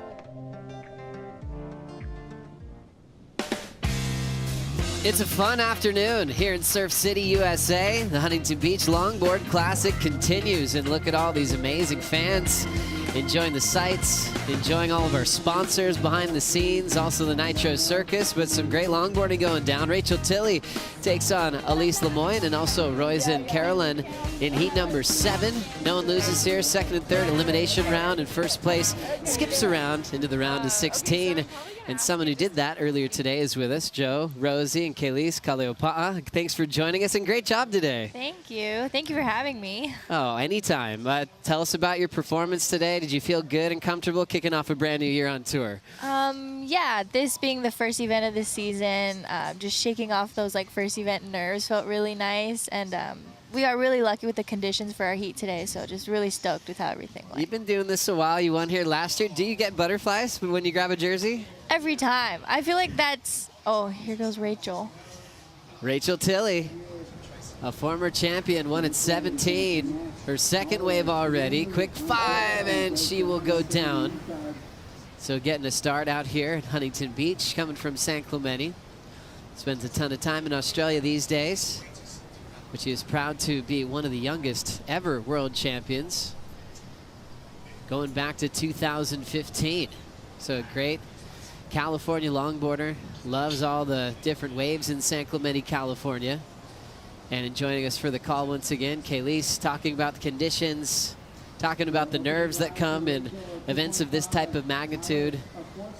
When you have those nerves show up, what have you learned that works for you to kind of settle things down and perform at your best?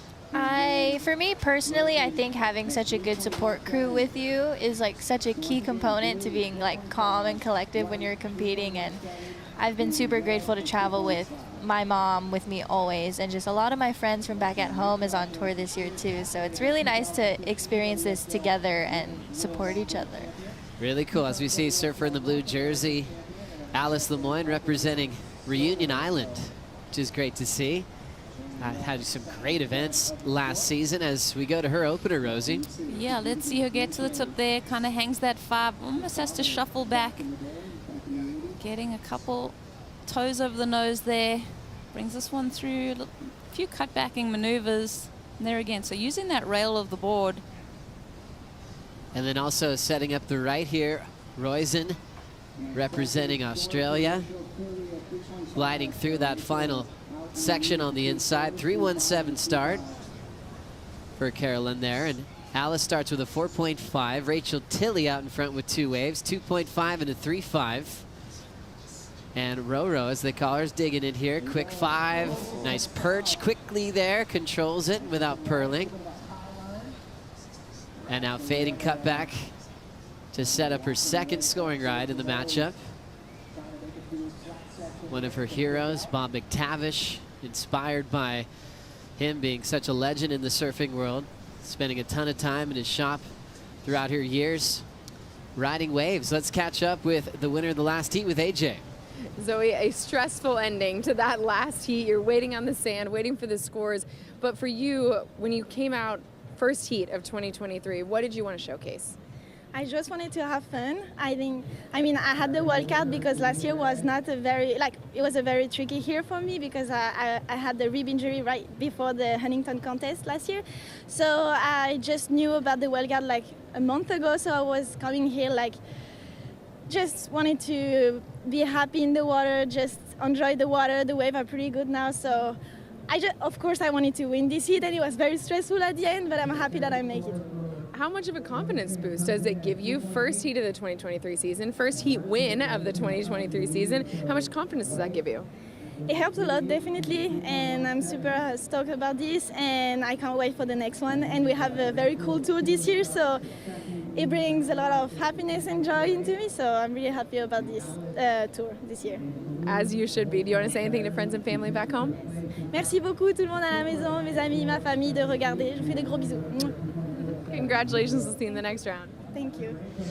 Thanks a lot, AJ. Zoe doing a great job to skip around as we go right into more action. Rachel Tilley controls the float. And the past world champ still hanging in there, hoping for a reform. Quick 5, and she'll step off. Real speedy footwork towards the tail end of that wave. Really cool looking at the new formats this year, Kayleigh, especially with some new venues popping up and a brand new way to win a world title, similar to what we see on the championship tour. What are your thoughts on a brand new season with some new spots to go surf? I think I can speak for everybody on the tour. We're really stoked to have more than just 2 stops or even just 1. And getting the opportunities to go to Bells this year was huge for us. I just think for longboarding, it's, that was a good wave. But yeah, no, we're all just super stoked to be able to get this opportunity to really be a part of a tour, I feel like. And, finishing in a top 8 to qualify for the championships in Malibu at the end is making everybody work extra hard, I feel like, and just super motivated. Do you have a favorite stop that you're looking forward to, whether it be here in Huntington Beach or anything on the calendar coming up? I'm actually pretty excited for Bells, just because it's such an iconic way for shortboarding, and to experience that with longboarding too, it should be really fun. But it's really cold. But Hawaiians, I mean, in our shortboard event, they do so well there too. I feel like you can adjust pretty quickly to that cold water, but that time of year, yeah, that's going to be pack a couple puffy jackets, some Ugg boots. I don't know. I remember Carissa one year had like these remote-controlled shoes that had like warmers in them. I don't know, like battery-operated warmers in them. Yeah, like she got them custom made. So maybe speak to Riss and just get like the hookup. That is really smart. Staying warm at Bells, that's going to be later on this year in August. Obviously, it's our summertime, but in Australia, it's flipped, so it's their winter time. It could be freezing, but hopefully it's firing, so you forget about the cold. I know you're proud to represent all of Hawaii, but especially Waikiki as well. And you mentioned that you've got some of your good friends you surf with every day on tour, and I've heard you've inspired some of them, like when they were little kids, to actually join you in the water and really start longboarding. Is that true?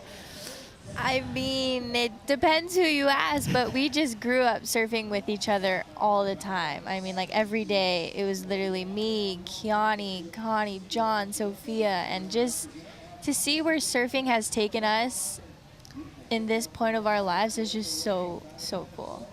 I'm really happy to experience this with them. And how often are you moving off of the beach at Waikiki and surfing other waves on Oahu? No matter who you ask, I'm always there. Even if it's like 1 foot and the North Shore is firing, I will be in Waikiki. It's just so hard for me to get out of home. I don't know why, but. Oh, it's a special place, yeah. Especially when you love a wave that much. It's given you so much, and look where you are today, battling it out on the longboard tour with now 19:55 on the clock. Some scores came in, 5.5 for Rachel Tilley, 3.5 before that, so she's building her lead out front. Alice had a 4.5 on her opener, still in third, but with priority, needing a 4.51. And we've got Carolyn in the white jersey. 5.21 is her requirement early. Rosie, we're loving that.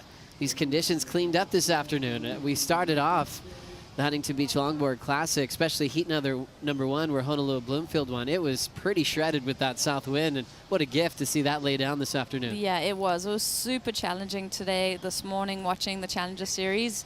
But then as we transitioned into the longboard event, the sun came out, the wind kind of went slack. It's even going a little bit glassy, and that tide's coming up. So prime conditions here for this opening round.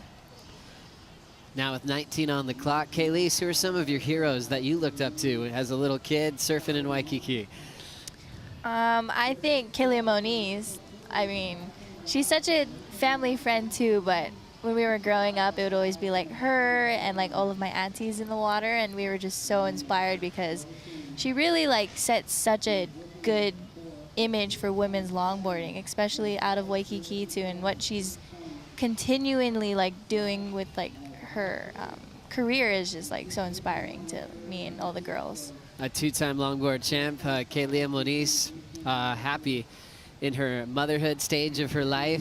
She's always saying how she doesn't surf quite as much as she used to, but when she does, she's still one of the best in the world. I'm always impressed with Kayleigh too, and what she did on shortboards growing up as well. I remember a final she had at Salt Creek when she was pretty young, and she actually beat Coco Ho in a final. It was like she could have probably gone either way with a career, and just loves being in the water, ripping. You know, definitely one of the favorites to watch. She's like so multi-talented, and at the same time, she's really maternal. Like, I feel like she takes care of pretty much, if you're in her tight circle, like Kayleigh is going to take care of you.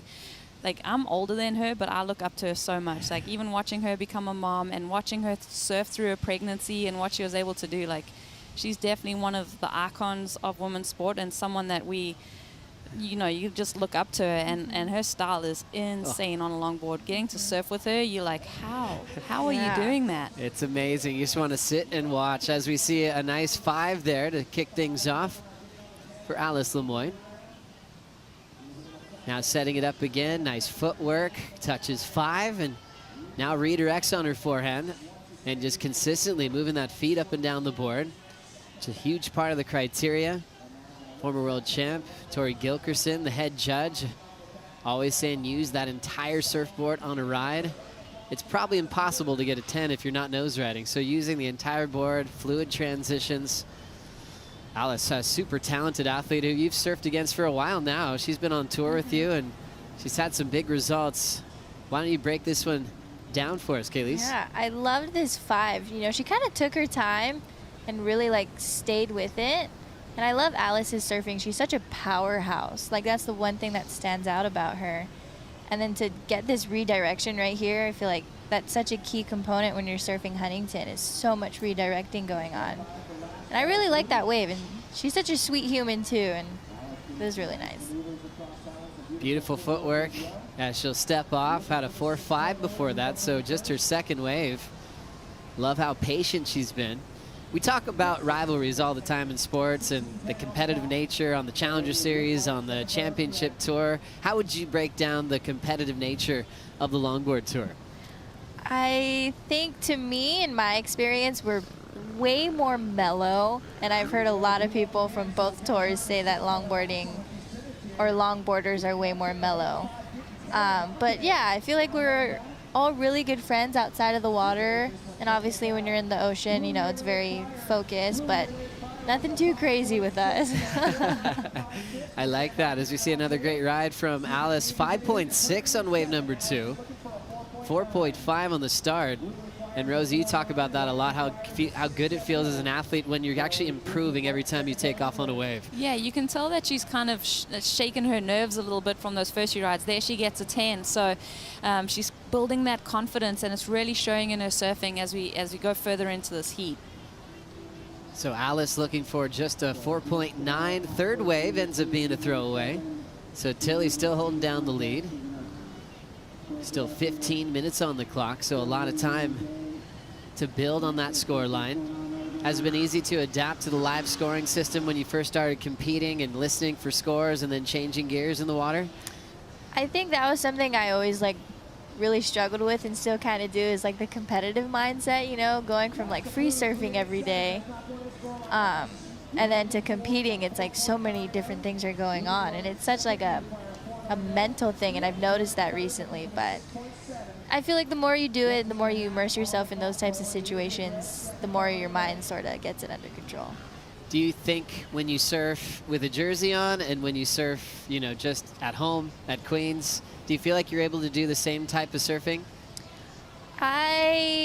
There's a big difference when I'm like free surfing at home versus competitive surfing, but the one thing is I just try to have fun. I feel like that's where surfing, you know. Oh, that was really nice. Well done for Rachel Tilley. Great nose ride. How about that? Wow. Setup turn for the end section. Yeah. Floats over the top of it. Ends up losing a great finish. But was really committed on the tip of that surfboard in a critical part of the wave. Another great cross step to the nose for Alice as she drops down to the bottom. Throws some water as she will ride that one through. And I love that. Nice stylish fade just to switch it up, throwing some variety. Quick 5 again. Wow, this heat is gnarly. Rachel Tilley just got a great one. Alice answers, still with 13:25 to go. And I think the fun part that we can relate to all disciplines in surfing, no matter what tour it is, the size of the section is always going to be very rewarding to the panel when you're committed to the critical part of the wave. And we got to see that on that last exchange. Yeah, that was so well done by Rachel. I mean, just the way that she read that wave, I mean, obviously going off intuition, but knowing the sections that were coming up. I love that cutback, using the rail of the wave, and then also that 10 that she got through. Just really cool exchange. But Alice, I mean, I'm so impressed with the way that she's kind of worked her way into rhythm in this heat. Yeah, I really got to know Alice's surfing up in Malibu a couple of years back, just so graceful. And I just got to see the camaraderie as well from the tour when she was able to come through with a solid victory. Backside 5 for Tilley, and gets back to the tail to survive some turbulence. And maybe with Alice paddling out, she's like, I better get out of the way quickly. So they're popping up in the same space. 12:15 on the clock. Rachel talks about a lot of her early success with her great relationship with the great Terry Martin over at Hobie Surfboards. She was so thankful for all the time they got to spend together as they will paddle back out to try to race for priority. Let's check in with AJ. Yeah, we're over here in the DeVille tent and with Cole Houshman, getting ready to get your surfing started tomorrow. But today, autograph signings. Walk us through what you're doing. We're just here at the DeVille tent, signing some autographs, doing a meet and greet, and yeah, it's been fun. So trying to remember how to spell all these names. You're doing great. For you, I can imagine there's a bit of surrealness here. You've had such an amazing year on the Challenger Series so far. Your surfing gets underway, but how much of it is soaking in moments like this, where it's not just the surfing, but it's experiences like this? Yeah, it's been a great year so far, and it's definitely a lot of stuff I'm not used to. So just trying to take it all in and enjoy the moment. So yeah, it's been fun just trying to stoke out the fans and yeah, just keep everything going. So this is a fun event for me. As it should be. We look forward to seeing you surf tomorrow. Thank you. Appreciate it. Looking forward to it. Thanks so much, AJ. This is such a big part of the U.S. Open. Cole Houshman, #1 on the Challenger Series, representing San Clemente, is getting extremely close to qualifying for the championship tour. We'll get to see him surf tomorrow morning here on the south side of the pier. It's such a huge part of it, as you know, Rosie, coming here so many times to compete. I'm sure your job wasn't only in the water, because you probably had a lot of things you had to do on land as well. Yeah, there's a few sponsor commitments that you have to be aware of, so you really have to manage your time, spending time on Main Street at the surf shops. You know, you got sponsor commitments that you have to fulfill. So yeah, you really keep your head in the surfing game. You've got your other things here and there, but make sure that when it comes time to focus, you can switch that on. So cool. It's got to be so fun to come down here, Kayleigh, and see all these fans that are watching you surf, spending time with them. We'll continue the conversation with Kayleigh in just a moment. We'll take a quick break. We still have 10 minutes on the clock, and Rachel Tilley is dominating right now. Be right back.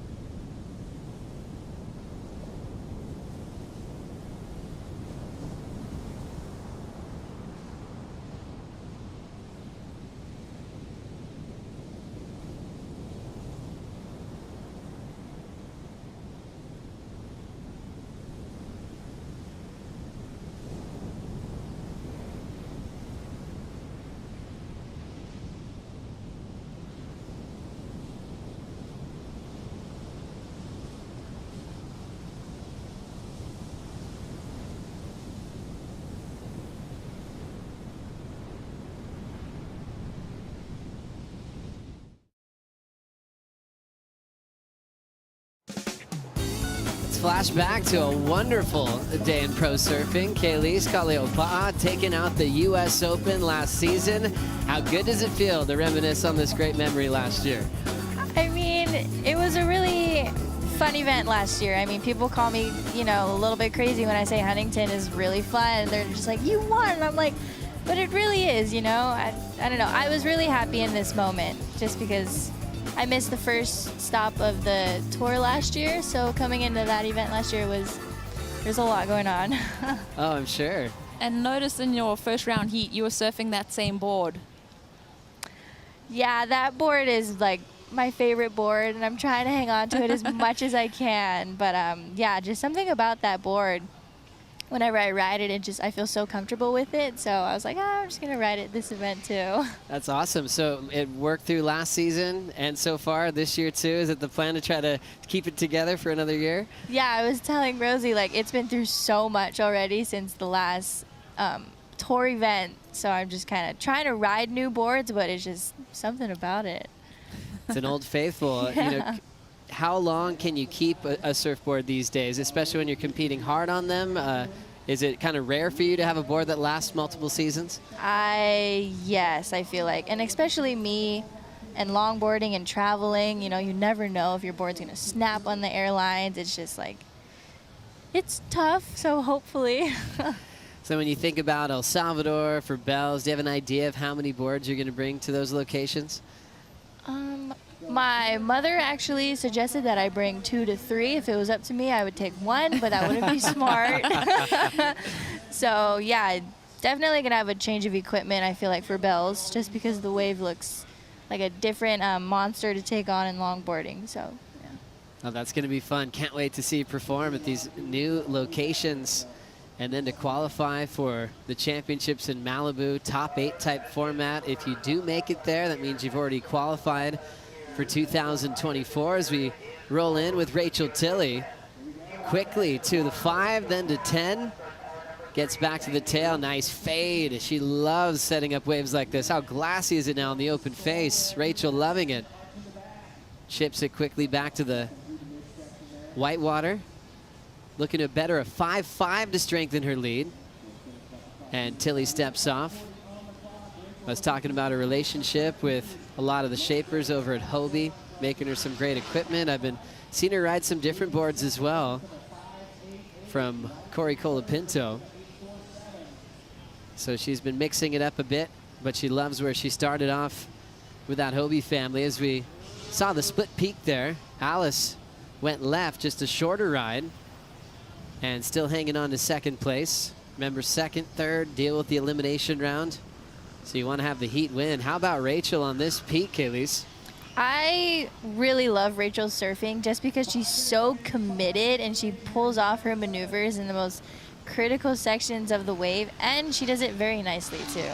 So I really like this wave from Rachel. And then styling through that little fade just to continue this ride. But nice and committed. Nose ride to start. And just that cool fade on the tail of the board, just fitting to the criteria so incredibly well.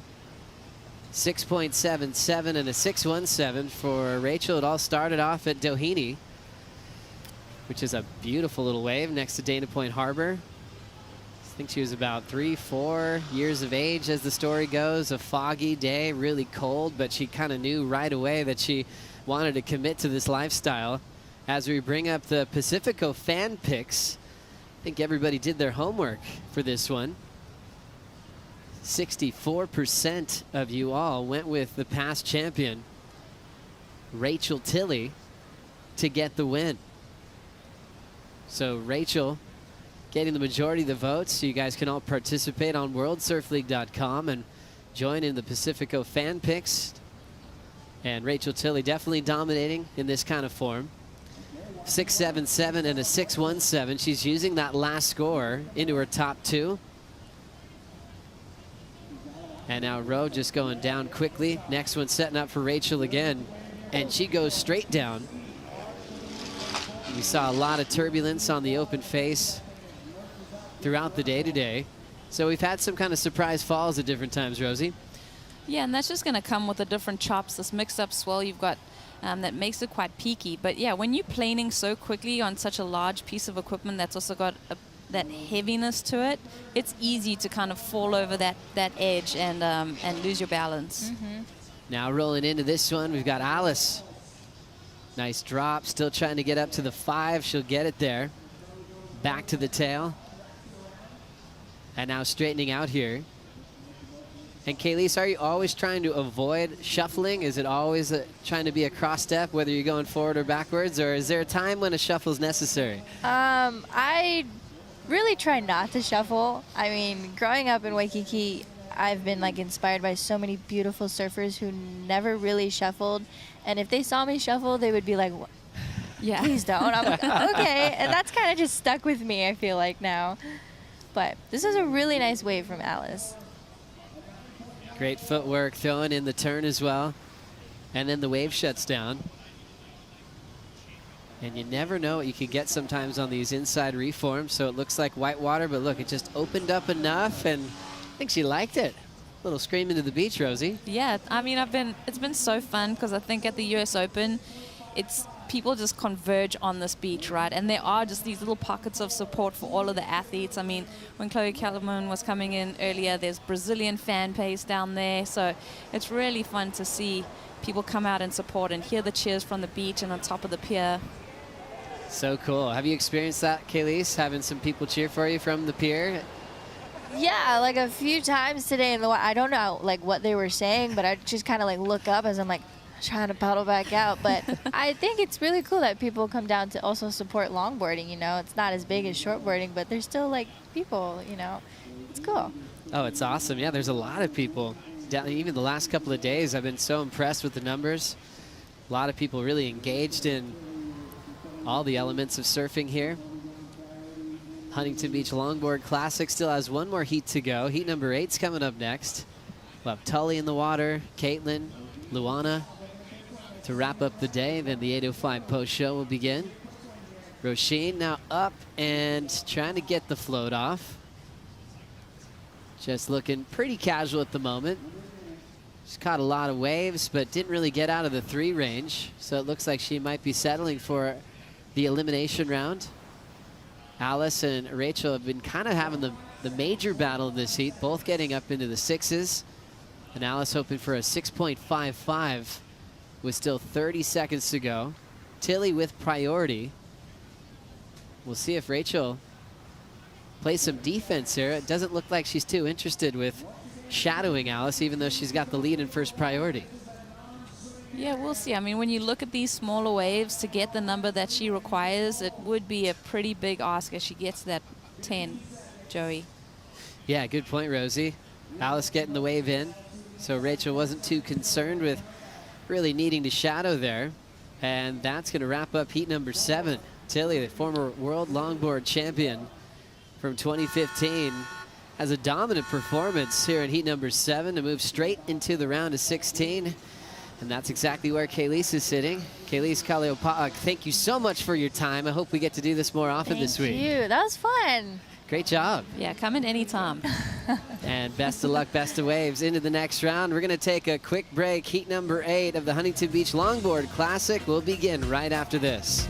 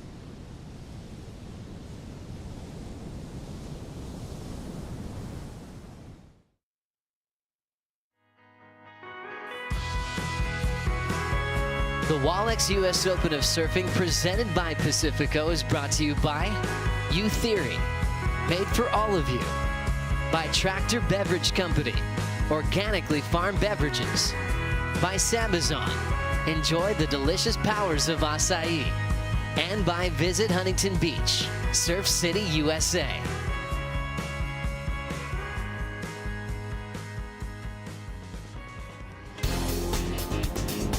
Rachel Tilly, you little legend, you. What a great performance. Her family's so happy that she's home in Southern California. She loves Australia a lot, so she's been able to hang out, see some family and friends, surf her old famous surf spots down in the Trestles region and back up here in Huntington. but definitely was dominant in that one. Great nose riding, great turns off the tail of that surfboard, and the past champion of the world will move on into the next round. Hey, one more heat. Tully White representing Australia. Caitlin Mickelson for the USA. Luana Soares from Brazil, who's made a couple of finals at Saquarema. We just said goodbye to Kayleigh, and welcoming into the booth, Mitchell Salazar. Mitch, thanks for joining us. Wow, what a great afternoon. Things are looking clean and fun out there. Yeah, and it's truly a California summer right now, too. You look at the conditions out there, high tide, things getting better with the shape. And, you know, I paddled out on the north side on my break a little while ago. Waves are super fun. Water's still really warm, but I think more than anything, there is a big pulse of that south energy out there. It's deceiving. You don't see that current much on your screen, but it's out there. That current's drifting south to north right now, and it's noticeable. Big part of the job, Mitch. On your breaks, you got to test the conditions. Yeah. You lucky guy.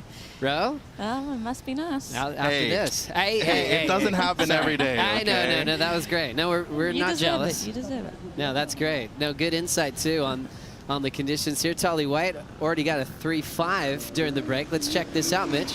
Yeah, I mean, Tully, a great experienced longboarder, touches the 5 right there quickly. This is more of an insider wave. And these lefts do go out to sea. They're really hard to ride, and we've still, more than anything, seen, I truly feel that the rights have been the more quality waves. Still, decent opener there for Tully, and did have a third place finish last year at a home break in Manly, which was a crucial result for her. And this lady, no stranger to competing here in Huntington Beach, Caitlin Mickelson from the USA, touches the 5 right there, and her husband Niles in the area, as well as her son Maddox in the competitors area as well. Talk about a support crew. Watching Caitlin all the way to this last part of the wave. She'll get dropped off. So that was a 3.27. Tully 3.5. And now a paddle for Luana Soares, trying to catch up to this one. She does chase it down. Quick tap 5. Now just up and out, so just a short opening wave. But yeah, so important having a great support crew here. That sometimes can fuel your fire all the way to a podium. What a performance we just saw go down. Rachel Tilley's on fire, AJ. Yes, she is, and all smiles, understandably so. We were just talking about how the conditions changed today before your heat. As you're getting ready to paddle out, you see what you're going to be working with. What are you feeling? It was such a blast out there.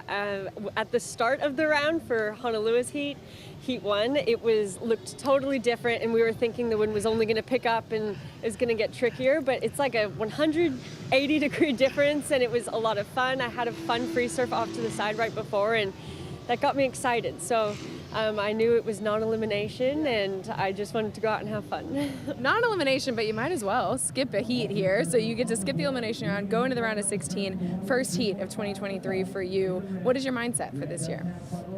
Well, the mindset is always to win a world title, and, you know, being at the first event, we can start fresh with that and have that be the goal. That was kind of a tricky heat. Alice and I are we're staying together.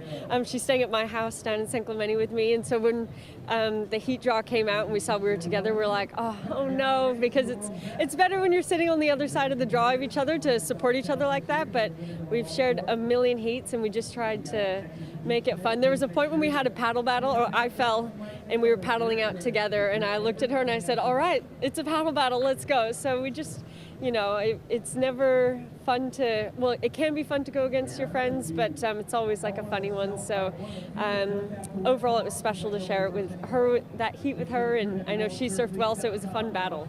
And special to be home, I imagine, as well. What is it like to compete sort of close to your home break?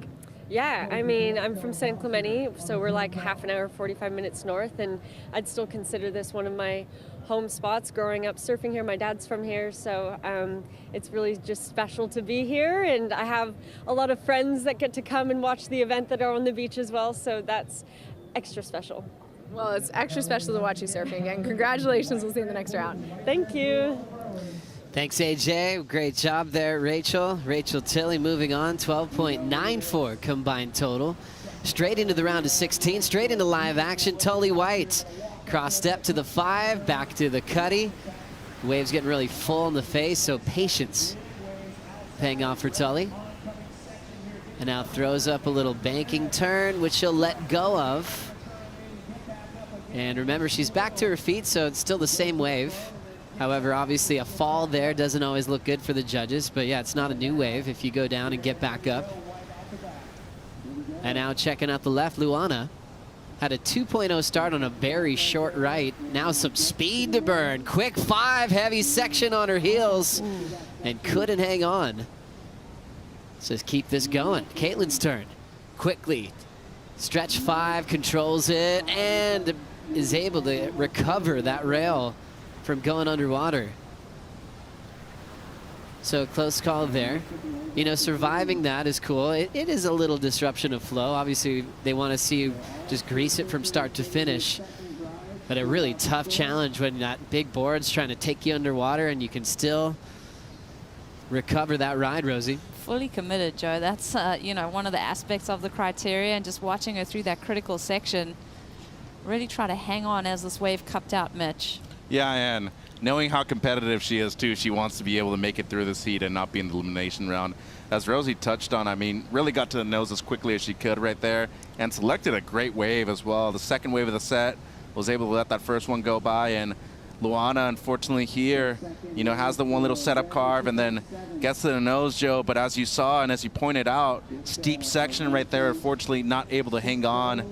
And that whitewater, if you're not able to outrun it, it'll get you. And unfortunately, a wave that could have been a 4 or a 5 turns into a throwaway. So true. Such a heavy section there. If Luana could have got back to the tail, I think the judges would have really rewarded that effort on a critical part of the wave. Luana finishing 4th in that final at Saquarema last year. Great to see that performance. Chloe Calman also in that final, who we got to see win her heat earlier today. And quickly reacting to this little wave on the inside. Paddling was Luana with first priority. She'll lose it there. So now first priority going to Tully White-Mitch. Yeah, and that's a situation right there where a lot of people would be asking themselves or thinking, okay, since Red paddled as well, wouldn't that be a priority switch between her? But that's what we consider more of a cover. So if 2 people are paddling at the same time for the same wave, priority will switch for the person who was higher in priority. In this case, it was Soares and White. Let's catch up with some surfboard talk with Waxhead. Yeah, guys, this is Rachel Tilley's board that she surfed here last year as well as this year. So we're going to go through it. I chatted to her before the heat. There's a few differences to the other competitors that are out there. Namely, this fin has very minimal flex. It's quite thick, the foil of the fin, and it's solid. And this counterbalances the board. It's got a lot of rocker, it's relatively light, and it's got a narrow tail. So this fin actually stiffens up, the limited flex stiffens up this board, which I would say has a lot of flex in it. It's got a whole heap of rocker. If we get that wide angle, you'll actually see. So the rocker, for those at home are wondering, that's that curve in the board that you can see through here, and that's what makes the Rachel be able to turn so reactively. Couple that with a pretty narrow tail, something that's probably in about the 14 or 14 and a half mark. So it's a little bit of tucked edge towards the tail as well. So this board being reactive, a lot of rocker and sensitive. It fits the bowl of Huntington really well, and she'll probably ride this, I would imagine, at the next stop at Bells as well. Thanks so much, Waxhead. Yeah, beautiful board shaped by Josh Martin. Started off on Terry's board, and great to keep it in the Martin family, all part of that Hobie surfboard crew, which is great. Amazing shapers. Gary Larson, I think one of the most underground shapers in the world. He's incredible. Anytime you get a board from Gary, it's magic. Longboard, shortboard, he's got so much depth. He's been shaping in the Hobie surf shop for a long time. They actually have a surf shop in Dana Point where you can go shopping, but there's also, it almost looks like the shapers in an aquarium. It's like this little glass booth, and Gary's often in there, you know, just shaping so many boards in front of a live audience, and they end up hanging out for hours. They'll answer questions. It's really cool to learn about the craftsmanship as we get caught up with Luana on this right, Mitchell. Yeah, and she actually won the Saquarema Surf Festival earlier this year to qualify for the Longboard Championship. And, you know, coming from a beach break like that, it's a tough place to be able to longboard, Joe. So managing conditions well here, still in 3rd place, and looking for a 4.25. Didn't get it there, but did get her best ride, a 3.3. And actually, on your Instagram earlier today, didn't you post a photo about that board that you were riding from him? Oh, now I'm embarrassed. No, don't be. I love boards from Gary. Yeah, it's great. He makes insane equipment, works well all over the world. Such a kind human being as well. Yeah, Joey. Well, just a disclaimer too. You are by far the best longboarder out of us Out of three. our crew. What is happening here? I don't know. Thank you guys as we watch this. Nice little fade and then setting up the left. Tully White is actually really stoked to be surfing Huntington, coming from Manly. A lot of similarities for her there. And we go off the big float attempt from Caitlin Mickelson. And she ends up incomplete. Luana with a lovely wave here. Ton of open face. How glassy is that? She just enjoyed it off the tail. And now just riding it all the way through. Now gets to the 5 towards the tail end of the wave. Still a little bit of room left, and she'll just step off. But gosh, talk about wave selection. I mean, you'd want to surf that wave all day, Mitch. Yeah, that was one of the best waves I've seen in the last 30 to 45 minutes. And unfortunately for her, she was just a bit too far out on the open face. And that's the difficulty of riding a longboard in comparison to a shortboard with a wave that has that much push on a higher tide. But it goes to show you that on a higher tide here, that pure bowl right, it's always pushing you forward, Joe. And you can see here, Rosie, just a bit too far out front. She wanted to fade a little bit more. Yeah, and obviously those heavier boards too, as soon as they pick up a bit of speed, it's really hard to change that transition of the momentum moving forward. There she gets the 5, but that was a beautiful wave on the takeoff. You'd almost want to be a little bit behind it so you could get up in that edge in the cupping section to get the nose ride. Yeah, it's interesting when you see a wave like that. If you would have seen her commit to a nose ride on the best part of that wave, that first critical section with some size, judges would have ate that up. It's obviously a lot of risk there too, because you're risking the entire wave, so maybe played it a little safe. As we see some S-turning from Tully White.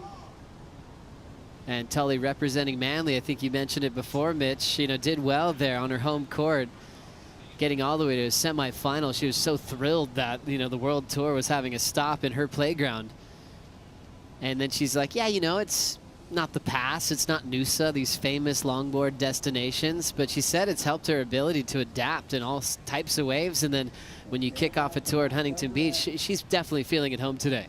Yeah, and it's been fun because we had Declan Whiten in the booth with us earlier, and he's also from North Stain, and he said he'll be here on hand helping Tully out, and they actually help each other out when they are in events. Just there as a support crew and a support system. Surfed this one really well. A couple redirects there, some time on the nose, smaller wave. Yeah, really cool to see the connection with Tully and Declan representing Manly. And they have a really cool Manly Malibu Board Riders Club that they're both a part of. And they had a fundraiser at the start of the year for both Declan and Tully to fund their trip around the world on the longboard tour. So a lot of people got involved with that. They had great prizes from like Archer surfboards. Been able to make some money for all these travels and the expenses so they can just focus on competing. And got a 5 there for Luana, and she'll get stuck in transition. And I don't know if that's going to be deemed complete or not because she didn't fully ride out of the initial 5 because she was still cross-stepping backwards. So missed opportunity right there on a decent wave, too, with 14 minutes to go. Still plenty of time. But, speaking of board riders, first of all, big congratulations to Hawaii. They got 2 board riders teams going up now, Oahu and Kauai. But I think they're so significant to surfing overall. And as we can see, the aspect of surfing just in support, getting a lot of funds going for people like Tully and Declan makes a huge impact. Oh, it's so cool. I recently saw that post from Sebastian Zietz talking about setting up the Board Riders Club for Kauai. And that's a beautiful one, I think, because we remember the late Andy Irons really wanting to do that. When he traveled to Australia, he was like, I want to have a Board Riders Club. It's really special. And you guys have been able to experience that here on the west coast of California. And that's a really new thing for California. It is. I mean, representing San Clemente board riders, you just get that sense of community. You get to know people. Like, obviously, you chat to them in the water, but spending time and being competitive, but also just having that vibe of supporting each other is really fun. And Chrissy Zietz and Sebastian Zietz are very involved in the surfing in Kauai. They've been doing a lot of putting together a lot of junior events, and obviously the board riders, so that's a huge win. And I mean, Mitchell, your water bottle, the Yeti that you have, it says Northern LA Board Riders. So, I mean, you're a fan of all types of clubs up and down the coast. Am I getting you in trouble? I've worked events for Northern LA Board Riders. John Wander and Dylan Perillo, they actually have their qualifying series coming up for their board riders event. That's another cool thing, too. They gather the community to have qualifying events for the actual West Coast Board Riders events too. And talking about the significance again, Andy wanted Kauai to have a Board Riders event. That was the whole point of the Pine Trees Classic too. Wanted to gather the community, and guess what? Now their dream's accomplished. Oh, I love that. That is so cool. 12:25 on the clock. Tully White out in front with priority with a 4.2 and a 3.5. Back for more action right after this.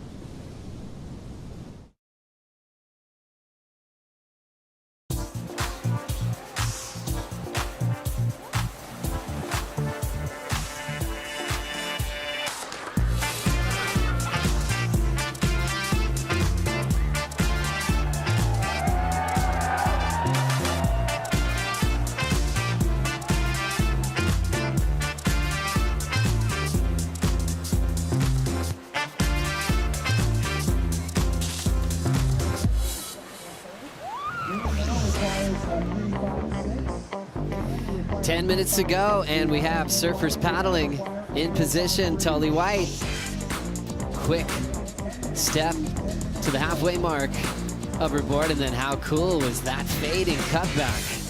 Super stylish on that section, and runs out of room and steps off. Tully White, 4.2, 363, representing that zone in Manly. And there's been a lot of comparisons with Manly and Huntington over the years. There was a time when there was actually an Australian Open of surfing that was at Manly. It was completely modeled after this event at the US Open. As we look at this ride again, Rosie.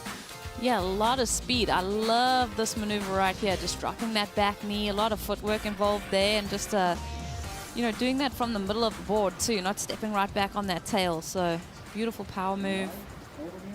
Unfortunately, no time on the nose. That's right. Definitely want to use the entire surfboard on a ride. Tully still hanging on to the lead. Caitlin's second with priority. And Luana hanging out in third, needing a 4.53. So, Mitch, this one's actually incredibly close. No one's getting into that 6 range that we saw in the last heat. Yeah, no, but that was a pretty nasty turn right there from Tully White. I mean, for a small surfer to be able to move a big board like that, and especially as you were mentioning, not a lot of footwork, but there were 2 steps back when she was about to do the drop knee cutback that put her in a good position on that board, basically halfway through it in order to carve down. And those are really the technicalities that Tori Gilkerson and everybody up there are really looking for when it comes to the judging criteria. You mentioned before flow being at the top, you know, of the judging criteria for longboard. I think that speed is so essential to this as well. And case in point right there with the 3.63, a crucial score for her, and puts her up into the lead, Joe. Speed is always your friend. It always looks great. It feels good. It allows you to perform bigger maneuvers. It's riskier when you're trying to go to the nose, when you're going 100 miles an hour and committed to a real critical section. So Tully still hanging on to her lead. Spends a lot of time working at the Patagonia store. And like a lot of surfers, they're really intelligent and they care about the environment. She's studying environmental science at the moment. So that's a great balance with her education, keeping herself in the water, and now competing on this great tour. she's probably excited to travel to some new destinations as well, with El Salvador, with Bells, with all roads leading to Malibu for the championships, to be in the top 8. So that'll be really fun to see her try to accomplish that. And has to get it done at such an iconic wave here at the Huntington Pier, talking about competition happening out here since 1959. But before that, a guy named George Freeth was invited by Henry Huntington to do a surf demonstration to show people that you could ride waves. You know, this was back in 1914 when they're doing the dedication to the concrete pier that you see in the corner of your screen. And he put on a show. That's more than 100 years ago. Yeah, so talk about a long time of influencing surfing in Surf City, USA. After that, you definitely would have to go to the Duke Kahanamoku. After his gold medal that he won, he would do surfing exhibitions all over the world. And so there's another comparison with Manly and Huntington. They both have statues of Duke Kahanamoku. Duke's statue is, I guess, what's at Freshwater Beach. And then you have the bronze statue over here in Huntington, which is beautiful, honoring the Duke, you know, making a big impression on really Southern California surf culture and beyond. Is there one in Santa Cruz? There is, yeah. That's another one. And the world title trophy on the championship tour, now dedicated to Duke Kahanamoku. But now 6 on the clock. Priority with Mickelson. And we've got Caitlin setting up the left. Quickly getting the 5. Little shuffle back to get the fade in the whitewater. She might get a little bonus section here. It's opening up just for a moment, but forces her to redirect. And now right behind her, Luana. Luana's done a great job picking off really sizable waves when she takes off. Late 5 is going to force her to eject once again. So I think the difference for Luana, Mitch, is really just getting to that section early, really committing to the nose before she's running out of wave. And straightening out, too, because a big part of this is being able to complete your rides and being able to complete your maneuvers. As we see Tully right there take a dig into that wave. And Caitlin only needs a mid-3, and there's a good chance that she's going to get the score right here. Real nice, tight 5, gets to the nose, and then as soon as she's off of that, she goes straight into the carve, which is really hard to do, to adjust her feet as well. Now rolling in is Tully White. Nice patience there at the halfway mark of that board. Now she'll redirect on her forehand. Nice and easy over the top for the float. And she will control it and ride away. And now stepping off there. So yeah, really cool to be part of those board riders clubs. Nice rivalry happening with the Reef Riders Board Club, with Long Reef. Waxhead's actually the president of that club, so they've had a nice, cool rivalry. You get a lot of reps in competition, which is great. And then the support also from your club to fund your trips around the world is incredible. There's something really cool about the northern beaches as well. Manly's kind of the gateway to the northern beaches, and a lot of those different beaches up the coast, all the way up to Avalon and Palm Beach and beyond, they're kind of surrounded by these bluffs. So you really, if you live in that neighborhood, you really feel like you're almost have natural fencing of your local beach. And I think that's why they've got a lot of pride of where they come from and the waves that they surf.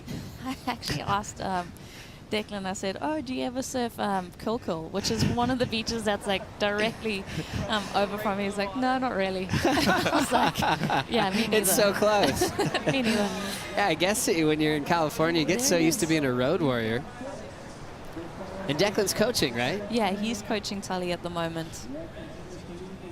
Love that support. Cole Robbins, too, he's going to be in the elimination round. Great surfer from the 805. Love Cole Robbins. A realtor, so if you want to get a nice house, talk to Cole. Here's that redirect and ends up going down, ejecting on the 5. So let's get into that real quick, because I think it's super important to be able to touch on it. Most surfers have a difficult time making a living. Longboarders have an even harder time. There's a smaller tour. Most of them have full-time jobs. Harrison Roach isn't here because he wasn't able to get enough time off from his job to be able to compete at the first event. He's going to be able to do this the last two, but guess what? He might be in contention for the World Championship again, but I think it's so important to be able to highlight this. Caitlin Mickelson's a doctor. She's a doctor of physiotherapy. She's able to have her own practice, but able to surf. And, you know, these people being able to fund their own travels, it's super important to be able to tell these stories, because in comparison to shortboarders, they have way less opportunities to be able to showcase their skills on a global level, Joe. I love that, Mitch. Yeah, it's such a brilliant part of our culture as well. You know, I think most of these people, all of them, they'd be doing this anyway. You know, they want to ride waves. This is what they enjoy to do. This is their love and passion. But a lot of times they've got to do other things to make their way around the world to keep the jersey on. And we're happy that they have this type of commitment to their craft. Tully White still riding through the inside. This heat stayed really close. There's been great moments, great individual turns, great nose rides as well from Caitlin and Tully. Luana picking off probably the quality waves. That's been her strength in this heat. But still in that 3 and 4 range, is keeping it really close. Minute 30 to go. This is the last of Caitlin, Rosie. Yeah, just winding through this one. You could tell that she was wondering whether or not to go right on this wave as she was taking off. It's gotten so glassy. There's really no opportunity on that wave on the outside to get super critical. Yeah, that was a tricky wave to ride. I mean, you were thinking it was going to kind of stand up, and this is why. This is Tully on the right.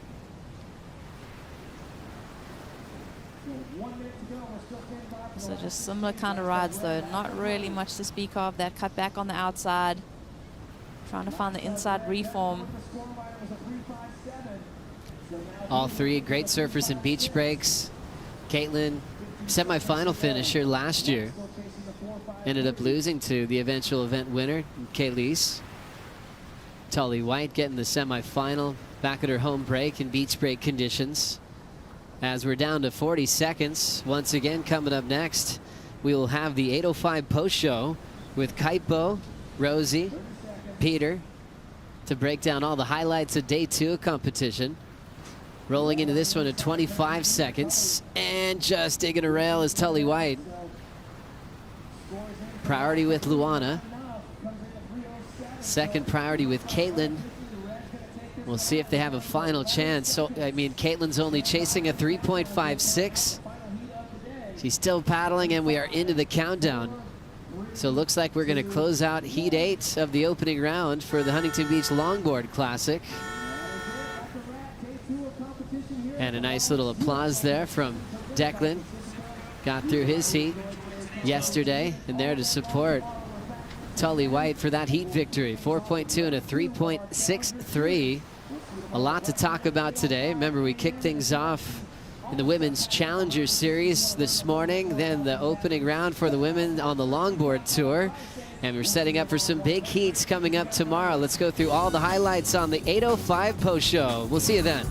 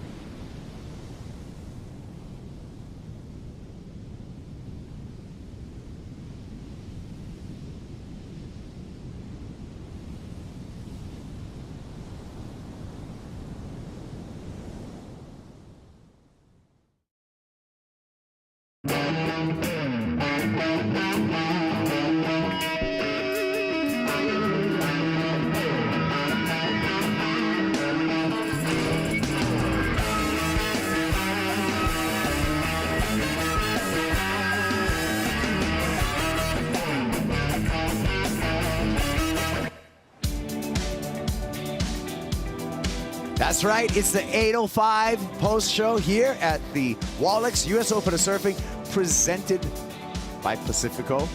8:05 post-show here, and it was a beautiful day. It turned out beautiful. It was a little gloomy, a little gray this morning. The sun came out, the waves glassed off, and it was a beautiful day. Thank you for joining us. I'm Kaipo, along with the wonderful Rosie Hodge and the Hall of Famer, Peter Mel.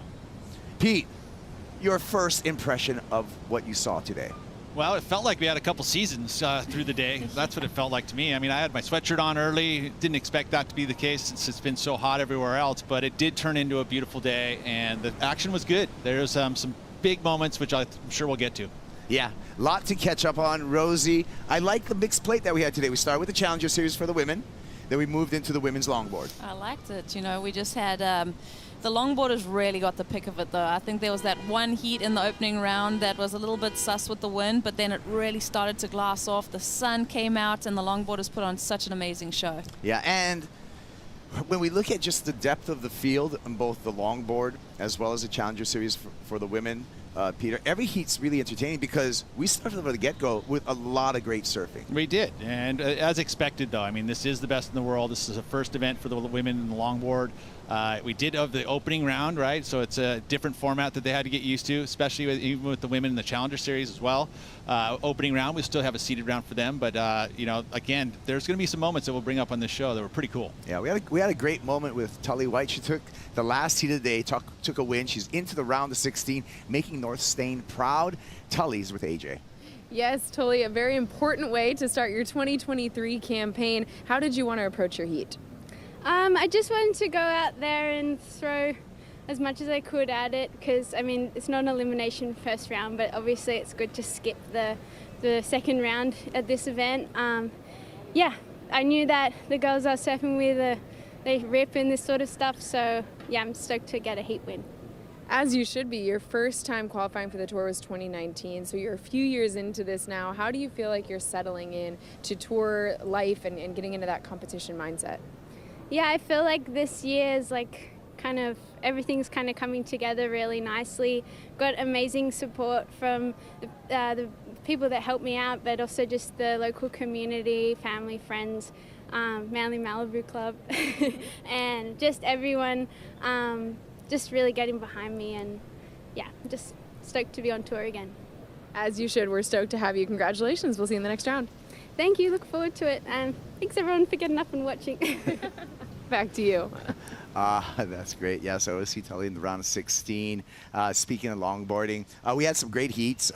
One of them, Rosie, was our defending world champ, Soleil Erico, came out here and put on a great performance. Yeah, she really dominated her heat, Kapa, and actually chatting to her during the post-heat, she said this is the first time that she's actually competed since winning that world title in October last year. So, you know, it's such a tricky thing to do sometimes, is getting back into that competitive mindset once you've had such an amazing year and defending that world title, Pete. Well, and you think about it, that's a long time. That's, what is it, 6 months, you know, to not be out of a jersey, not competing in the regional series, which we obviously, they're seeded right into this event. So again, it's going to take a little bit to knock the rust off, but didn't seem like she had any problem doing that. Focused on her education at University of San Diego, Soleil Erico. 6.4, 5.83, 12.23. That was enough for Soleil to take the win over Haley Otto right here, as well as Luella Pace. But Haley Otto looking pretty smooth out there, south side of the pier. Yeah, every heat that I watched today, I mean, these longboarding opening rounds have been so impressed with the level of surfing. And the elimination round, where it starts to get a bit more gritty, when it's a woman-on-woman action, I think that's when things could start heating up. Yeah, Haley was just not able to get, you know, the variety and the length of ride, but made it pretty close right there. That was a 6.67 for Haley Otto. And Luella Pace, her first time on this World Longboard Tour, kind of getting used to the competition, Pete. And this was like, yeah, and she did well. You know, this was a big adjustment because if you look at the footage that we saw earlier in the day, it was a whole different day. So, I mean, kudos to them to be able to adjust to the different conditions. You know, the sun came out. I guess that adjustment from the cold and windy to the nice hot and glassy is a much easier transition, but it was different. It was a pretty wild change that happened right there in that middle of the day. Yeah, but the good thing is in that opening round for the women, nobody loses. Second and third going into, it's going to be one-on-one matchups in that elimination round. And then, of course, we saw Soleil go into the round of 16. Same deal for the Challenger Series that we started off this morning with 4 surfer heats. And it was a youngster that you know pretty well, Erin Brooks. She came out looking outstanding. Yeah, she is just in such hot form at the moment. Good to see her put together a really good heat. She mentioned in a post-heat interview that she had a disappointing heat in Bolido in South Africa. So being able to kind of learn from that experience and come out here swinging at the US Open, making subtle adjustments and surfing with a lot of confidence, Pete. Yeah, and she mentioned that she had been spending some time at Waco, and that helped her to prepare for this event here, just to give her the confidence. I mean, she is one of the stalwarts. She's one of the most progressive surfers we have at such a young age. She didn't have to display it today in, you know, going above the lip, but rail work, the quickness that she carried, she pretty much dominated this heat. Nanaho Suzuki as well. Put it together, 9.87 two-wave total for Suzuki. That was enough for her and Brooks to advance into the next round. Unfortunate for Eve Leula Wong. Just couldn't get that backup. Had a 5.2, but the 4-point backup was not enough for Eve. Paulina Do, we're going to see her exit competition as well. Yeah, it's a bit of a bummer for Pauline. I mean, a veteran here, and she would have pretty much relished in these conditions. You know, she could go up the beach breaks at France, so it's a bummer to see her go down. Also, just a back and forth battle for that second place with Nanaho and Eve in those last few exchanges there. So that was a really fun heat to watch. Got super exciting at the end. Yeah, and that's been kind of the trend here for 2 days at the Wallex US Open of Surfing. But when we talk about the Cup Noodle wave of the day, we got a wave of the day to share with you. Let's talk about Silvana Lima and excellent surfing, progressive surfing.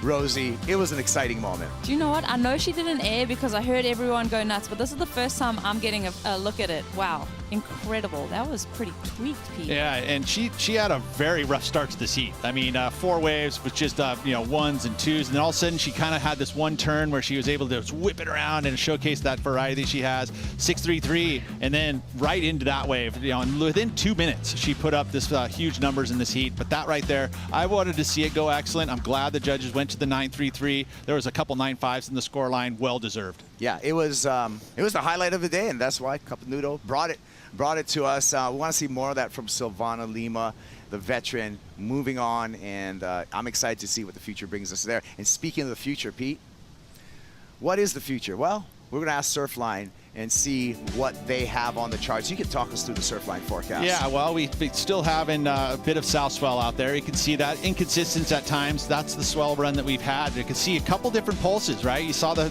energy of that storm kind of bulb up and stuff. So we're going to see these energies kind of change through the week. We saw it at 3 to 5 feet. We're going to see it do it again tomorrow. There's supposed to be a little extra pulse in action. We also have some subtropical action too. There's some disturbances off of Cabo, and that's always helpful. If you look up there, there's going to be some of that. So ultimately, we've been very fortunate because there hasn't been a lot of surf. And to have it here now, I mean, as you go into tomorrow, there's still 3 to 4 foot. We'll see it decline again, but see that Thursday? Got another bump back up. And hopefully hold through the weekend. You know, wind conditions will probably be similar to what we're seeing. We're going to see that southerly flow. That's just part of the deal here in the summertime. Maybe some fog in the morning, and then it's going to get sunny and beautiful. That's my fingers crossed that happens.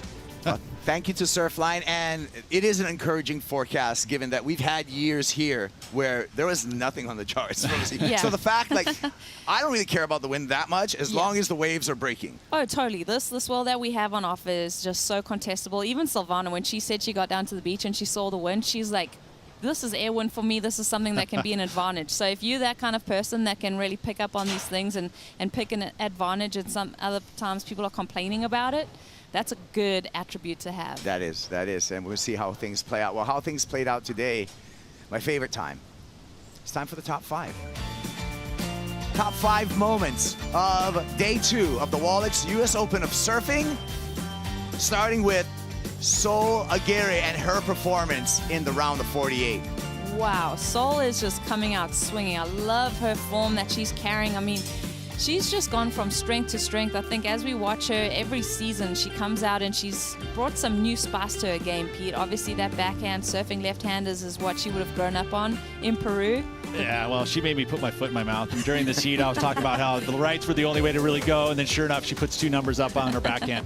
Number 4, Brazil's Chloe Kalman. Smooth, graceful, sliding through here, taking a win in her heat, Rosie. Yeah, this is going to be my pick to watch in this event. Coming from the beach breaks in Rio, she's really enjoying the conditions at Huntington Southside, and she put on such a great display in this opening round. Yeah, she's been spending a lot of time here in California, so she's accustomed. She hasn't had to worry about jet lag. She's here, she's planted, she understands what wax she needs, she understands what the wetsuits are going to be. She's been able to surf Huntington quite often, so very, very comfortable, and it showed in her performance today. Yeah, great energy around this Brazilian goofy foot, and we'll see how it continues on into competition. Number 3, talk about next generation of surfers. That's on display right here, Rosie. Erin Brooks ripped it up. She's looking alive. Erin is just, you know, like I said, she's just kind of turned it around from Bolido, coming into this event, competing at the US Open. That's a big thing. That's like, this event carries so much prestige and history. And we've also had a lot of young winners break through. I mean, you think about Malia Manuel winning as a 14-year-old. You think about Lakey Peterson when she was still a teenager. Courtney Conlog. Erin Brooks can be that kind of story that we could track through the opening rounds. Peter, number 2. Beautiful surfer from Queens Beach on the south shore of Oahu. Khalees Kaleo-Pa'a, our defending champ, went out and took a win in her heat. Well, she would be taking a lot of confidence at being defending champion coming here into Huntington Beach, and it showed in her performance this morning or this afternoon. Again, the grace that she has, she takes that Hawaiian style, she's got the beautiful hand placement, and it's something that you love to watch. You know, very smooth in some tough conditions. She was able to make it happen, so fun to watch from Kalia. And number 1, the air that woke us all up this morning, Rosie, Silvana Lima. Yeah, this wins today. I mean, that was so impressive. Just beautiful stuff from the veteran. Just love this progressive element that she's able to bring to us. You get so excited watching her. Yeah, 9.33. So I love that the judges gave that such a good number. You know, it was just one big move, but like that's where you're going to see the progression. It's their job to make them, you know, push the. So surfers see that, you're like, oh, okay, that's how I got to get a 9. I'm going to go out there and do that myself.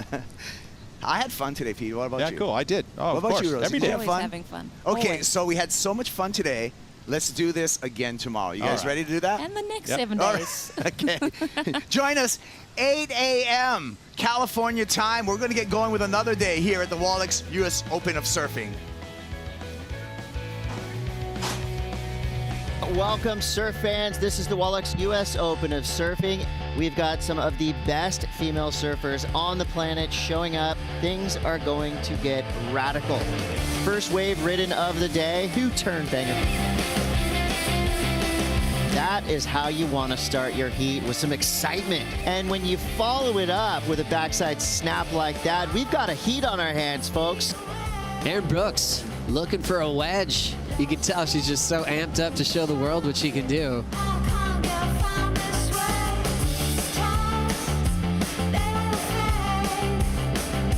Sofia Medina, nice connection on the backhand snap.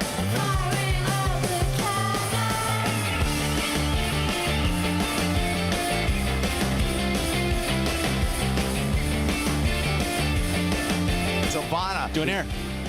Does the air. What you wanted, Pete, comes through. I told you she does those aerials. That was proper. Right? Air wind.